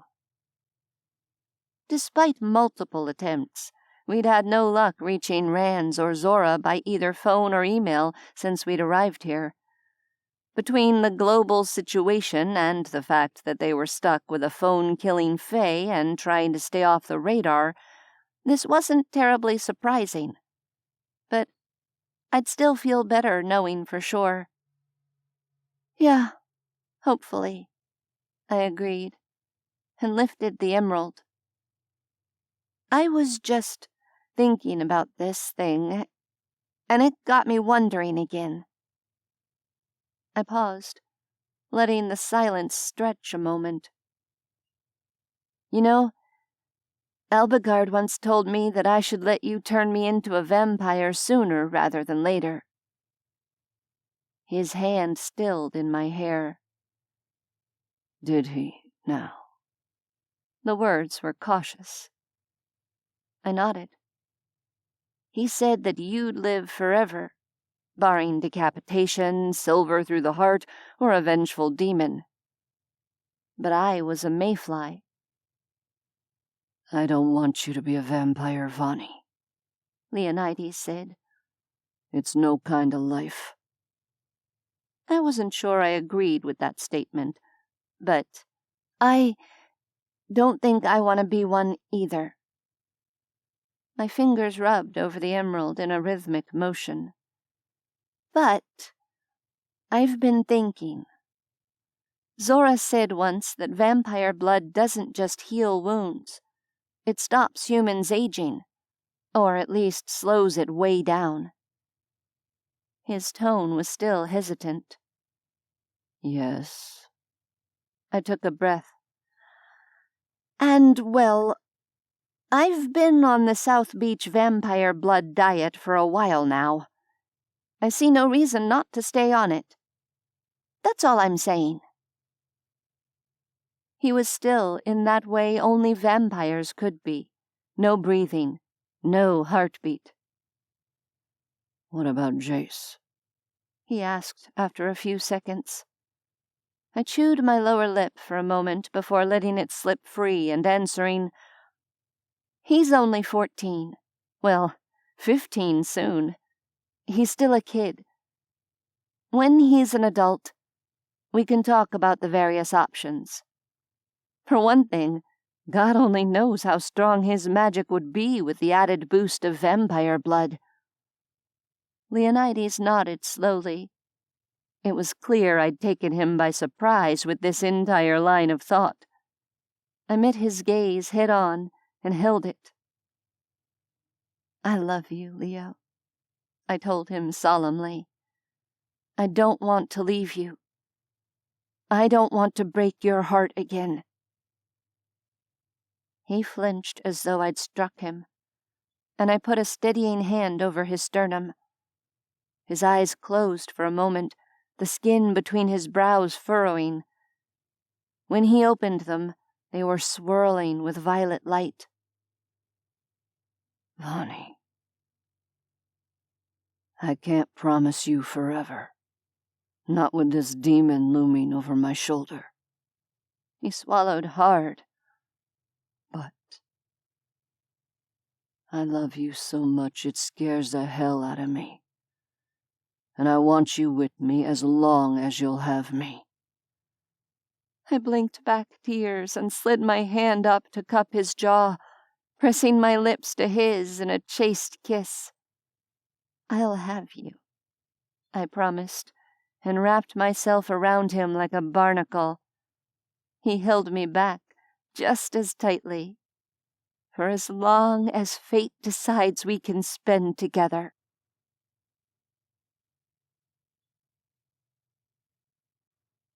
Epilogue. Much, much later, I showered, dressed, and wandered outside to sit under the awning with a fresh cup of coffee, only to find one of the 3 available lawn chairs already occupied. Nigellus sat with his legs crossed, elbows leaning on the middle armrests and fingers steepled thoughtfully in front of him as he gazed out across the bay. Leo?" I called, loud enough to be heard by vampire hearing inside the camper. "You might want to come out here." The demon's whiskey-colored gaze rested on me tolerantly. "Good afternoon, Ms. Morgan," he said. "Forgive me for making myself at home. This is quite an extraordinary view you've cultivated." Leonides emerged from the camper door, hesitating on the second step when he saw exactly who was waiting for him. He broke free of the temporary paralysis a moment later and joined me under the awning. "Nigellus," he said flatly. "Mr. Leonides," Nigellus replied in kind. "May I congratulate you on the successful handling of the matter of the children. It did become rather messy in the middle, but you got there in the end." Leonides' expression could have been cut from agate. "People died, you asshole." The demon studied his tangled fingers. "Yes," he agreed. "People tend to do that, sadly." I put a hand on Leonides' arm in a quelling gesture. "I'm aware that we owe you quite a bit," I said carefully. "For getting Edward where he needed to be, when he needed to be there, for helping track down the other parents and getting them to Karajas when you couldn't be seen to interfere." He raised an eyebrow at me. "Why, Miss Morgan, I'm sure I have no idea what you mean. I've been on my own, limping along without a butler for weeks now. If it weren't for the binding terms of his contract, I'd be tempted to fire the old ingrate." Leonides crossed his arms. "Right. Whatever you say. So did you come all the way here just to condescend at us?" he asked in a tight tone. Nigellus lowered his hands. "Not at all. I was curious if you'd heard any news recently regarding our mutual friends in St. Louis." I felt a frown wrinkle my forehead. "No, we haven't. Not a peep. Why, is something wrong?" The demon waved the words away with an airy gesture. No, Miss Morgan. Forget I asked. It's nothing you need to concern yourselves with. But do please return my servant whenever you're done with him. Will you? And with that, he disappeared, here one instant, gone the next. Leonides and I stared at the place he'd been for a long moment, trying to fill in the blanks between the demon's cryptic words. Well, Leonides began. Shit, I finished. Want more? Len and Alagard's story begins in Forsaken Fae, Book 1. Curious about the backstory on Zora, Rans, Len, Alagard, and Leonides? Get The Last Vampire by R.A. Stephan and Jalen Wolfe, available as 2 audio box sets. Want even more? Get an exclusive free audio prequel to The Last Vampire series. Sign up at www.rastephan.com/last. That's www.rastephan.com/last.